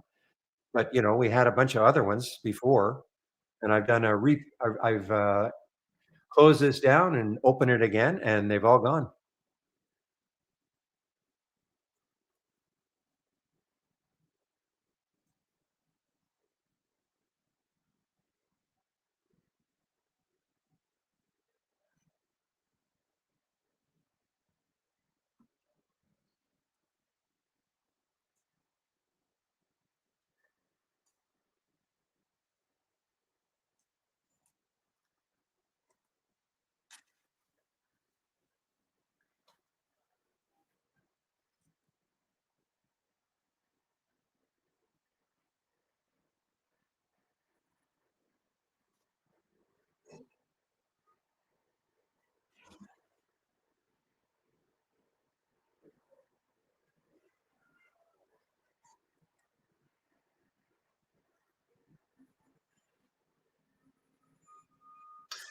All right, hey Dwayne, I didn't see any notes from you today. I forgot to ask you.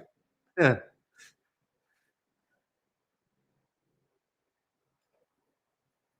regarding whatever Dan is saying.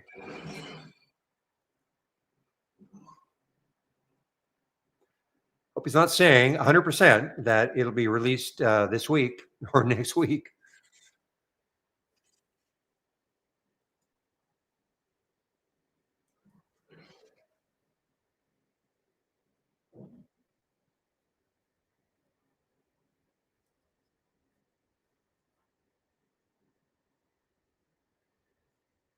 All right, guys, trying to watch this one now. This large cap losers from the start of the race. It's not low of the day exactly, but near the lows of the day.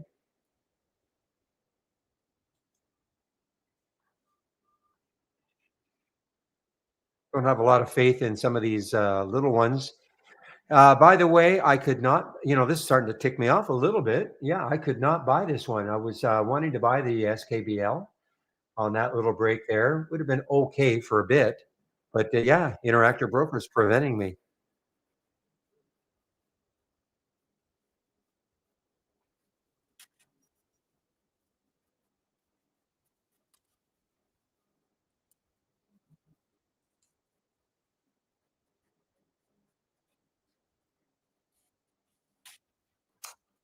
Well, I do have an alert set for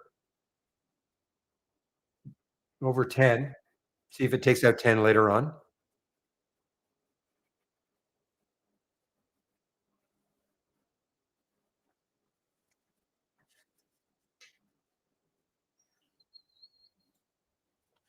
It's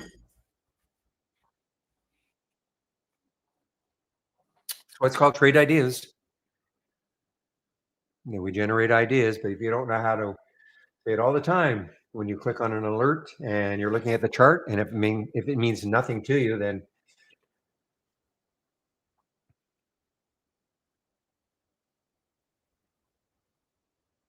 yeah, this is starting to tick me off a little bit. That's about the third one I've seen, I think, regarding not being allowed to buy a stock. SKBL, yeah. I mean, they let me buy CWD yesterday, which, in my opinion, was ridiculously wild. They didn't have any restrictions on that one. Maybe there were restrictions today. I don't know. I'm talking about Interactive Brokers, of course.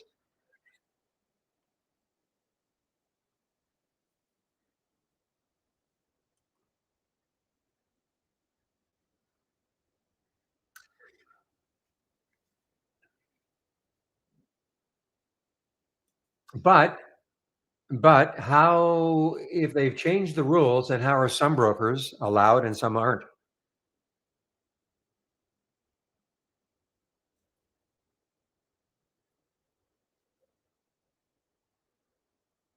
I know you're saying maybe change the rules. I know they're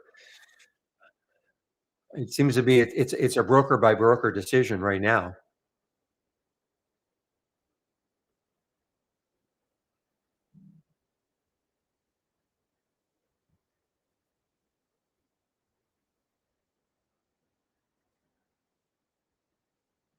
Speaking of which, QMMM guys just got halted on the way down, I believe. Maybe that'll be the end of this nonsense.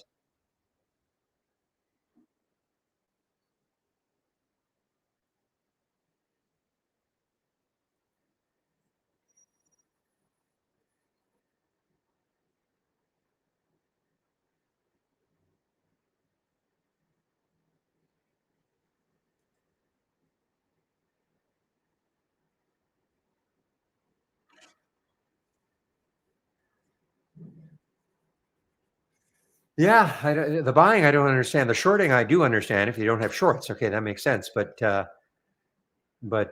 I don't understand this buying, especially when there's tons of what I would consider much more highly risky stocks.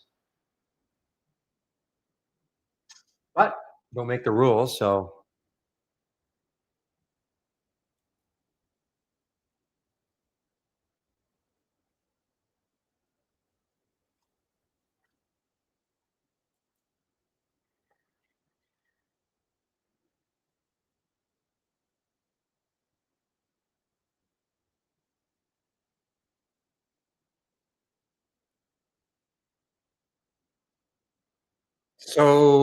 Dwayne, were you listening to Dan today?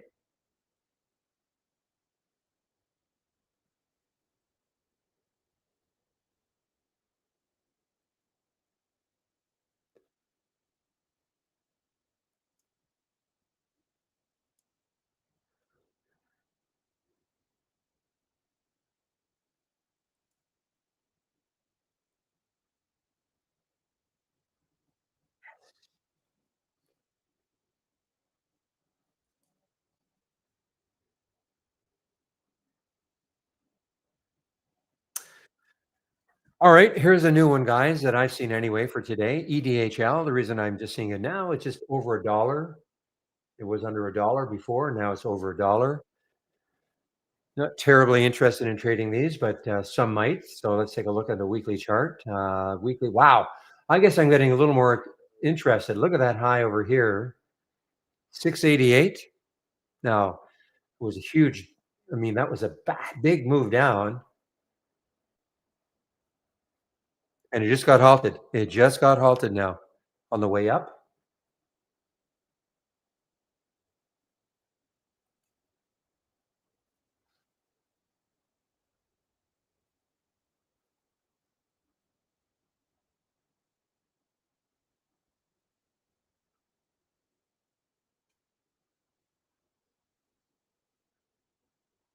Ugh. Did this ever get ugly? WLDS, it got really ugly. Well, let's see if the VWAP holds it.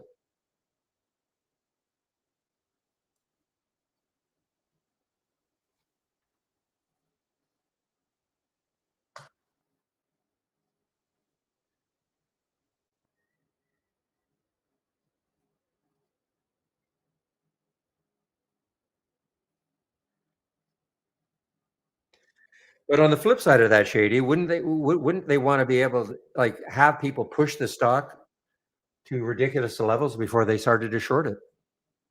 I don't know, like QMMM, push the stock, keep pushing it higher and higher.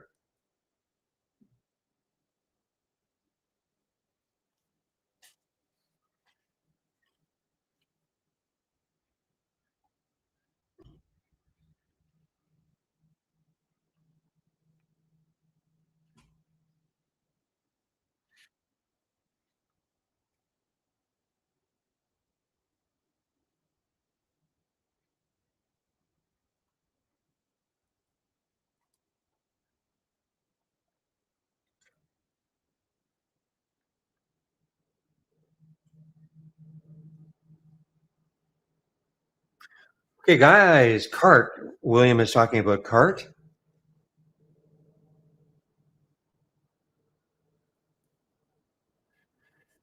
Maple Bear. Oh, that's right. That's not Maple Bear. 4676. So you are shorting it?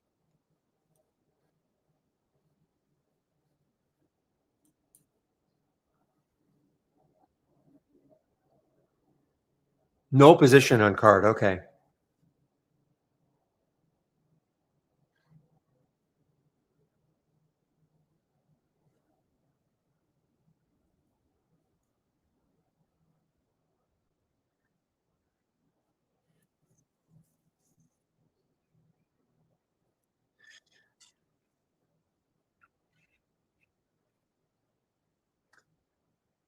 All right. Well, where could this one go? EDHL. So it's halted at 112. No big clue as to where it's going to open. So maybe another Oliver in our YouTube room. Are you gone?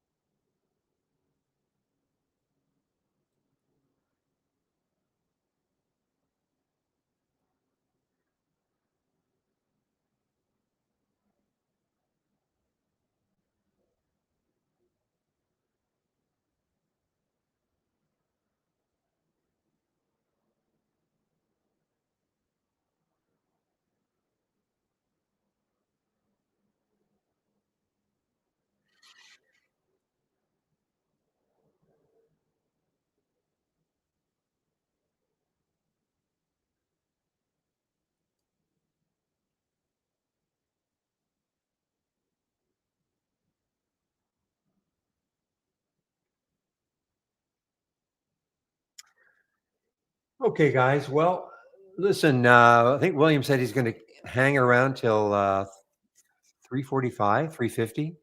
Am I correct, William? I know you gave me just a minute. I'll check what you said. 3:30, 3:45. Okay. Yes.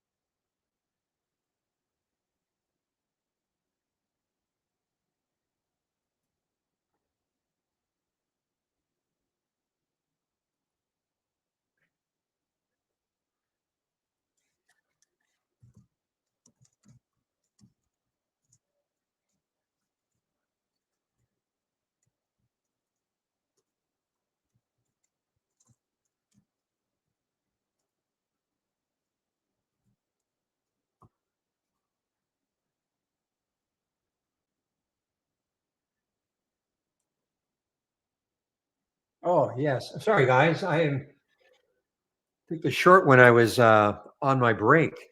This is from here. Starting to move down. I mean, not no rocket ship, but at least I'm talking about the MIR.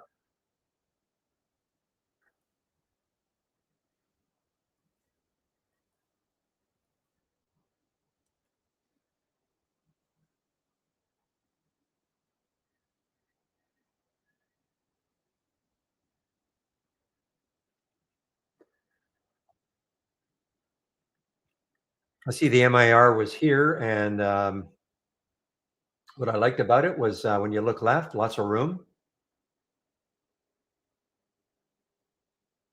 Had that little bit of a pull up. Did not break the orange.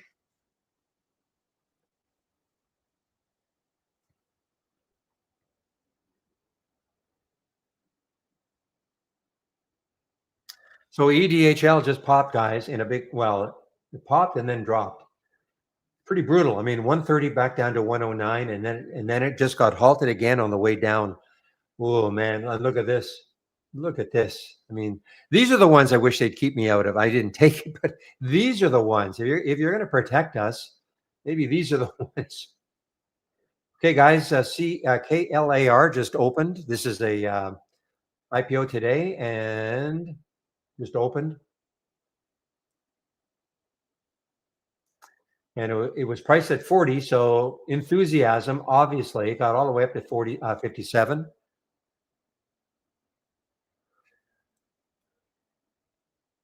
Well, if you could find shorts for it, QML. I mean, obviously, if you could find shorts for it, I mean, you would think that this is. I mean, it's already given up a lot though, from 147 down to 93.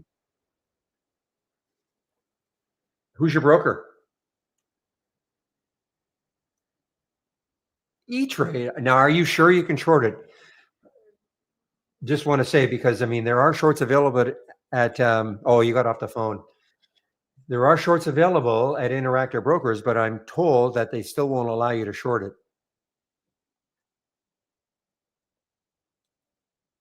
You shorted it. Where would you put your stop? 100. And where would you put your stop?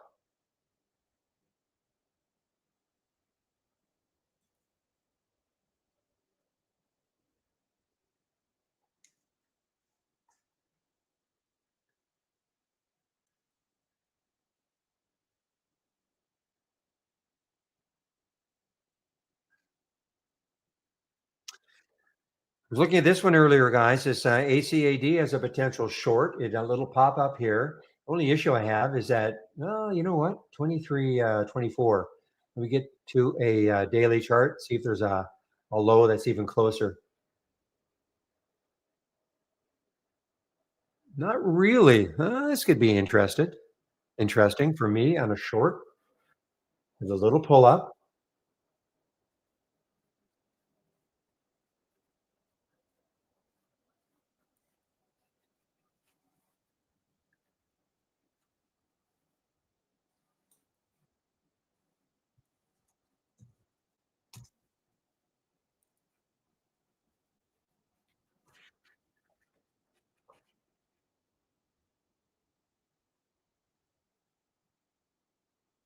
Definitely.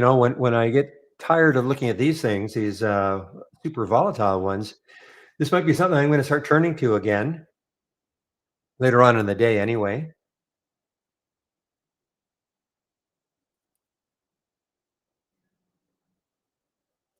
Again, they're not going to be rocket ships. They're not going to be amazingly big movers, but just a little bit less stress.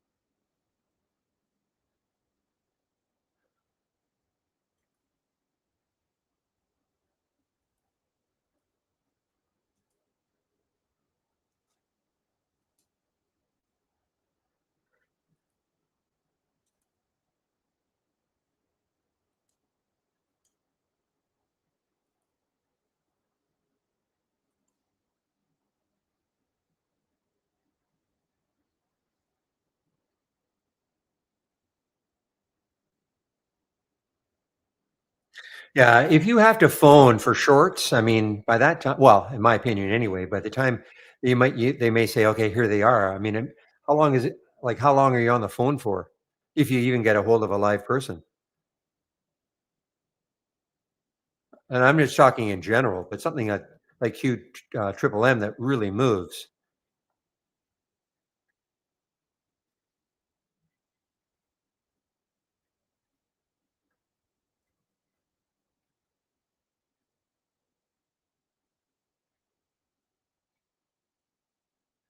Okay, that's not terrible, Vip. Not terrible.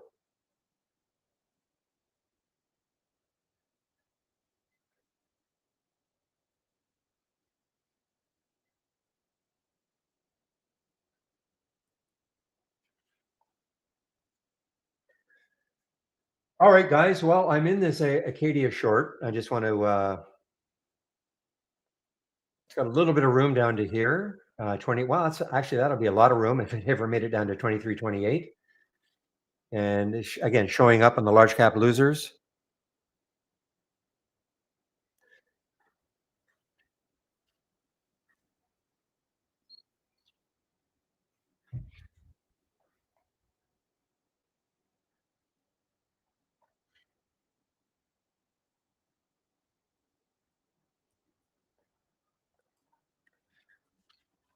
I think what he's talking about, though, to cover your shorts, I'm sure you don't have to call them. That'd be pretty brutal if you have to call them to cover your short or to get out of your position, be it long or short. That'd be pretty brutal. Well, if you did it, good luck.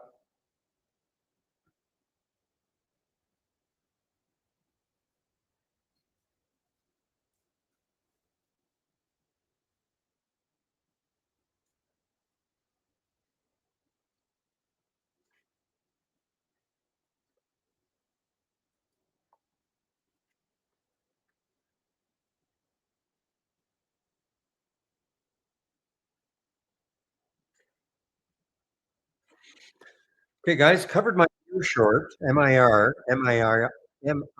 See how it got very close to 21, that whole number, and then it would not break it.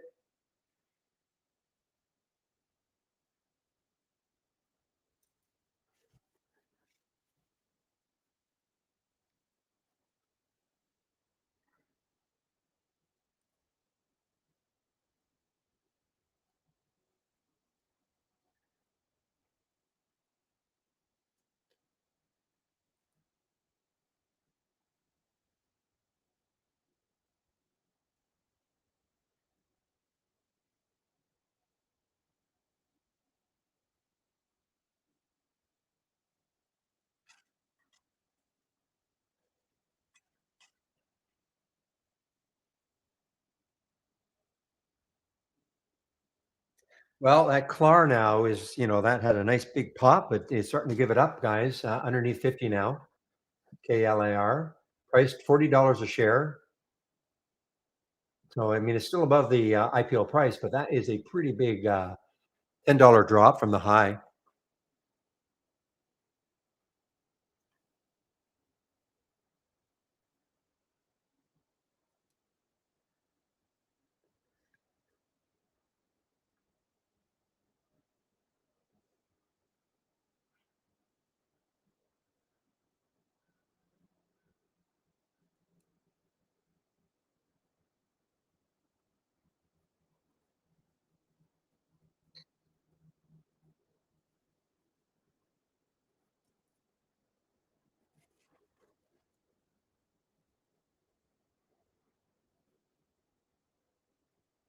And why? I'm a little under the water on the Acadia ACAD. I'm just waiting to see if it can hold underneath 24.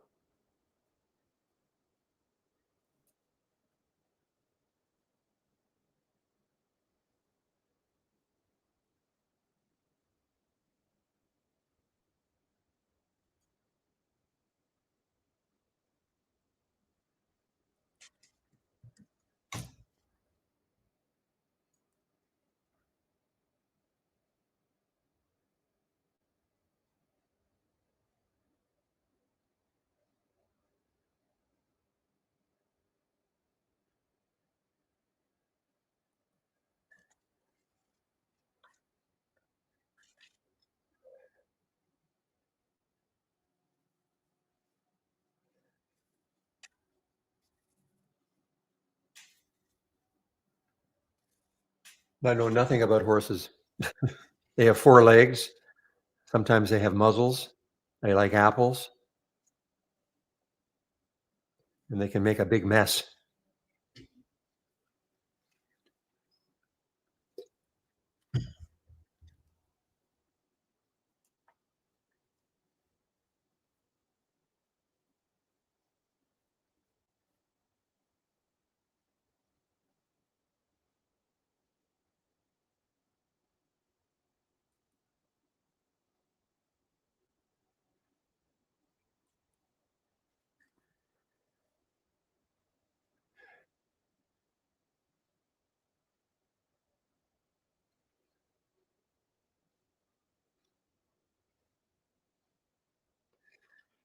Okay, guys, this is something new. I haven't seen this one today. I don't think. ENGS over six.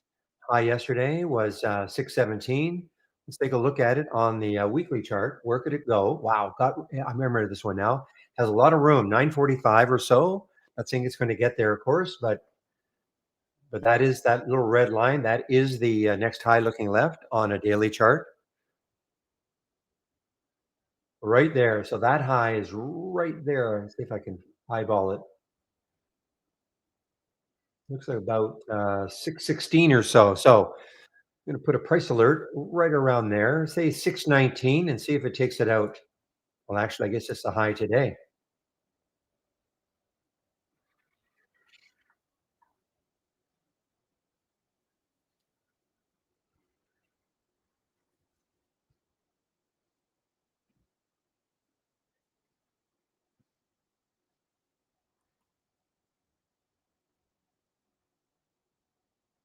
Is it really? Is the spread that bad? I didn't check. Yeah, you're right. It is 581, 618. What's the volume like? Yeah, it's just,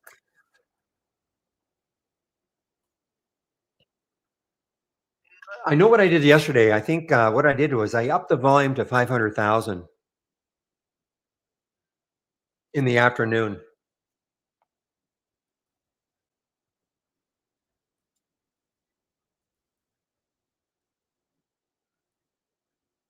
Okay, guys, took myself out of the Acadia short with a loss.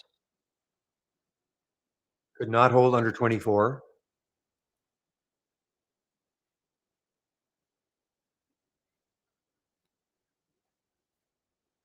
I will look at it again, though, if it gets underneath 24 again.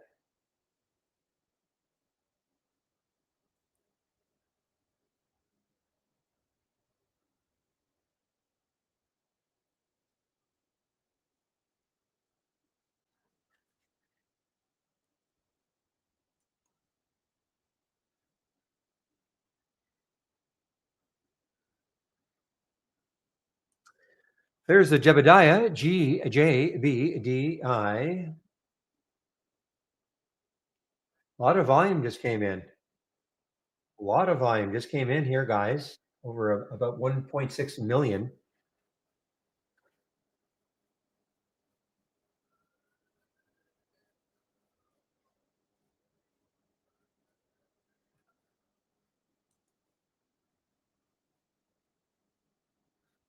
Boy, that CLAR, KLAR, wouldn't surprise me if it gets right back down to its IPO price of 40. I mean, that is, there's not a lot of enthusiasm after the initial flurry.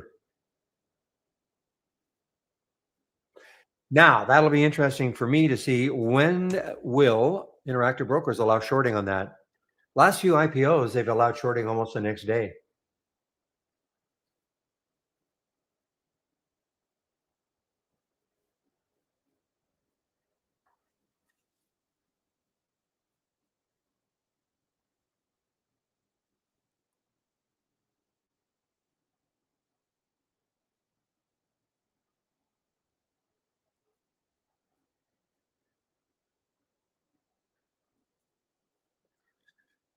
Scary though. I mean, this got halted on the way up, yes, and then it got halted on the way down, but all the way right back down to 93 cents from a dollar 30. I mean, those are,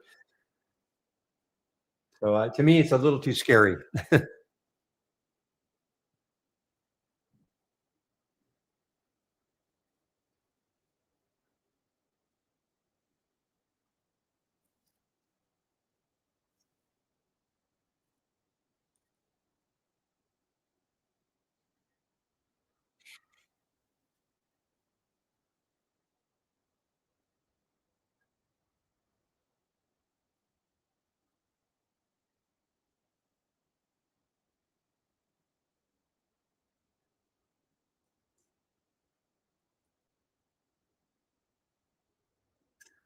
Okay, guys. Well, I guess Oracle is starting to drop here. Okay, this is the ETF.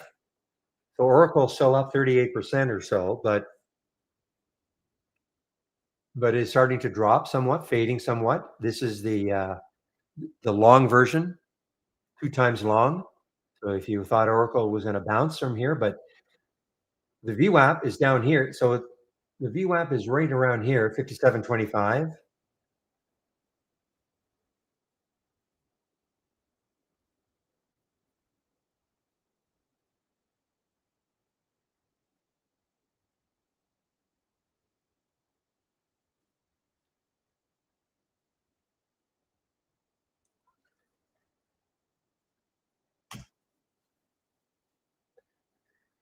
Yeah, there's it at 38%.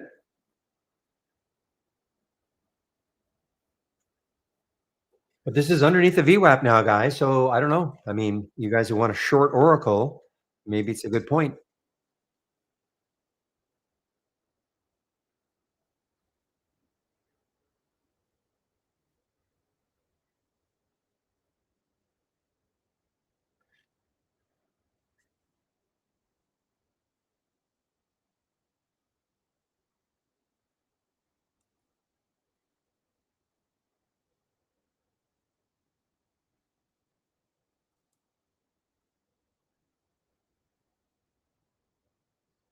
But remember, if you do short this one, and if Oracle moves up 1%, this will move up 2%. So just understand that.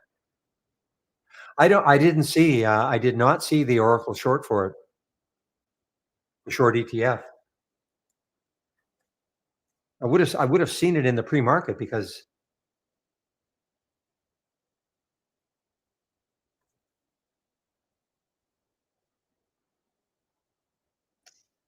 even this isn't showing up though. The ORCX is not showing up here. But I did not see it in the pre-market, and it should have. If there was one, it would have appeared.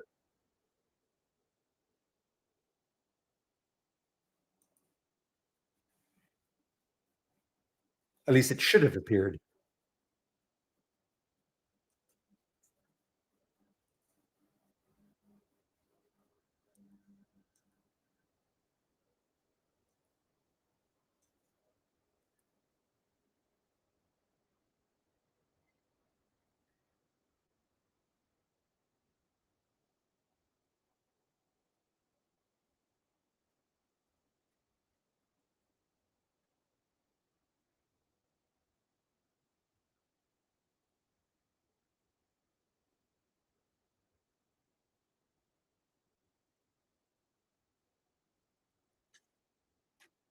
Ah, trying to get my short back on Acadia.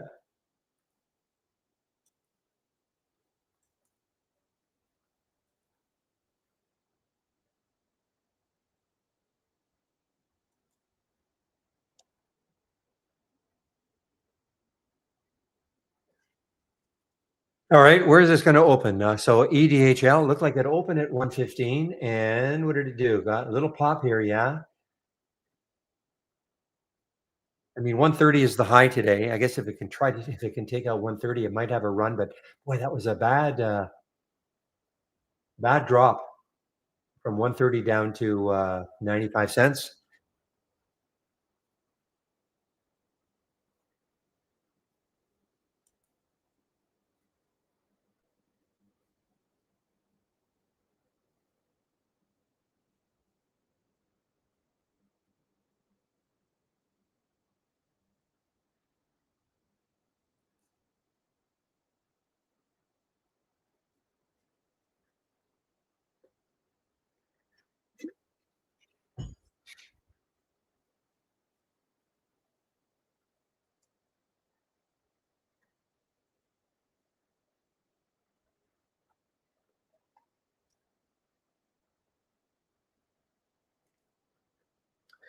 Okay, guys, it's almost 1:30, so I may have a little over 30 minutes left in here. I'll always stay later if there are questions, but if there are no questions, I will take off. Just one last look at my homepage for the day.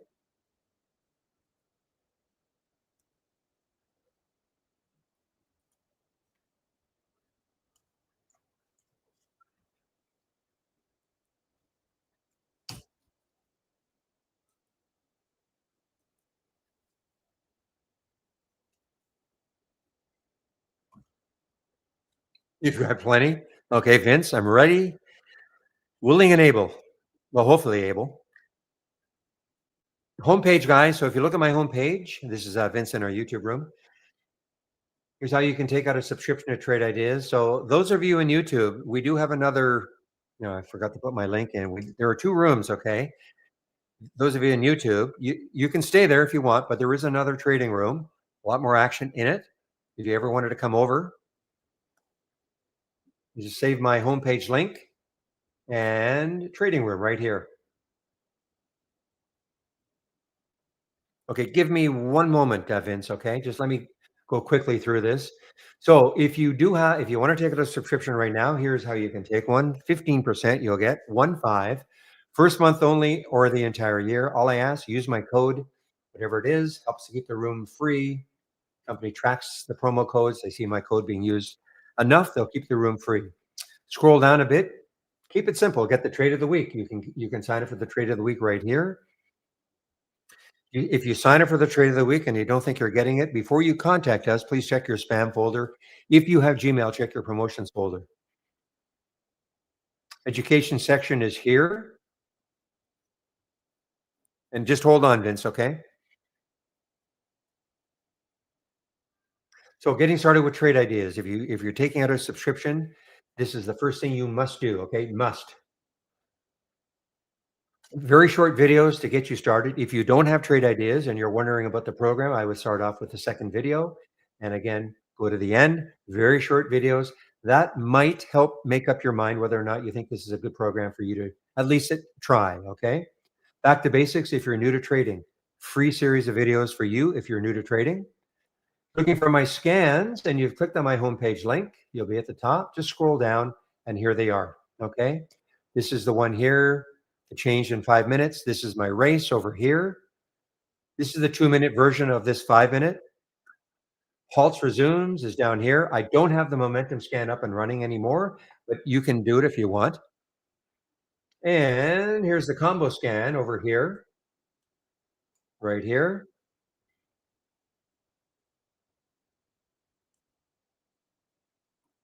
This is what I use in the pre-market. Been using the same format for years and years and years. Pre-market actives up and down. Okay.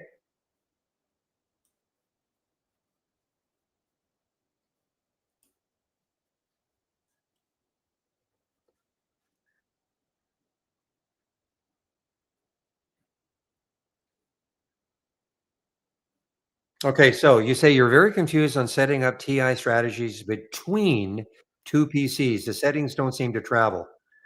All right, so when you're saving, I'd say I'm on a desktop computer right now. So let's just say I loaded this one. So I'm going to right click. I'm going to save it to the cloud. Okay. I don't know if you've already done something like this, but you right click, save to cloud.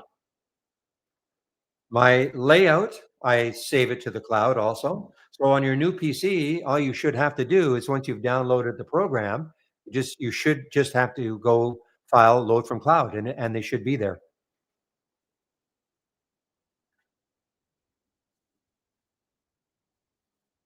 As long as you've saved it to the cloud, then you have access on any device actually. I've got I have a desktop, I've got 2 laptops, and I've got a couple of tablets. And I can have well, the tablet's not so much anymore because, we don't support the web version anymore, but as long as you're PC based, if I went out and bought a new desktop, all I have to do is download the program and then go into my cloud and load everything as long as I've saved it to the cloud.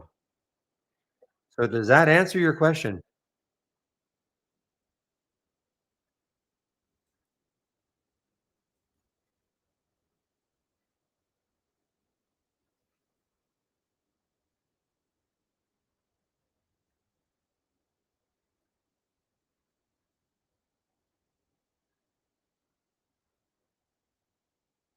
So I guess the question, Vince, are you saving things to the cloud? Either layouts or individual scans that you created? Are you saving everything to the cloud?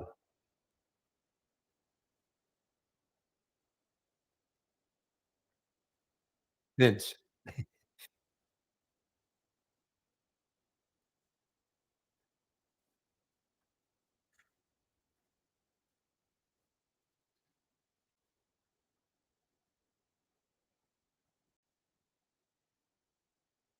Oh, you're talking about B plus.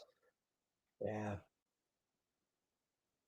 I think you have to save. I don't use B plus at all for trading. So, but I think what you have, in fact, I'm getting this error message too. Let me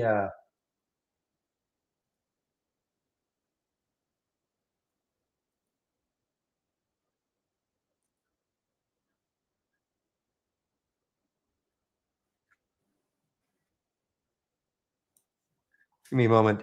I'm getting a big error message when again I'm on this development version.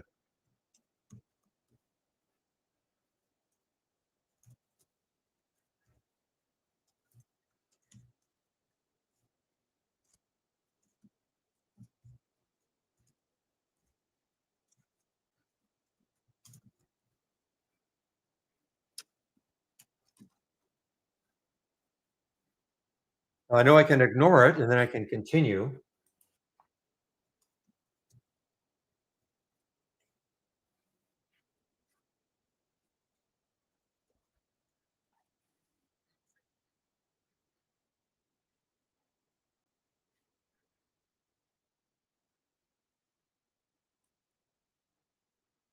Okay, so I think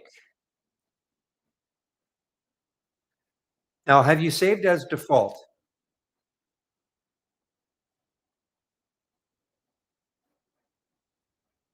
Or actually, this looks new. I don't recall being able to save to the cloud before, but have you saved as default? I think I know what you're talking about. You've building your own strategies, and this is so different now because we've got this money machine stuff going on. But you've got your own. So you've got your. Boy, this is bad. Getting all this. So you've got your strategies in here. Let me just try. Okay, I'm going to try myself. I'm going to just take a.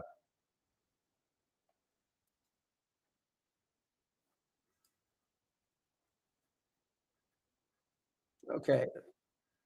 I don't use this at all, Vince, so I'm just gonna do this, in front of you to see what happens, okay? So, actually, it doesn't matter, I'll just pick any one of them. Actually moving.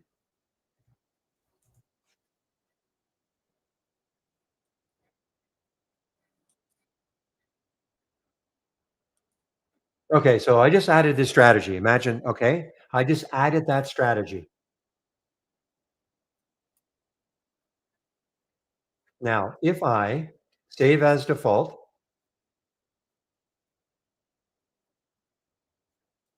there's another up here maybe also, new, Windows, save as default, maybe you've gotta go to Windows, save as default.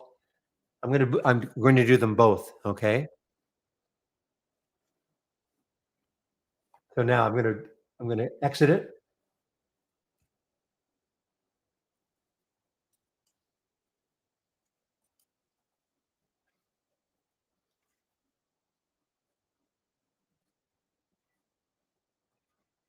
Okay, so it's saved for me.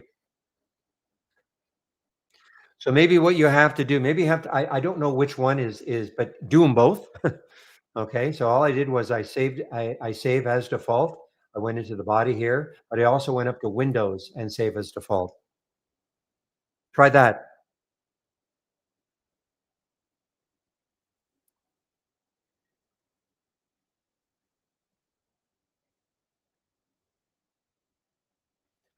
Did you see what I did though?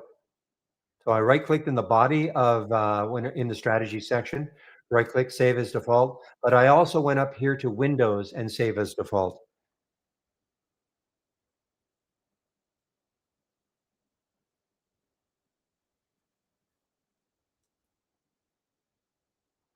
And as you can see, I did it right in front of you. I added a strategy here. Imagine, if it was yours, I added the strategy right here,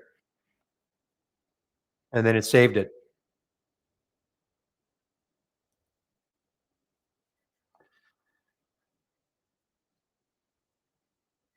Go back and restore a default setting.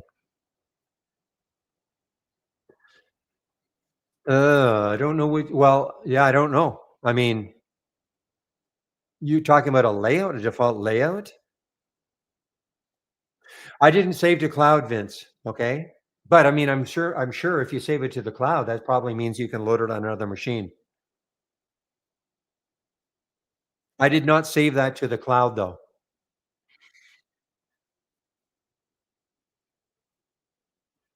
I mean, if you save it to the cloud, then I guess it saves to the cloud. That seems to be something that's new. I don't recall Brokerage Plus being allowed to save to the cloud. This is really bad. I've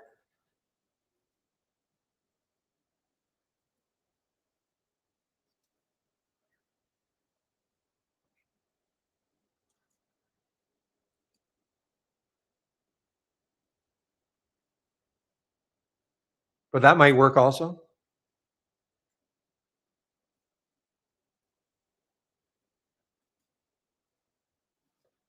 Money Machine has not been active at all, Nayakim. Okay, it is still being it's still being tested. It's not active at all.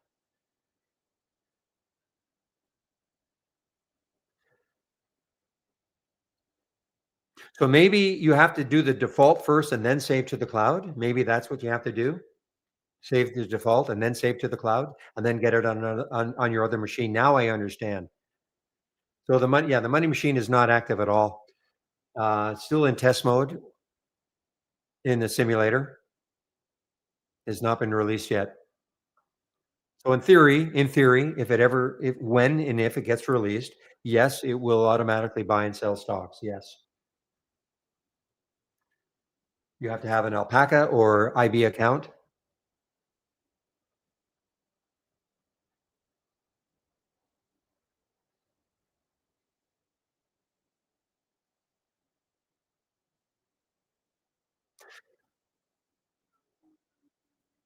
So I still don't understand what you mean, Rick. No recommendations. Those weren't recommendations, Net, on Q, Triple M, and Oracle. I don't think they were recommendations. They were just highlighting stuff.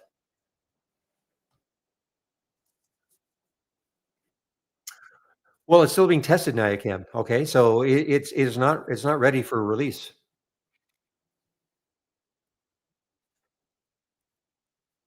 So it's not a matter. It's not making money on a consistent basis. I mean that's the whole testing. Well, I mean if it ever comes to that,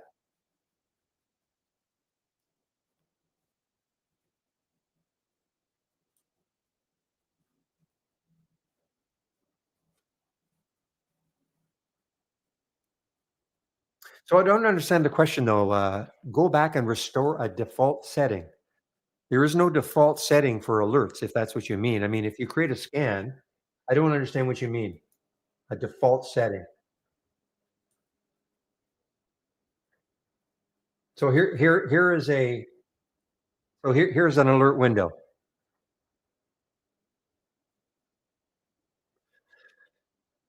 But there's no such thing as a default setting in an alert window that you create. I mean, that's your creation, right?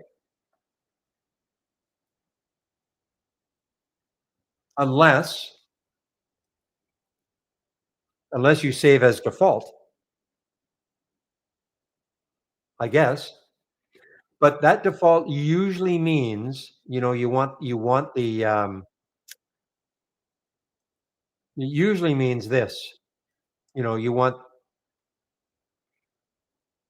the same column headers in every scan. Maybe the filters. I mean, it's been a long time since I've done this because, of course, the filters will. But maybe there's a price range I always want. It doesn't and it wouldn't matter whatever scan I create. So I guess it's possible that I could take some of these and say, okay, I always want this 1 to 60. I always want a current volume of 8. Something like that, and then I save that as default. And then what Pepe is saying is you can go into the recent settings and maybe you can find it, but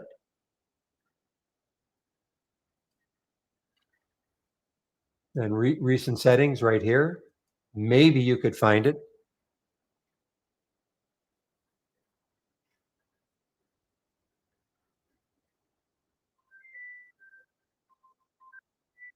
One moment, please.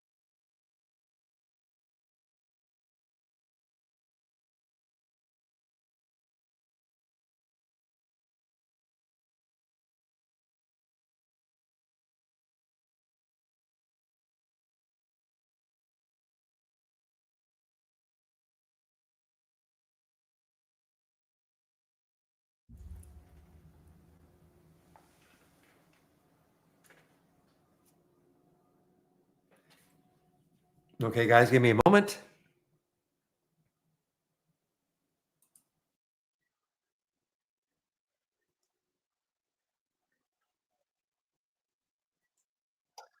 Okay, Baba. Well, all I can do is, we're using Dilution Tracker now. Okay, NACA. So whatever float they've got 4.5 million.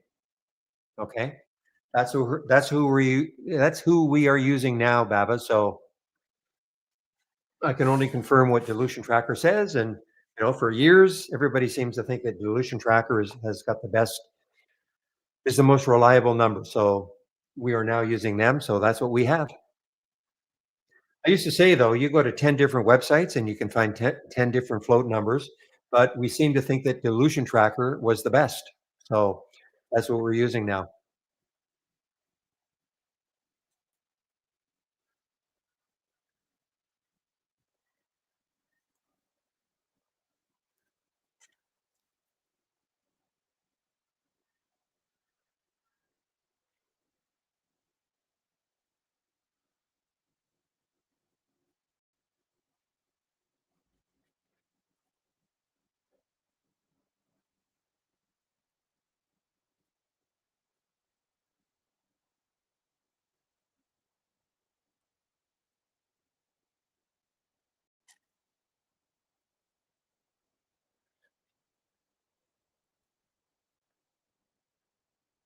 Okay, guys, round two for me on the Acadia.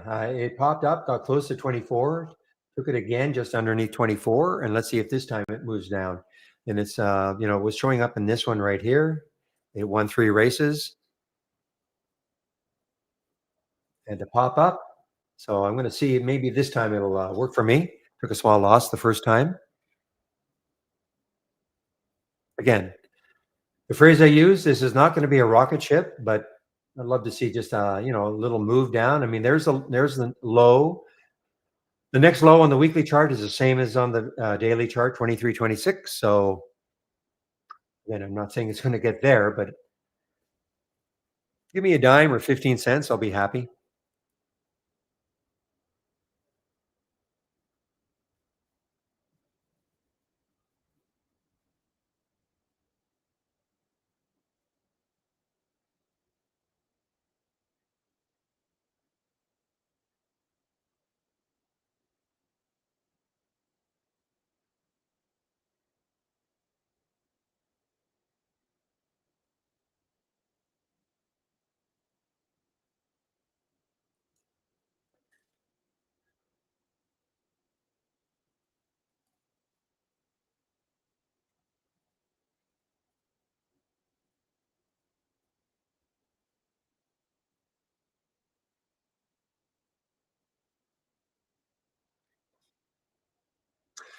Well, guys, I'm not seeing a late day runner in any one of these ones that were really active at the beginning of the day.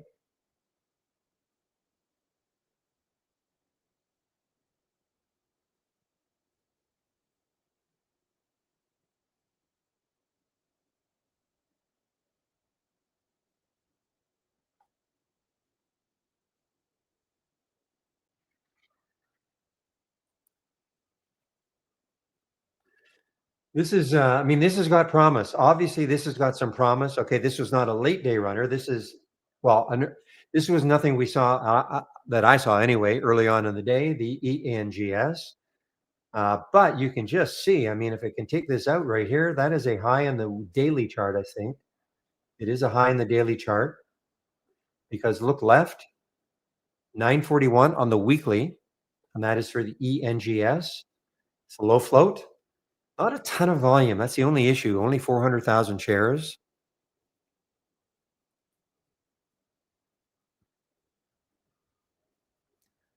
Shoot. Just as I'm talking about it. Nah, but you know what? They're making it almost impossible to trade. 602, 649. That's the bid ask.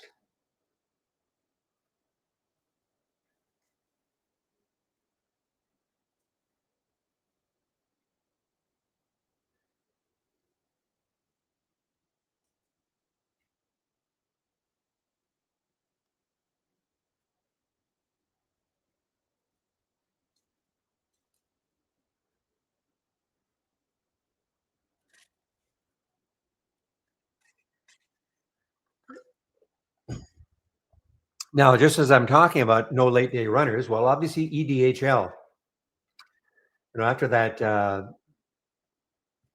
pretty dramatic drop after it hit 130 right back down to 90 cents.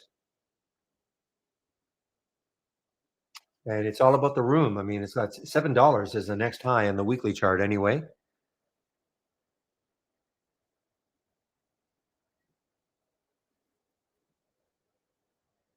Thing is, where are you going to put a stop?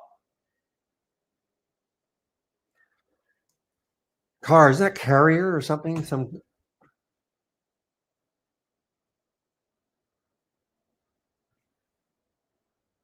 There's a Williams special. A Williams special. It gets pummeled down, and then it's amazing how you find the low most of the time. I know you do some ads and all that, but still, I would say that virtually 99% of them all look like this at some point. One big giant candle down and then a pop. Now, for how long?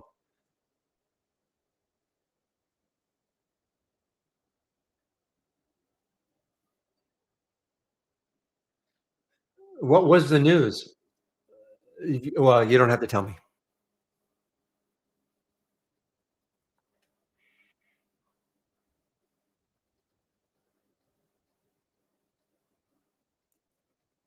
So, talking at a Goldman Sachs conference and whatever they were saying, obviously people weren't liking it.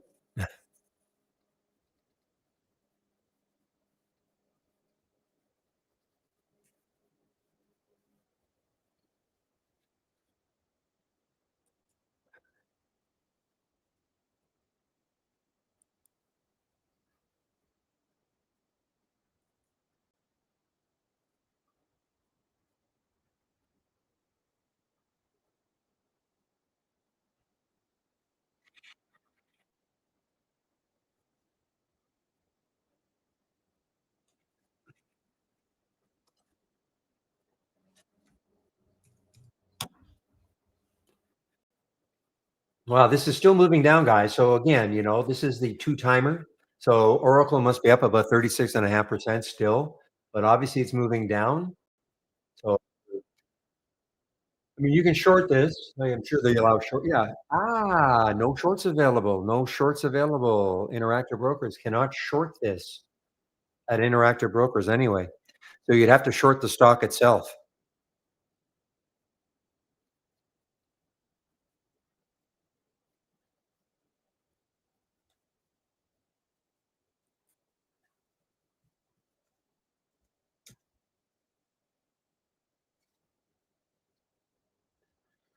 I want to make sure they're not just doing this on mass, but here is the long version, the two-time long for NVIDIA, but they do allow shorts for it. Wanted to make sure now they're not going to play this game and not allowing shorts on those ETFs. I'm right, right? I mean, there is no ETF. There's no short ETF for Oracle. Could not find one.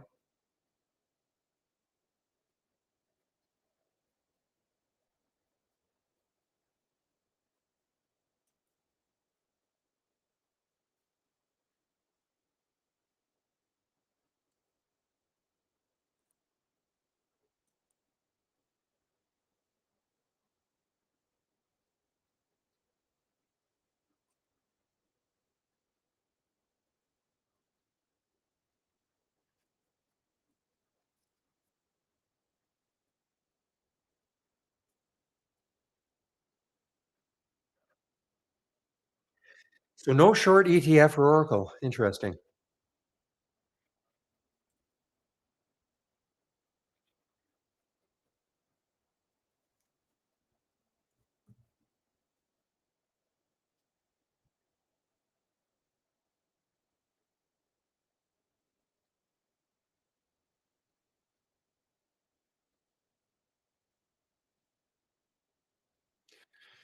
Might be sort of, I mean, there's the I'm just looking at some of these that we've seen before. I mean, I was going to say if HIMS has a short, then why the heck does an Oracle? But I don't see a short for HIMS either. HIMS. I have a two-time long. I don't see a short.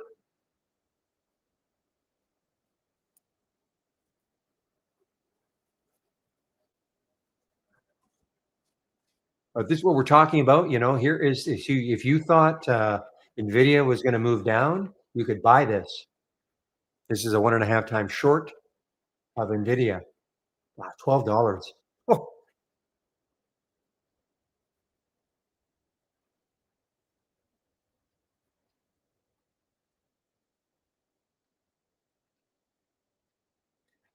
no, I think you have to do it each strategy, Vince, because it makes sense, right? It makes sense.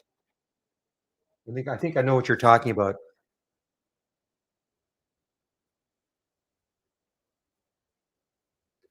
Let me just get Brokerage Plus up.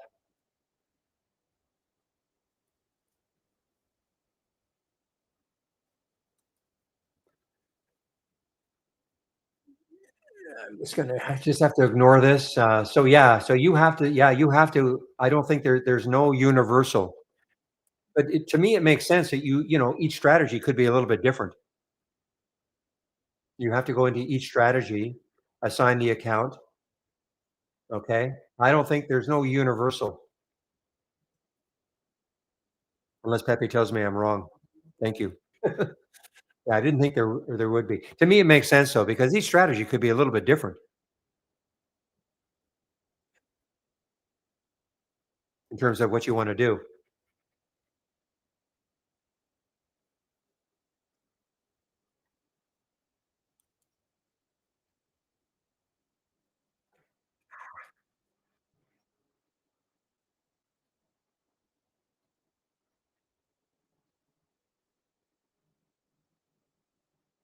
How many strategies do you have though, Vince? It shouldn't take you that long. Now, the other thing, you may have a lot of strategies, but maybe you're not enabling them every day, all of them every day.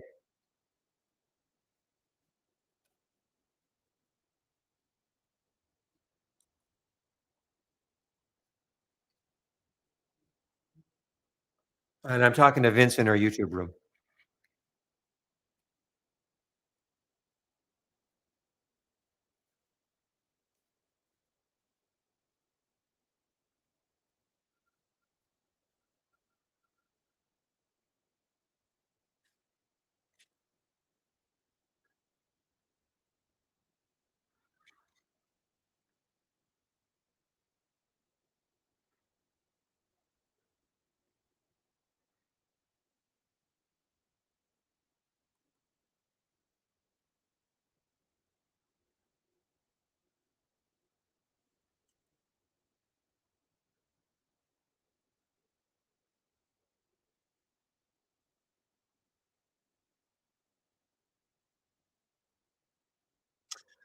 All right, guys, it is now 1:59, so I'll hang around for maybe another 2 or 3 minutes or longer if there are questions, okay?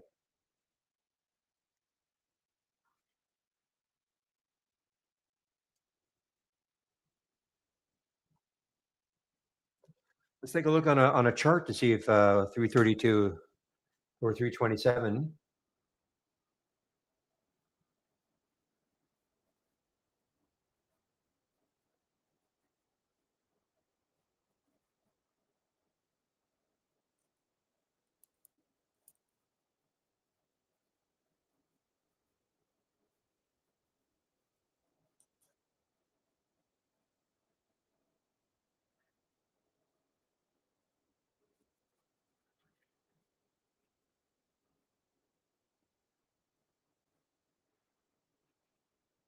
Oracle's putting a little bit of a bounce over right now, but there's the VWAP. Let's see if the VWAP halts it on the way up.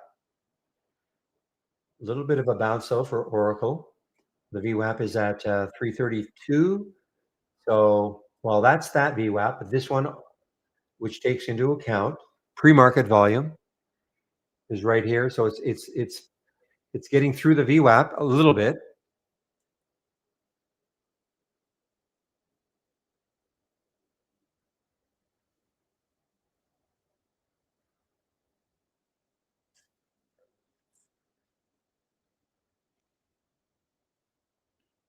Okay, guys. Well, if I am going to take off, I do have to shut down the YouTube room. But if those of you who are in the YouTube room, you can always come over to the main room.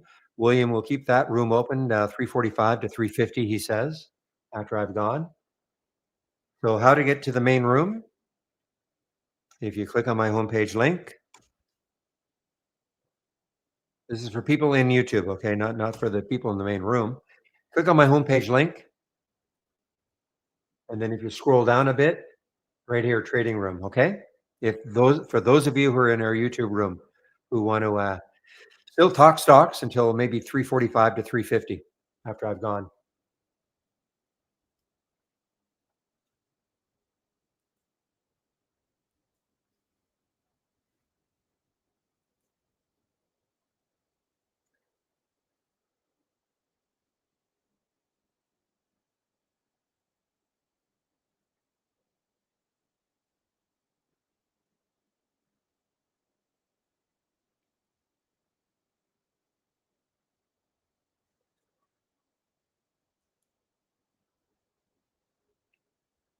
Okay, guys, I don't see any questions, so I think I'm going to head out now. So again, thanks for all the help all day long.